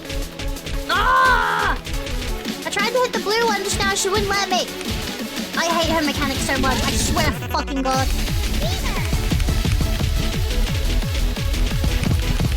Miku, please! Oh my god, she's fighting me. Please stop fighting me. Woman! I'm gonna actually, Miku, I've had it up to here, woman. No, stop it! Oh my fucking god. She keeps trying to like auto-hit things.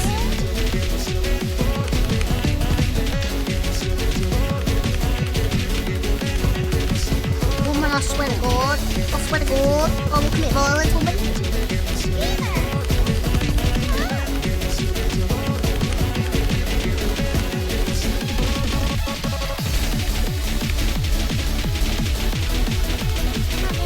Oh my fucking god.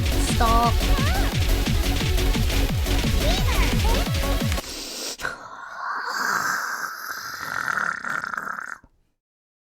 If this woman jumps in front of one more spinning gear, I am about to throw bricks. I swear to God. 3, 2, 1.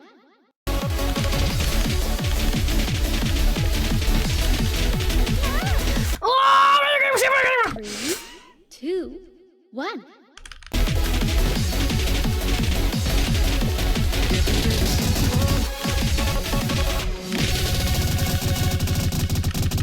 No, okay. Look, Miku. I love you. I love you. You're very cute. I love your design in this game. Adorable. 10 out of 10. Your mechanic is actually ass, though. I'm sorry. I cannot have you going wherever the fuck you feel necessary to go while I'm trying to hit things. I can't. I'm sorry. I tried. I can't play as Miku. I can't. She does what she wants to do, and it pisses me off.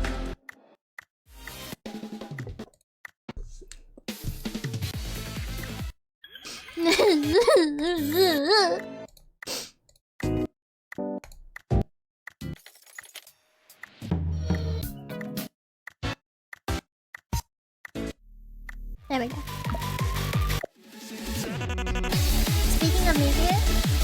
Speaking of Miku? What is it? Yes, she's in Sonic Racing! I'm actually so freaking excited, dude. I can't wait to play that game.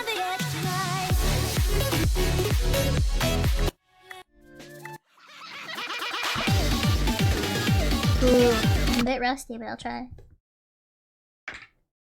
Where's Teto? Teto is sadly not in this game, although given her popularity, I would not be surprised if they did put Teto in at one point. Oh yeah, Teto is sadly not in here. Come on, Shori!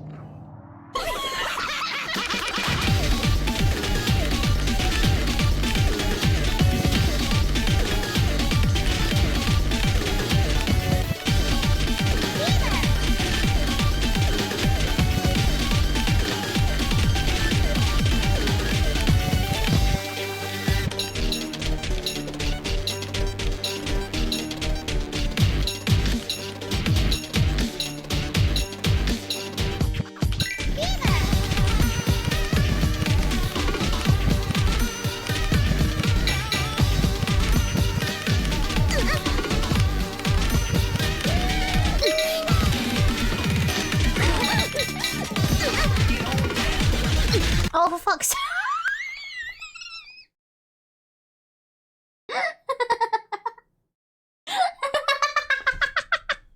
I'm like, why the fuck are my fast hits not working? I look down and I'm like, oh, I'm one key too far over on the keyboard. Oopsie toodles, pressing the wrong button.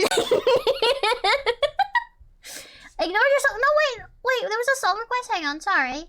I'm sorry. What song? Hand in hand, okay.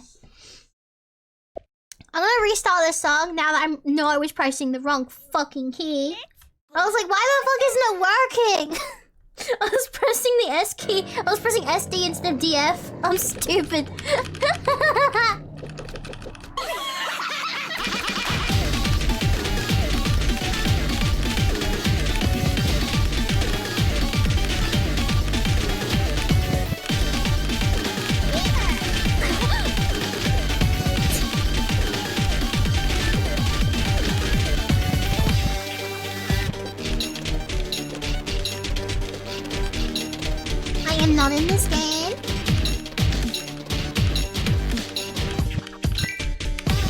want me to play as L Clear? I can play as L Clear.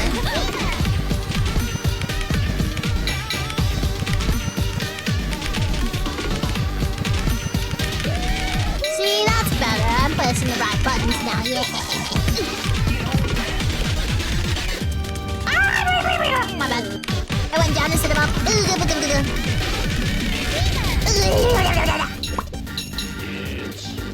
It's a shooter.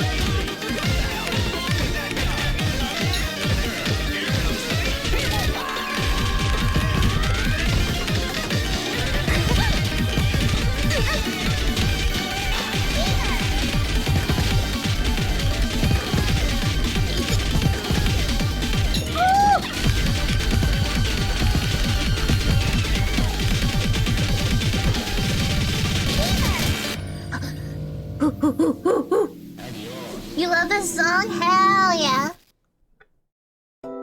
Dude, it took me a while. Oh shit, I played so badly.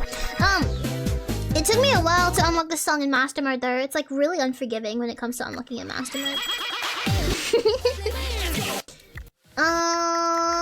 Hand in hand. Whee!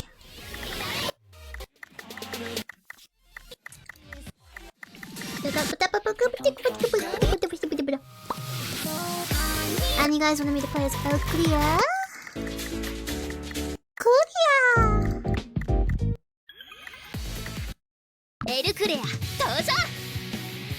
We don't even look alike. What are you guys on about? We don't even look alike. Where is the match? I don't see it. Also, Jet Dive, how you doing? Welcome on in. You're much more... Okay. Now, you listen here, okay? Well, we didn't ask about my height, so fuck you, and yeah. Ready? Wow!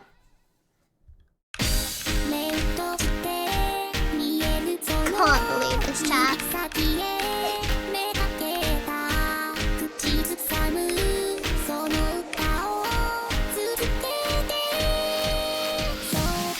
I have a hair in my eye. It's thick. Fat. I think I got it. No, I didn't. Fuck. Okay, there we go. I got it. 3, 2, 1.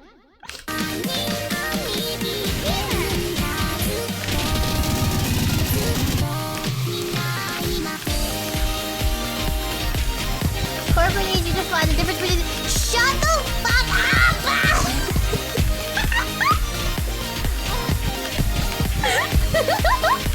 We don't even look alike, man. I don't...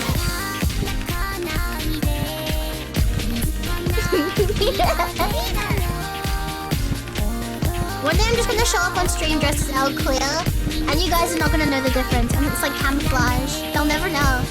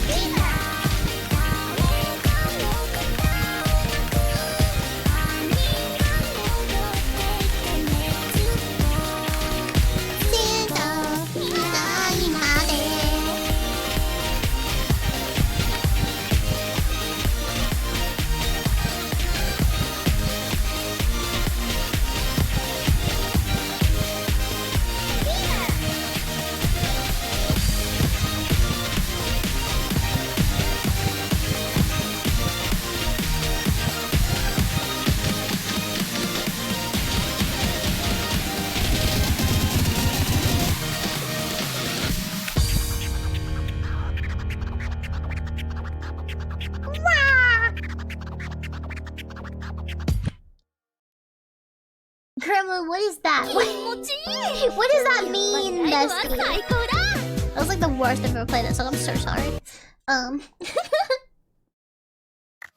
mean, she does have purple on her, actually.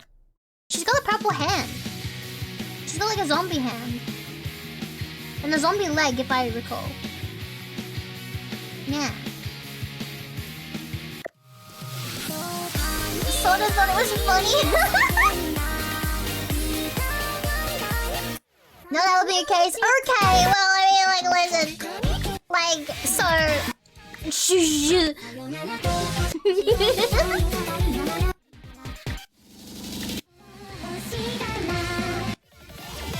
Man.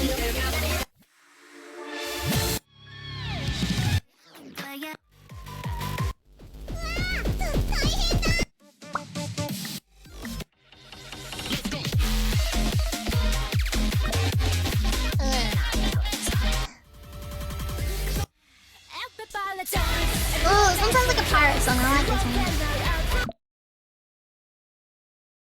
Look, it looks like how I imagine foot people look on Hollywood TV. Ready? Go! Foot people. You guys ever want to know how to like make Grim just recoil like viscerally? Just show him a foot. He actually just hates feet.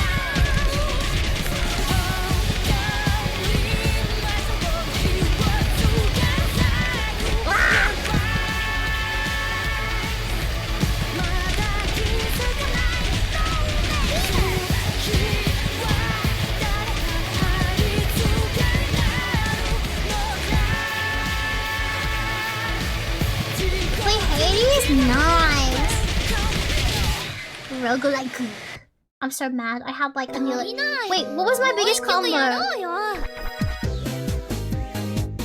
Dude, I had like a 536 combo! Ah! Man, I'm so mad. I'm so mad. I was doing so good and my combo was so high and then I fumbled the bag. I literally fumbled. I'm so mad. Wait, that's a thing? That's cool. Oh my god, wait. So speaking of crowd control, actually, Kingdom Hearts is about about to, like, it's literally, like, coming to crowd control. I'm so excited. I am so freaking excited for Kingdom Hearts to come to crowd control.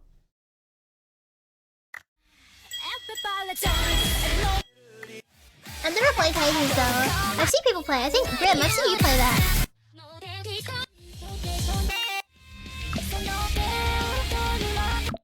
Kingdom Hearts in crowd control. Chat summons Sephiroth. Oh god, can you imagine just minding your own business and all of a sudden chat just summons Sephiroth? Please no.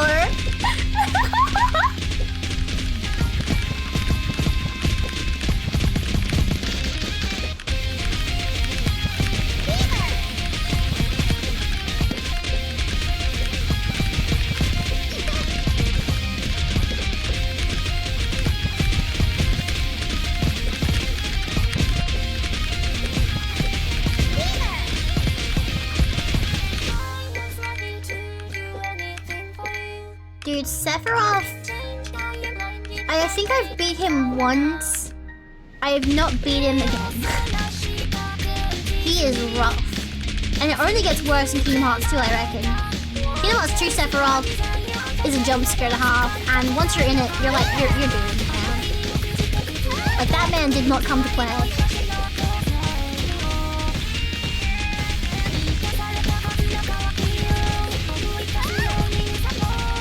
Oh, Grim, were you here earlier when, like, so earlier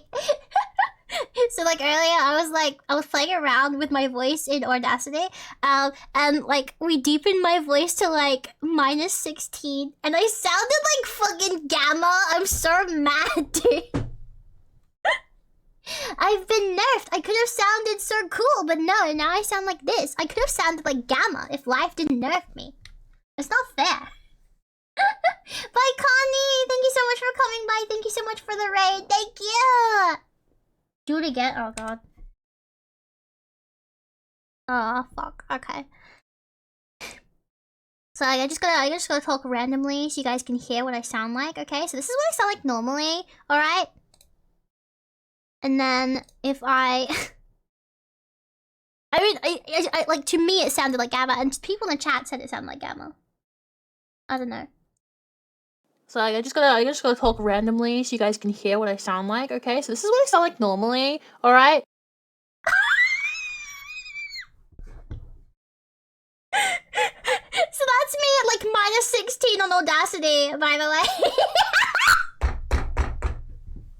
I'm so mad, dude!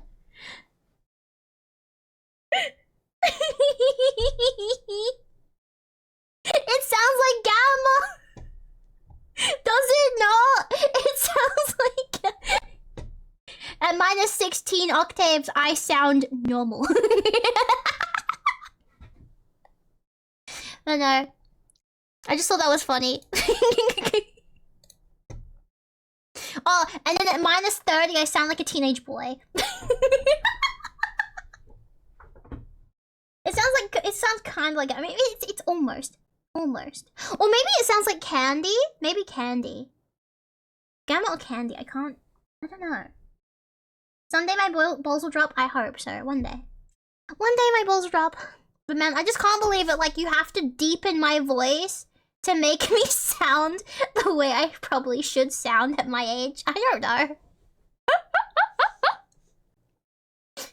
It's like, you deepen, like, anyone else's voice, and they sound, like, super deep, and then you deepen my voice, it's like, oh, it's just normal now.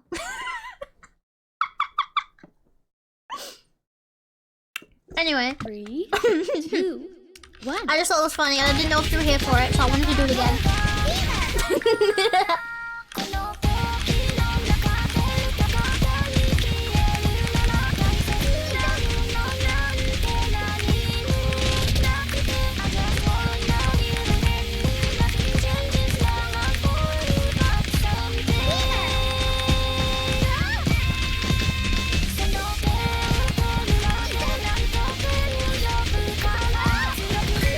Man, I just realized my character was actually dead. Fuck's sake, I didn't notice that character kept me alive. I failed the song, so I'm quitting it. Ugh. Slow down and deep your calorie. Yeah.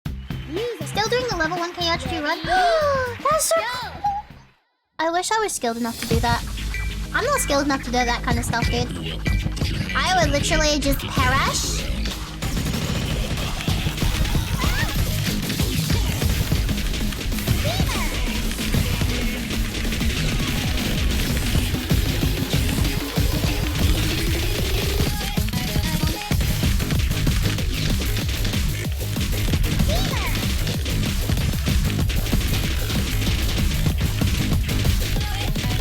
I want to start playing Kingdom Hearts recently, but chat was like, no, then what do you think you had? So it's gonna have to like be another time. I don't know. I do really want to play Kingdom Hearts soon though, because like, man, it's been ages since I played Kingdom Hearts. We're gonna go on a journey together, guys. We're gonna find the door to darkness, and we're gonna whip our keys out and friendship and stuff, you know? Fist bump.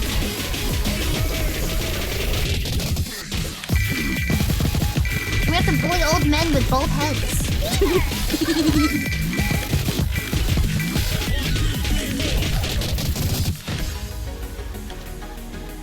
Stuff in my mind.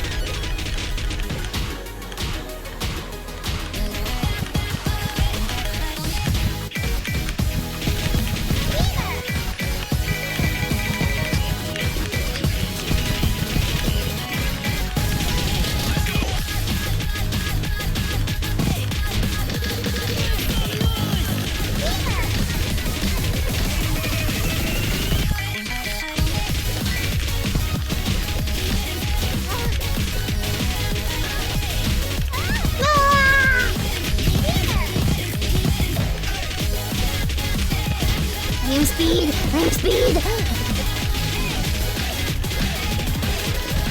God damn it. Fuck. It's so hard!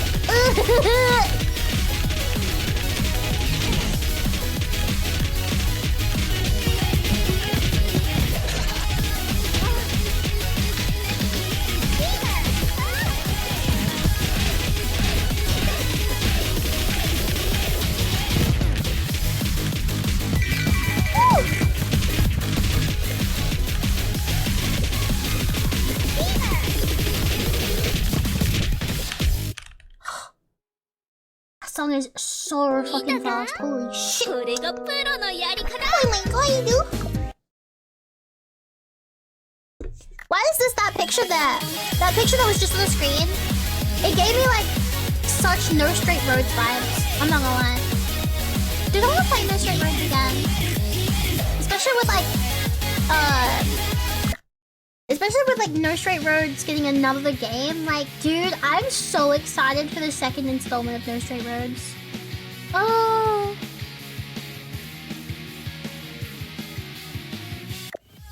Dude, you guys actually see, like, and you know what's like even worse? You know what's even better about the No Straight Roads thing? We're gonna take a little short break from Mustache. My eyes need to rest for a second.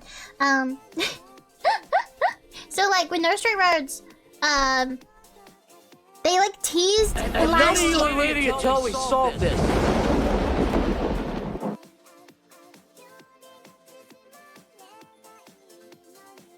Bang. With No Straight Roads, they teased the design for Mayday last year, and like they're just like, oh, what would a grown-up Mayday look like? And we're like, oh, that's a cute design, nice. And then the fucking the reveal for No Straight Roads 2 came out, and it's that Mayday, the sneaky fucking devs. We should have known. We should have known, honestly. Actually, sneak hours. Like, I love how all of us just collectively like saw the post, went back to the artist who posted like the original post, and we're just like quite true, like, you, how dare you? But no, I'm excited to play No Straight Roads 2. I'm actually really curious because apparently there's gonna be like new band members in the game. One of them has a guitar. They said there's gonna be like 2 new band members, but they haven't really shown the 4th one yet. So I'm guessing either that one's still in development, Or they don't want to reveal it yet. Like, it's a secret you have to find out in the game. I don't know. But yeah, there's gonna be like 4 playable characters. And for the love of God, can we please have co-op? I would love to have co-op. Please. I want to play No Straight Road with my friends. That would be so much fun, I reckon. Yeah. What is the other game I was excited for? It was like the Sonic Racing one. And then there is No Straight Roads, and then... oh yeah, the new Splatoon game. Dude, can we talk... Can we talk about, the new design of Fry and Shiver and, like, the, Splatoon's, was it Raiders? Splatoon Raiders? Dude, my queens. My actual queens. Like, I love them so much. They look amazing. Like, if you guys haven't seen what they look like, they look like Splatoon Raiders. Just pull it up for you guys real quick.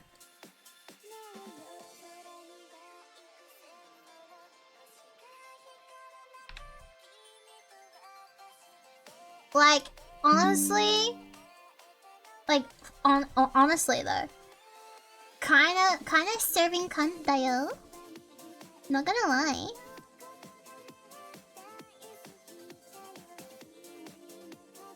Like, does this not serve? Hello, look at them. Look at them. I love them. Look at them. And Big Man, you can't really see it in this picture, but Big Man has like a little squid-shaped Tamagotchi looking thing. I'm actually obsessed, dude. It's so freaking cute. They look so cute, dude. Look at them. I love them. Dude, I love Shiver's design. Oh my god. I'm so excited. I'm so fucking excited. We still need to play the actual, like, we haven't actually played the Splatoon story on stream before. Like, we should probably do that, eh? Probably. I saw because someone tweeted it. Yeah, it was everywhere last night, honestly. It was all over the place. When do you think they'll release it? I don't think they'd keep us waiting too long. But I mean, did it say in development, or did it... I think it was, like, still in development. I'm not sure if they've actually given us any kind of date yet. But I would assume maybe late next year, or earlier. I don't know. Maybe? I don't know. I'm not too sure on these things, to be honest with you. I have no idea. 2 years? Man, if they keep us waiting 2 years... Dude, do you have any idea what it feels like to be a Kingdom Hearts fan right now? Like, let me tell you, okay? It is... I am not okay. I am not doing okay as a Kingdom Hearts fan. We are drowning out here. Please, someone give us a life ring. Anything. Anything, please. We're drowning. Please, give us a life ring or something. Good. Chris, I'm gonna play Kingdom Hearts just to spite you. Yeah, I'm gonna stop playing Kingdom Hearts just to make you seethe a little bit. I'm gonna make you seethe. Do it. I fucking will. I fucking will. Don't think I won't. I will. I'll do it.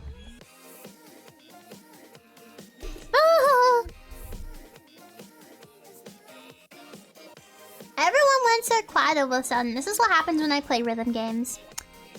Lonely. I'm still lonely. That's okay. We love everybody in the chat. Even the quiet ones. We love you guys. We appreciate you. You're very appreciated. Thank you so much for being here. Thank you. Ugh. Wow, I'm quiet. Yeah. Yeah, well, you're not yapping enough, Arcro. Why are you not yapping? I'm kidding. You know, speaking of AvCon stuff, I was gonna do a panel this year, but like, man, I'm kind of disappointed in this, man. Like, So the AvCon team wanted us to do a panel, right? Because like none of the VTubers had signed up for any panels, and of course they were like really excited for VTubers to do panels. So like a bunch of us VTubers in the creative team were like, yeah, let's do a panel together. And then I was all for it, but dude, I don't like mean girl behavior, dude. I don't like it when it feels super like cliquey, you know? And like I was fully down to do this panel too. Like I was kind of excited to do the panel because like I did one last year for AvCon, and I was like, cool, we can do another one this year, and we can like probably mix it up a little bit, because last year we did fucking how to be a VTuber, like, or an introduction into VTubing, right? So when, you know, I shared interest with this panel this year, I was like, yeah. But like, I don't know, I'm not the only one who noticed some behavior from others involved in the panel, but unfortunately there was some like mean girl kind of cliquey behavior going on. And like, look, I am so excited to do panels and stuff. Don't get me wrong, I'm happy to work with everyone. I'm happy to bring everyone up. I'm happy to like team up and stuff. But like, if people are gonna be rude, you know, if people are gonna like shut down my ideas just because they dislike me for whatever reason, I can't work with them. So yeah, unfortunately, I was gonna do a panel this year at AvCon. But yeah, I'm just like, nah. I don't know, like, look, like, I would have been happy to work on it, but yeah, can't do it, man. Yeah, nah, yeah. I'm being vague on purpose, by the way. Like, I'm just expressing my disappointment. I'm not trying to be like, oh my god, this person was mean to me. Ew, ew. I'm not trying to do that. But like, I'm just like expressing that it's just disappointing, because something that should have been a fun activity and something that should have been exciting was unfortunately like, dude, you don't understand. I was in that chat for maybe like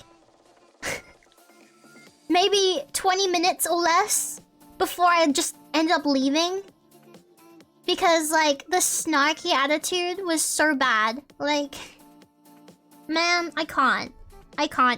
Look, I get it. Like, mate, like, whatever. You know? I don't really get it, to be honest. I barely knew the person. Like, I don't really get it, but it baffles me that people, like, that don't even know you can be so, like, toxic. And it's just a shame that I have to pass up an opportunity because I felt uncomfortable, you know? But, like, at the same time, while it sucks that I don't get to do a panel this year, which could have been fun, you have to protect your own peace, you know?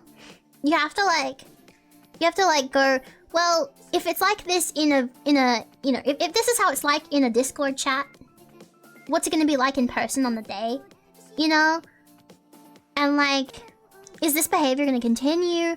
You gotta protect your peace. And like, while it sucks to like not do something fun, man, I ain't got no time for that. I got no time for that. Ain't got none of that at all. No. It's just a shame. It's just a shame. And like, look, having said that though, I wish nothing for the best for the people in the panel. I wish nothing for the best. I hope the panel goes well. You know, I hope people show up. I hope they have a good time. I hope, you know, no scuff. I hope that the stuff. I hope maybe some of my ideas and contributions that I had posted in that chat will be helpful and useful. But like, man, nah, I can't take part in that. I can't do it. I can do other stuff at AvCon. I can hang out with the other creators at AvCon that are actually nice to people, you know? It's just a shame, because I feel like and like, again, I'm not trying to like bitch. I'm not trying to bitch. I'm just expressing disappointment, okay? It's just disappointment. But it's like, I have had a better time making friends with the non-VTuber crowd of the Avcon team, like the Avcon creators team. And it just feels like the VTubers are a bit... I don't know. Like, there was weird vibes. The vibes were weird, man. Like, I would have liked to make more friends with Australian VTubers. But, you know, it is what it is. And, like... At least I've made some friends. That's the main thing. I've made friends. That's, you know, that's the important part. Because, like, you know, I'd rather focus on the nice people than people who are not gonna be nice. I think. Yeah. Simple, VTubers can hide themselves. Unfortunately, we can come out in a negative way. That can come out in a negative way. Good night, Hypervox, and have a happy rest of your birthday today. And don't forget to turn on BitDono. It's not my... It's not my birthday! God damn it. Holy double... I'm sorry. It's because I have... There we go. Sorry, desktop audio was on still. My bad. Yeah, I don't know. I wasn't sure if I wanted to talk about it on stream, but like, this is my space. I should be able to like talk about things that are on my mind. And I'm just like, it's something I'm genuinely disappointed about. Because like, I was having, like, before then, I actually felt really welcome in like the Avcon group. And like, all of the non-VTuber streamers and stuff, they had all been so nice. Like, the artists as well, like, people I had talked to, it seemed nice. And then I like, start getting involved in the VTubing side of things for it. And it just felt like I wasn't welcome anymore. And it's like, what did I even do? I don't even know you people. You know? I don't even know these people and they just don't seem to want me around. I don't know. Like, and I asked my friends as well. I was like, hey, am I reading too much into this? Like, my gut feeling is telling me something is off here. And like, everyone else was like, yeah, no. Yeah, no, they're being kind of rude. So, I don't know. It is what it is, man. VTubing stuff is just, is wild. I'm still hoping to have a good time at the convention though, and I think I might just like, you know, I'll probably just hang out with the people that I've made friends with. I won't really try to approach the other VTubers, I think. I don't know, I just don't feel comfortable anymore. And that sucks to say. I hate that I don't feel comfortable hanging out with them anymore, because like, that's my crowd. Like VTubing is my crowd, but like, man, I don't like the vibes. I don't like how it felt. I don't like the snarkiness, dude. Ain't got no time for that. Which convention are you heading to? Avcon. I am part of the Avcon creators team. Yeah. It should be fun.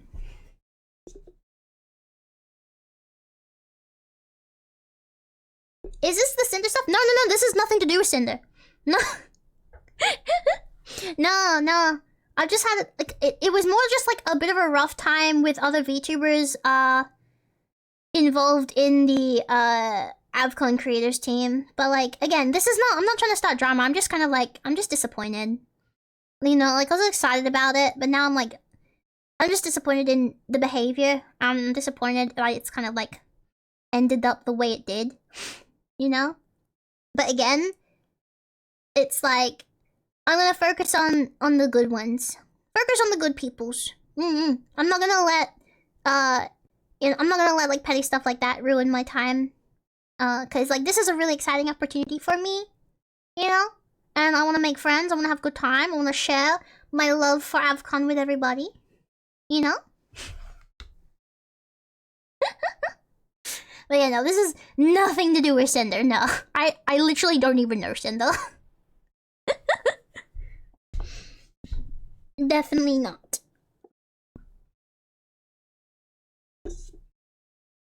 Blah. Cinder, I barely knew her. Oh my gosh. I don't know. Is it a hot take to say that I don't think the Cinder situation really needed to be... It didn't really need to be as big as it was. Like, I'm not saying what she did wasn't bad, but my point is, like, was that really, like... Was that, like, not something that should have just been handled between friends? Like, Okay, your friend is talking shit behind your back. Why do you need the internet to deal with that? Like, you know? I don't know. I feel like everyone, it wasn't a bad situation. Like, when it comes to, and like, I kind of made a post about this the other day, where it was like, can people just communicate, you know? But like, instead of rushing to weaponize your fan base, just like, go and talk to the person. And if talking to them doesn't work, block them.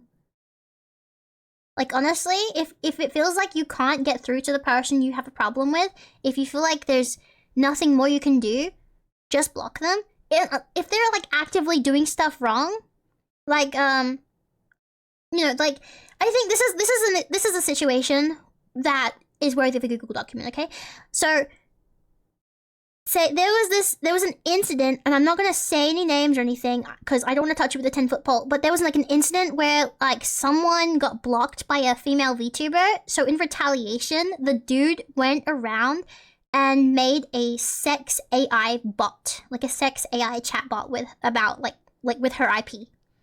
Just like, and this guy's like, the guy went around and was like making, like, doing to any VTuber who blocked him, like any female VTuber who blocked him, he was making like sex chatbots of those VTubers. That is something I feel like is worth a Google document, because that's spreading awareness of a bad situation that's like very heavily abused. But if it's like a friend's quarrel, if it's a breakup, if it's literally like a personal issue, it don't need to be aired out like dirty laundry, man. We don't need it. That's just my opinion, though. That's my opinion on that matter, though. Like, it is what it is. Found about 2 or 3 weeks after, so I don't think it was that big, but these people have millions of followers. Yeah. That's another thing, too. Just go ahead. Oh, no. Niall, no. No, I was talking about a situation that happened with some other VTubers and some weird guy. But yeah, I don't want to talk about it too much because I do not want to be on that guy's radar, dude. I want nothing to do with that. Not even a 10-foot pole. Nuh-uh. None of that, please. Thank you. I should track him down. Track him down, make a sex bot of his mom, and then get her pregnant, and then draw him pregnant. Yes. No, wait. I don't know. At what point am I taking things too far? I don't know. No. No. Grim, what the fuck?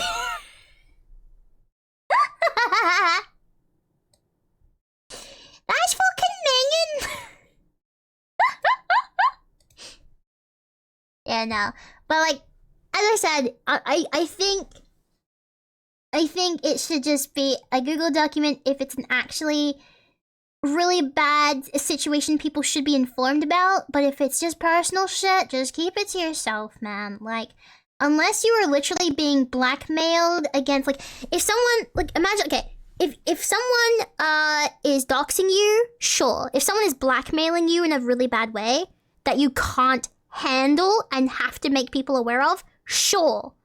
If you've broken up with a boyfriend, I don't care. If you have a bad thing with your friends, I don't care. You know? Because I was like, that's not my business, that's your business, you know? It ain't my business. I don't need to know. I don't want to know. But yeah.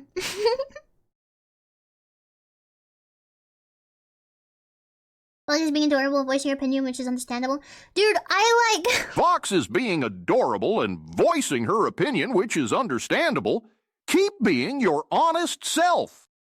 Dude, I get worried voicing my opinions, because especially, like, a lot of the time, I seem to have, like, you know, like, for example, my post I made the other day where I was just telling people, hey, just communicate, foreheads. Like, people were like, this post is invalidating my experience that I had. And I'm like, how the fuck am I invalidating your experience? I'm just telling people to communicate instead of writing Google documents for an issue that could be solved in 2 minutes, you know? Like, I don't get it. I don't understand. But like, you share people online, like you share an opinion online, people are gonna clap back at you.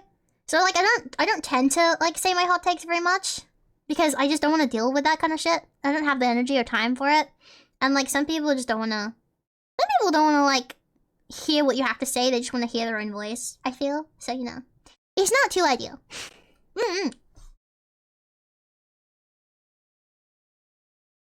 People are just ill, chronically online, uncurable. I hear. Truly tragic. I mean, look, I'm online a lot, and like, I feel like I'm okay. I'm not like. I think people get too caught up in it all, you know.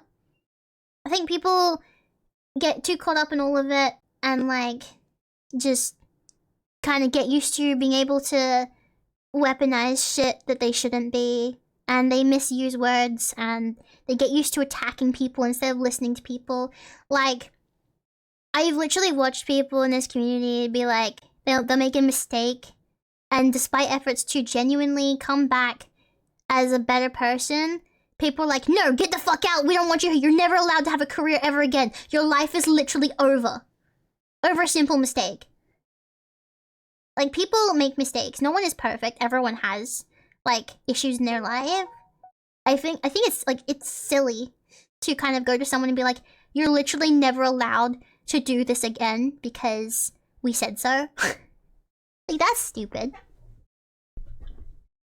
Like, you scream and cry at people to apologize and do better, but when they do try, you kick them while I'm down, and it's like, what's the point in that, man? Like, you can't just scream at someone for an apology, and then when they try to give you an apology, just be like, no, you're a piece of shit! Ah! I don't know, I think it's silly. You gotta give people a chance to actually do better, be better, you know? We can't just tell people, hey, you're never allowed to have a life again, you know? I mean, like, especially if the crime is not substantial to the punishment. Like, man, if someone's killed somebody, go to prison, do your time, don't pick up a knife again. Like, there are crimes, of course, in the world which I will say people should definitely be castrated and hung up to dry, for sure. But simple, like, VTuber drama, man? No. Nah, man. No. We don't need that. Yeah, I don't get the canceling, exiling of people if you don't let them improve. People repeat the issues that we as humans should work on. It's funny to, like, this is another thing that's funny to me. The people that judge others for those mistakes are often the ones making the same mistakes themselves, but they just don't admit it. Like, people will be like anti-bullying, but then they're online bullying people. It's like, that's not how that works, man. That's not what you do. You don't need to bully people. Dude, this talk got so deep all of a sudden. I don't know, I feel like so awkward, like, voicing my thoughts on things, man. I feel like I shouldn't be doing that. I don't know. You guys seem chill about it, though. It's all good. I don't know. I feel like I'm so awkward with this stuff. I don't like voicing my opinions on things. Welcome to Honest Box Straight Talk. Listen here, punks. You're gonna get hard, get straight, get flaccid, and repeat. Wait, what? Give us more hot takes. Pineapple on pizza is not that good, I'm not gonna lie. The weird taste of fruit and sweetness mixed with the meaty juices of the pizza is very off-putting for me. And to be honest, I'm not a big fan of it. I'm not gonna lie. Like, it's kind of like whiplash. You know, you bite into the pizza, you taste pineapple, and then you're just met with the gritty bacon, and it's like a fucking food fucking fight in your mouth. It's a food fight in your mouth. Like, it's I don't understand it, okay? If I wanted a sweet pizza, I would literally get a dessert pizza. Whip that shit up with some Nutella, whipped cream, put some M&Ms on, I don't know, ice cream, that shit. I don't know. Yeah, bacon. Wait, sir, has anyone, like, a Hawaiian pizza? Hawaiian pizza has got, like, bacon bits and pineapple. I don't know. That was my hot take. What was yours? What's your hot takes, guys? Oh my god, is this a hot take session? Lux yapper session. Didn't we already just do that?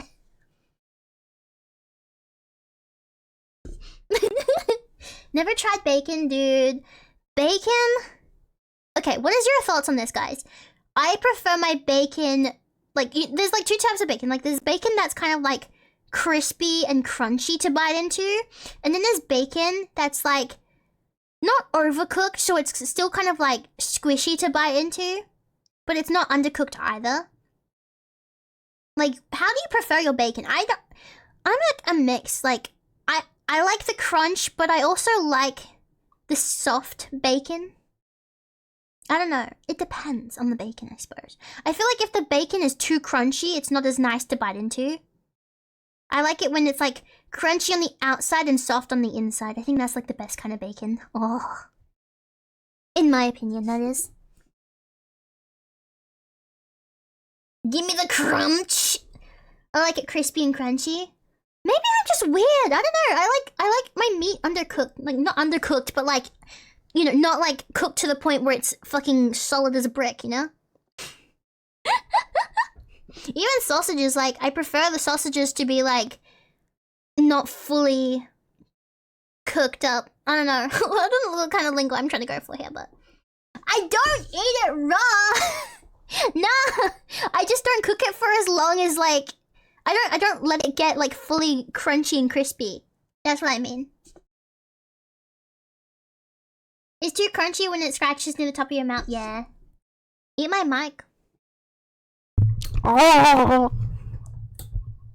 Happy? Is that what you wanted?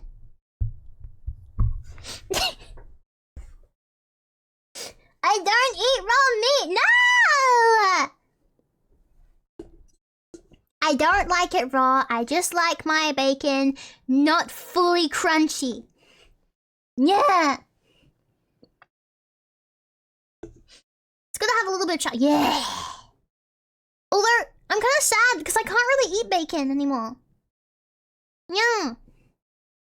I have to avoid processed meats. And like, bacon. I can't remember why. But basically, in terms of meats, I should stick to like chicken and fish. Because red meat and like gritty meats can upset my digestive system. Yeah. Although I do eat beef. Like, don't get me wrong, I eat beef. But I shouldn't eat too much of it. Yeah. So I should stick with like fish and chicken. Although I'm not a fish eater either. I don't like seafood. My options are so limited. I do like salmon though. Salmon's really good. But only blowtorch salmon. Only blowtorch. I feel like I can't eat salmon any other way. Although then again, I've never had pan-seared salmon before. Maybe pan-seared salmon would be really good. Ugh. If I had any confidence to actually cook salmon at home, I would give it a try. So you're basically stuck with chicken only? No, I can eat. Look, I can eat those meats. I just can't eat a lot of it. If I eat, like, I try to avoid bacon. Because bacon definitely upsets my gut after eating it. I avoid pork and stuff, because same thing. Upsets my gut. Red meat, I just don't eat, like, a lot of. Like, I'll have maybe 2 meals a week of red meat, if that. And then the rest is mainly, like, chicken. Yeah. I can eat meat. It's just like I have to be careful because my diet. Yeah. Because my digestive system is a sensitive one, you know?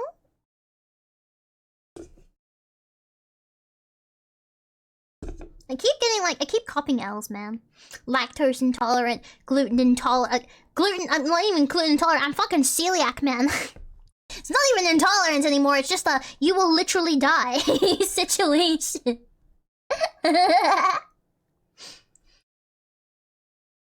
It's so bad.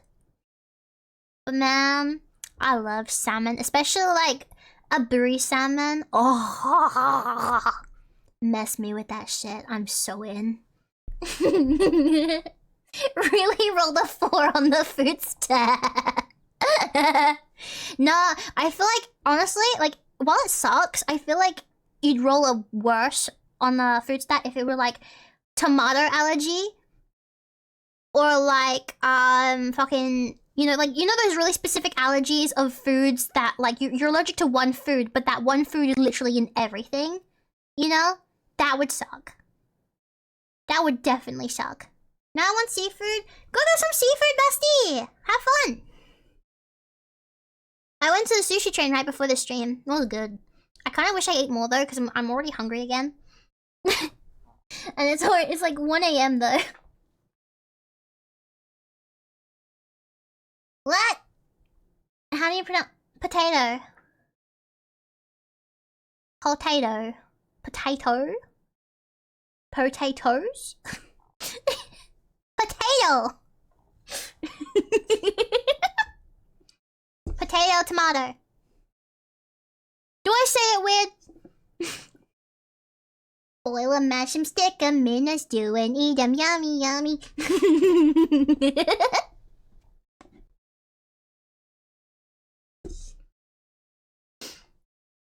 Got full before finishing it, but still ate it all. Lost it through afterwards. What do you mean you lost it afterwards? What do you mean? What do you mean? Dude, I could go for some potatoes actually. Potato good. By the way, I learned like this really amazing recipe for potatoes. I will literally never not parboil my potato wedges ever again. Like, you know, like oven baked potatoes, always parboil them first. Thank me later. If you don't know what parboiling means, by the way, it means just partially boil them in water. Yeah. Not weird, just new. Ah, it's just because of my Aussie accent. Stray, ain't it?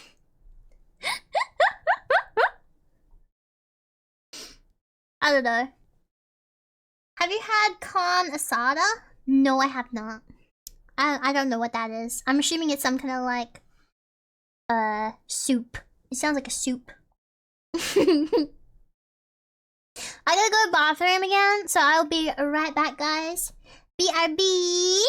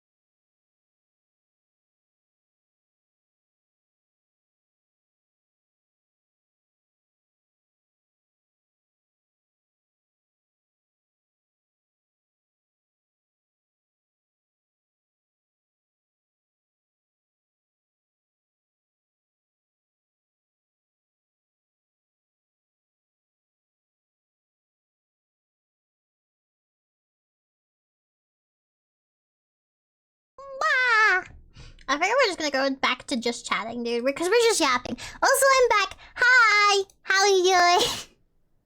I'll just swap back to just chatting. We play like a couple Moustache songs, that's fine. Stimming from the BRB screen? Like in the good stimming or bad stimming?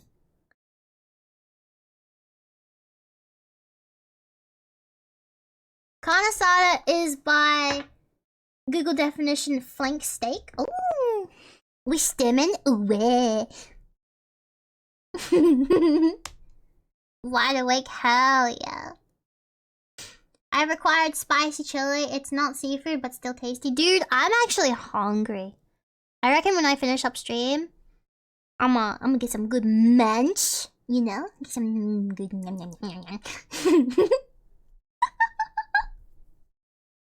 But yeah, no, I'll show you guys what I do for my baked potatoes, because like honestly, I will never use any other recipe ever again. It is so good.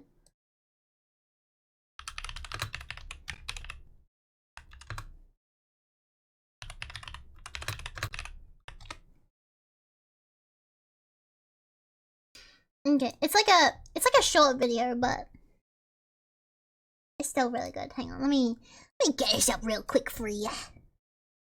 Are you ready to get some knowledge in you? Okay? This is the best recipe I've ever tried in my life.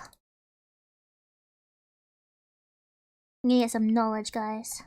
Alright, so this is roast potatoes from beginner to pro. Now, I do the pro recipe, but I kind of mix mash it with the medium recipe, simply because where the fuck do you even get beef dripping? I have no idea, you know? And just, yeah, I can't fully follow the pro one, but man, when I say my roast potato game has upped in like quality since learning this shit, chef's keys. Wait, never mind, you can't hear it, hang on. There we go.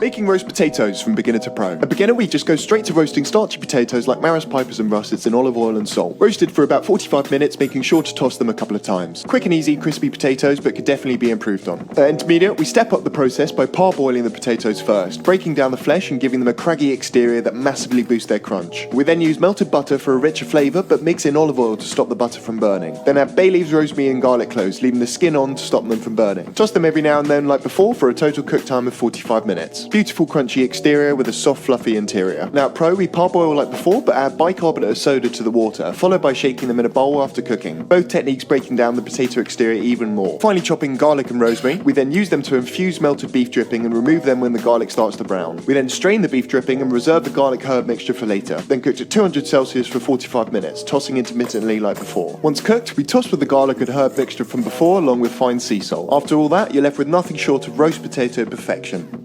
Making roast potato. It's so good. You guys do not understand. When I tried this man's recipe, oh, man. The only downside to this recipe is that it just takes a longer time to cook. Like, 45 minutes waiting. But, you know, it's still good. It's still good, and I highly recommend it. I do, at one point, want to try, like, the full pro recipe. But yeah, I didn't have bicarbonate soda, and I didn't have beef dripping, so what I normally do, I do like the parboil and stuff, and then while it's like boiling, I'll mix up like olive oil, minced garlic, and like a couple herbs and stuff, and some melted butter. Actually, no, not olive oil. I don't. Okay, butter mixed, like minced garlic and some herbs, and I'll like mix that up into a container. And here's my secret sauce, okay? And this is gonna sound minging, but it's actually fire, okay? So that, plus a little dash of teriyaki sauce. Now you're probably thinking, Bucks, what the fuck? Why would you combine that? Hear me out, okay? The teriyaki sauce gives it such a nice kick to the flavor man, chef's kiss. Like, you melt some butter, okay, mix that all in, add the teriyaki sauce into it. Not too much, not too much. You don't need a lot, you don't need a lot. Just for flavor, just look for a little chef's kiss kick on that, yeah. Okay, and then when the potatoes are like done parboiling, you put them in the pot, alright, you put the plate on top, you toss them around so like they break up a little bit. And then you fucking, you know, put them, like put the mixture in, right? So like they get the mixture on them, yeah? And you shake that up, and then you put them on the tray. Or you can just drizzle the mixture on top of them while they're on the tray. Either one works for you, I don't mind. Oh, and don't forget, in the mixture as well, I forgot, chicken salt. Yeah, do not forget chicken salt. That is key ingredient to the perfect potatoes. Oh, amazing. I love chicken salt so much.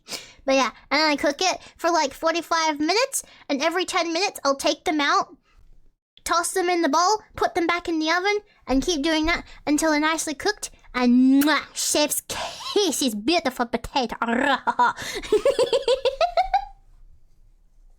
Yeah, chicken salt. Wait, do you guys not know what chicken salt is? Huh. It's like...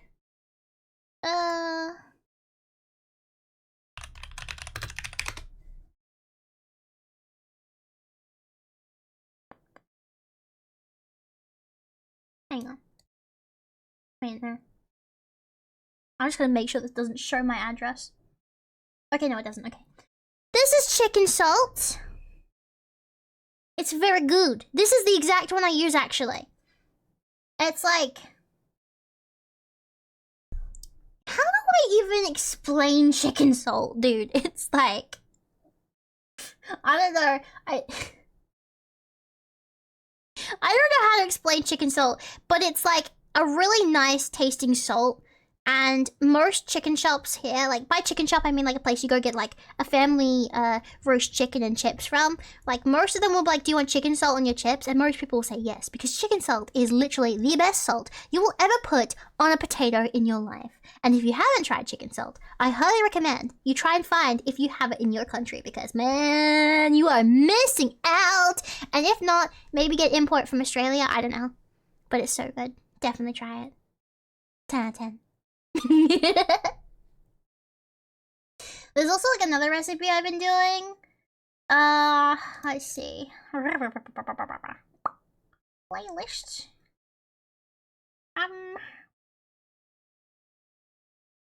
Right now. Shorts. I'm not usually a mushroom girl, but I am.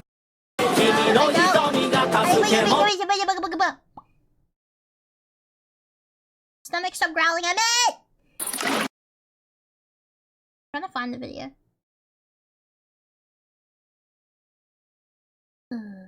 History. Da-na-na. Da-na-na. Look at all that Star Guardian goodness. Woo! Yeah. I've been cooking this, okay? This is really good.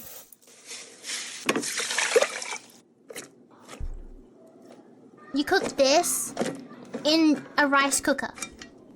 I swear by it. It tastes so good. I had it last night. It's amazing. Not done!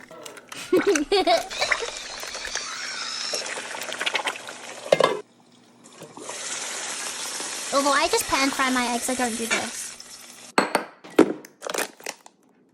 And I don't have gochujang. I don't know. I don't like it very much.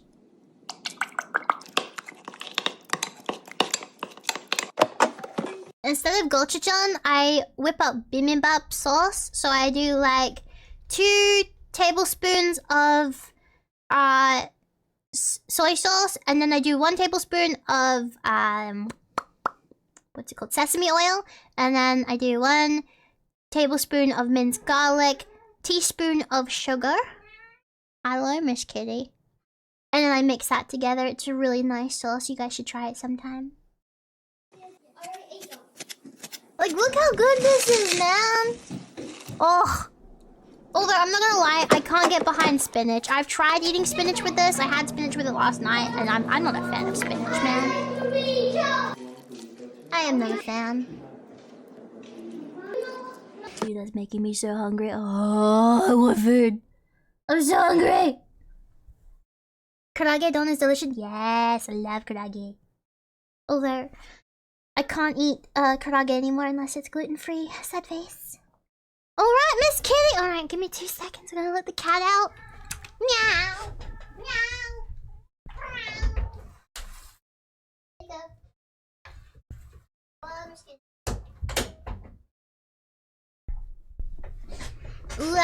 But no, I'm trying to learn like a bunch of new recipes to cook. Because, you know, I'm celiac and stuff, so I gotta try and learn some new recipes because I can't cook what I normally cook because I can't eat it. You know? But it's fun because like I'm learning like new recipes and stuff, which is pretty cool. I like to watch a channel called 1 meal a day. I might have to type in that one. This channel right here is my actual like lifeline. All of these recipes I can vouch for. You can easily get like gluten-free versions of the items, by the way. But like, man, try this person's recipes. Oh, so fucking immaculately good. Like, it is so quick, easy, small amount of ingredients, really good taste. And like, there's so many cool little recipes on here, like for little pasta meals, rice meals, noodle meals, fried meat meals. You know, like fucking. Like, I've had this one. This japchae recipe is really fucking good. Although, I prefer to have it with, rice noodles instead of, glass noodles. Because, man, I don't know. I've tried glass noodles. I've tried, like, gluten-free glass noodles, at least. And, like, they're very slimy. I don't know. I don't like my noodles when they're really slimy. But I like rice noodles, though. I've tried... Have I tried that one? No. Oh, that one. This one's also really good. Although, I found the tomatoes to be a bit too strong. You know? Like, the tomatoes in this one is a bit too strong. So, like, maybe just don't put in too many tomatoes. Or, in my opinion, I think I would rather have, like, diced tomatoes rather than whole fucking cherry tomatoes. I think that would make it a lot better for me. And then maybe put a little bit of, like, meat in it somehow. I don't know. I don't know what kind of meat I would use because I can't really have ham and bacon, which sucks because I feel like ham and bacon is kind of what you need to really give that meal a kick. It's like, oh, so good. Is this share on Discord? I mean, I think we have a food share on Discord actually, yeah. But no, I was just showing off one of my favorite YouTube channels for quick, easy meals. So like, if you guys need something to eat and you have no idea what to eat, literally, just 1 meal a day. Literally, lifesaver. For the indecisive people who have fuck all ingredients or like fuck all budget. Like, this is cheap, easy meals. Made easy. Like, they take like 15 minutes at most to cook. Like, it's so easy, dude. Like look at this. Like, oh, my lifesaver. This is my favorite one, I think. Now go away!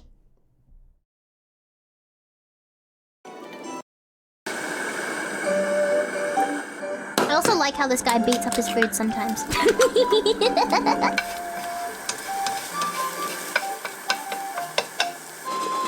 they make their eggs look like that? I wish my eggs would look like that.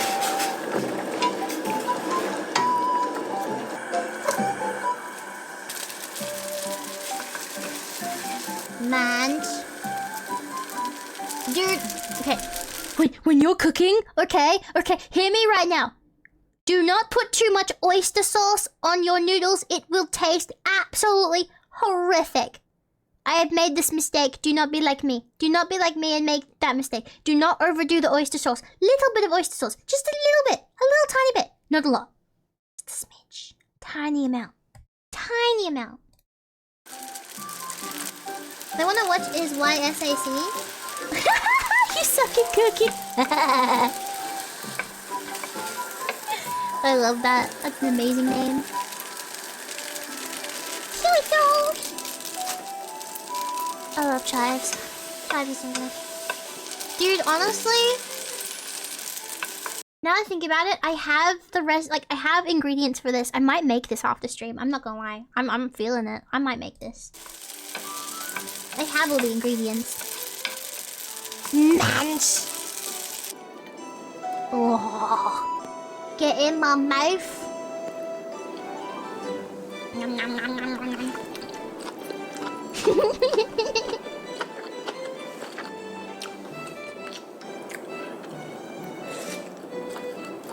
It's so good.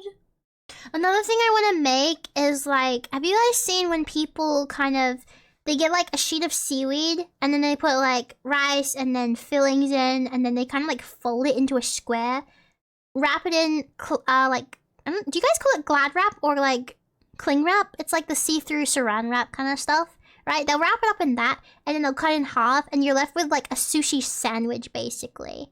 I want to try that. That's something I really want to try. Dude, I could go for that right now actually. Oh, that sounds so good. Oh. It would be really good. Actually, I think...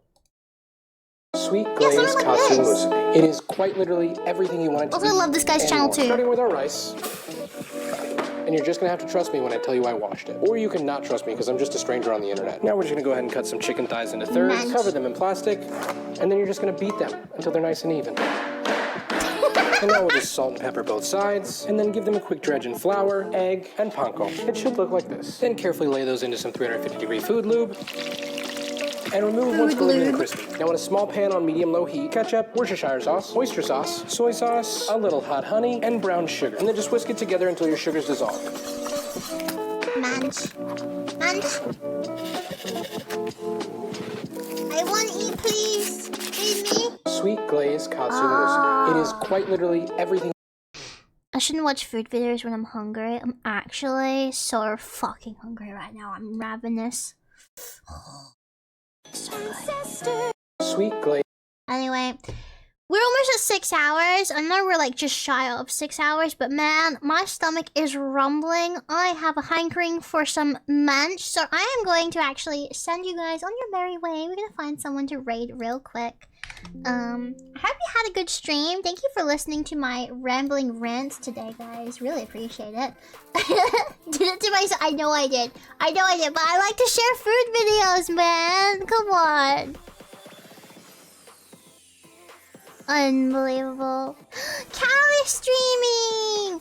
Star Prism! Oh, I haven't rated her yet. Oh. Oh, wait, no, wait, no. Never mind. You guys get to choose the raids. I forgot. Until the end of this Donothon, you get to choose the raids. I apologize. I didn't mean to get excited there. Alright. Alright, fellas. Who are we raiding?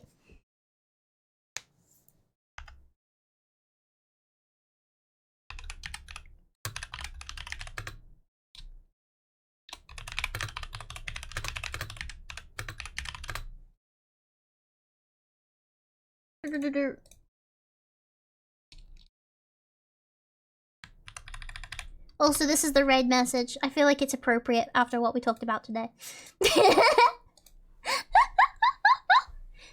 Callie, Star Prism girded. How are we supposed to choose? I know, right?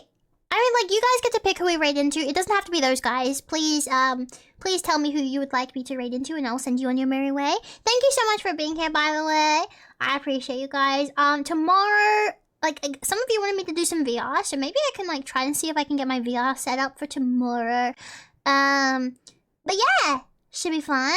Otherwise, I might see if my friends want to play something. I don't know when we're gonna play Grounded. And also, I think Grim's really keen to do that Chaos Halo stream as well. I'm working my way down the list of, thingadoos. VR hover... That's one thing I'll have to say no on, dude. Listen, I'll have a panic attack on stream. I can't do that one. I'm sorry. I know it sucks. But I know my limits. I can't do a VR horror game. VR is yeah. I've been in that situation before. I will never do it again. No, yo. No. No. Your pantry, apparently. What do you mean? Alright, who am I sending you to? Guys, give me people to raid. Who should we raid, guys? I'm waiting. I know, I'm sorry. I really do wish I could handle horror better. But at the very least, we will play a horror game. You guys will get to choose a horror game for me to play. Just, yeah, I'm a massive fucking baby. Eat my entire left foot, Lost! Miramors? Okay. Miramors. Alright, guys. And they are live, I hope. Please let them be live. I'm assuming that is the correct person. Over that way. No, yeah, it's that way because for me it's over there, but for you it's over there. Anyway, I'm assuming that's the right person. Yep, cool, made sure, yep, good. Alright, that's the red message up above. If you haven't copy-pasted it, now is the time to do so. And yeah, I will see you guys tomorrow. I'll try to be a bit earlier tomorrow. I will try. The keyword is try. But yes, also, cute little teaser video going up tonight. Maybe you'll see it. If you know, you know. Anyway, I will see you guys tomorrow. Please follow me on my socials, join my Discord, check out my YouTube channel, etc., etc. You guys know the drill by now. And I will see you guys next time. Bye!